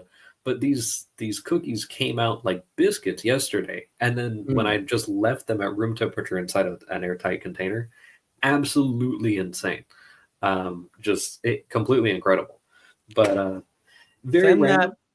Send that recipe and Yeah. the oh, what did you call it? Your bread recipe, the non. Oh yeah, the language of creation. Yes, the language of creation. Yeah. That was it. Send Yeah. those 2 recipes to Sarah on the Discord because I Yeah, keep I'll talking have about it. to. And then I got to get Ethan to send his bread recipe because when I was in Oh, yeah. Reno, Ethan made some. Well, it's not sourdough bread; it's bread. Yeah. Right? Everything else that isn't sourdough bread is not bread, by the way. Ethan's insisted on that now. I'm like, you're not wrong. So I guess I'm on board. I agree. Full agreement. So he makes amazing. his biscuits were amazing. I'm like, Oh. oh my God. He's like, you want to take this with you? I'm like, the problem is it won't taste right because it will be cold when I get home. Yeah. I don't want to that's so ruin the good. experience. I want the perfect biscuit forever in my brain. Yeah. It was really good. I was like, oh my God, Oh, these yeah. biscuits are amazing. Yeah, Oh, just man. sourdough biscuits, basically. Yeah, sourdough is so mean. I love that so much.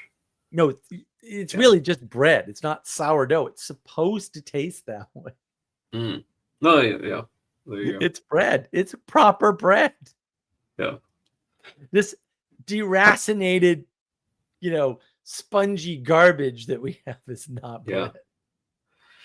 And I'm actually really glad that it's been years since I've had any of that because it was delicious like way back, But now I realize like just probably one bite would probably kill me instantly. So it's better that I don't even bother. That's funny. Yeah, send it along, and Yeah. and I'm sure it will appear magically. I won't even have to think about it, which is Oh, that much would be better awesome. for me.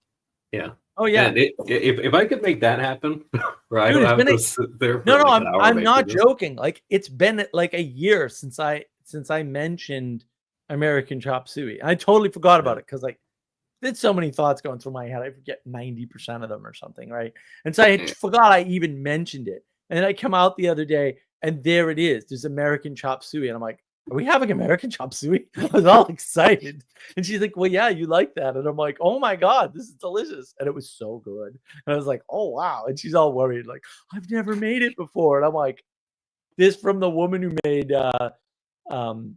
lasagna for the first time. And it was like probably the 3rd best lasagna I've ever eaten in my life. Nice. Like I was like, what do you have to worry about? Like every time you make something, it's awesome. Like there's no worries.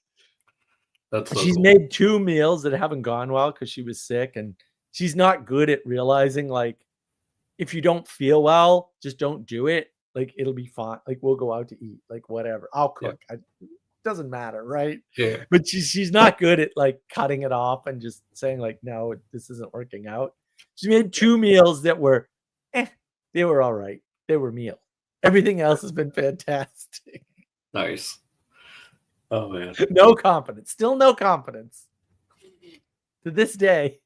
Is it okay? I'm like, it's phenomenal. But maybe it's that She drive. She made fries tonight in oil. Uh-huh. I mean, she had to do last time because the 2 weeks ago she had to do this because the air fryer somehow lit something on fire, and I'm like, how does an air fryer cause a fire? With whatever, it's a minor thing, whatever. She took care of it. Yeah. But she like, I'm not touching the air fryer. I'm just going to fry them in oil, and she has avocado oil or something. I think that's what she was using, right? So because she has all the same illnesses I have, right? Mhm. So we can eat the same thing. Which means I don't have to worry about what she cooks because she's better at ingredients than I am. Yeah. So I don't have to worry about it. So she cooks these fries and they're awesome, right? And then this week she also fried them in oil, but she knows exactly how to do it. And she's like, Yeah. "Are the fries okay?" And I'm like, "Are you kidding? These are delicious." I'm not even putting ketchup on most of them. They're that good. They don't even need ketchup. Oh, nice. Yeah. Yeah. Oh my goodness. I want to get the bread recipe into her hands, not specifically for the bread actually, but so you can use it to fry stuff like chicken and veggies. Like Oh, just the tell her. the Just bread tell her. recipe can actually just, instead of putting it in a pan, because it's a batter, Yep. instead of putting it in a pan to do it like that, you can actually just use it for tempura instead.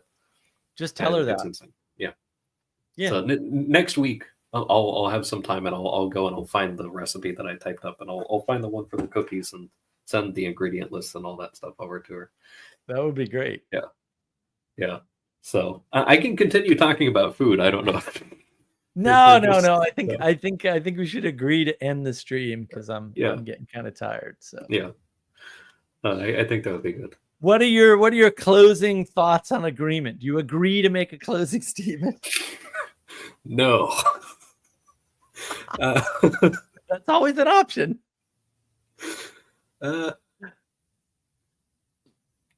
Yeah. I've maybe I will just completely change my my intention here and be a disagreeable guest. And yeah, let me, here we go. Let me just change this really quick. And yep, no closing comments for me. I love it. What, to Sally's excellent point when she was so gracious enough to join us. Agreement is a negotiation, and you can opt out, right? You can say, I agree that we're not going to make any progress, and therefore I'm not going to deal with you. That is part of agreement. And thinking of it as disagreement or non-agreement is actually unhelpful. It's better to think of agreement as a spectrum, right? And non-optional, right? Because the advantage to thinking of something on a spectrum is to understand that there is no state where it's not there. And that's helpful because you can change your mind, right? As with all agreements, you can change from not agreeing to something to agreeing to it. And you can change from having this agreement that, you're going to be an employee to actually moving from New York City to Florida because you don't want to be caught in mandatory shots and paperwork and, having to work at home or from home, but not being able to work from another state, which is ridiculous. That was a ridiculous request. I can't believe anybody did that. Right. And so thinking about agreement in that way, I think, is healthier for everybody. And once you kind of get a feel for that, and you should experience it, right? Like, as we were talking about later on, like, there's no substitute for participation, for experience. You'll get a sense for how this works, and it'll just improve your life because you'll start to understand what agreements you've made and are making. And that will help you understand how the Matrix has ruined the world. And hopefully that video is coming soon. Have a great week, everybody. Be better. And I should see you next week. I don't know if the Friday near Easter we're going to have a stream or not, but I will try to figure that out. Enjoy, behave, and be better.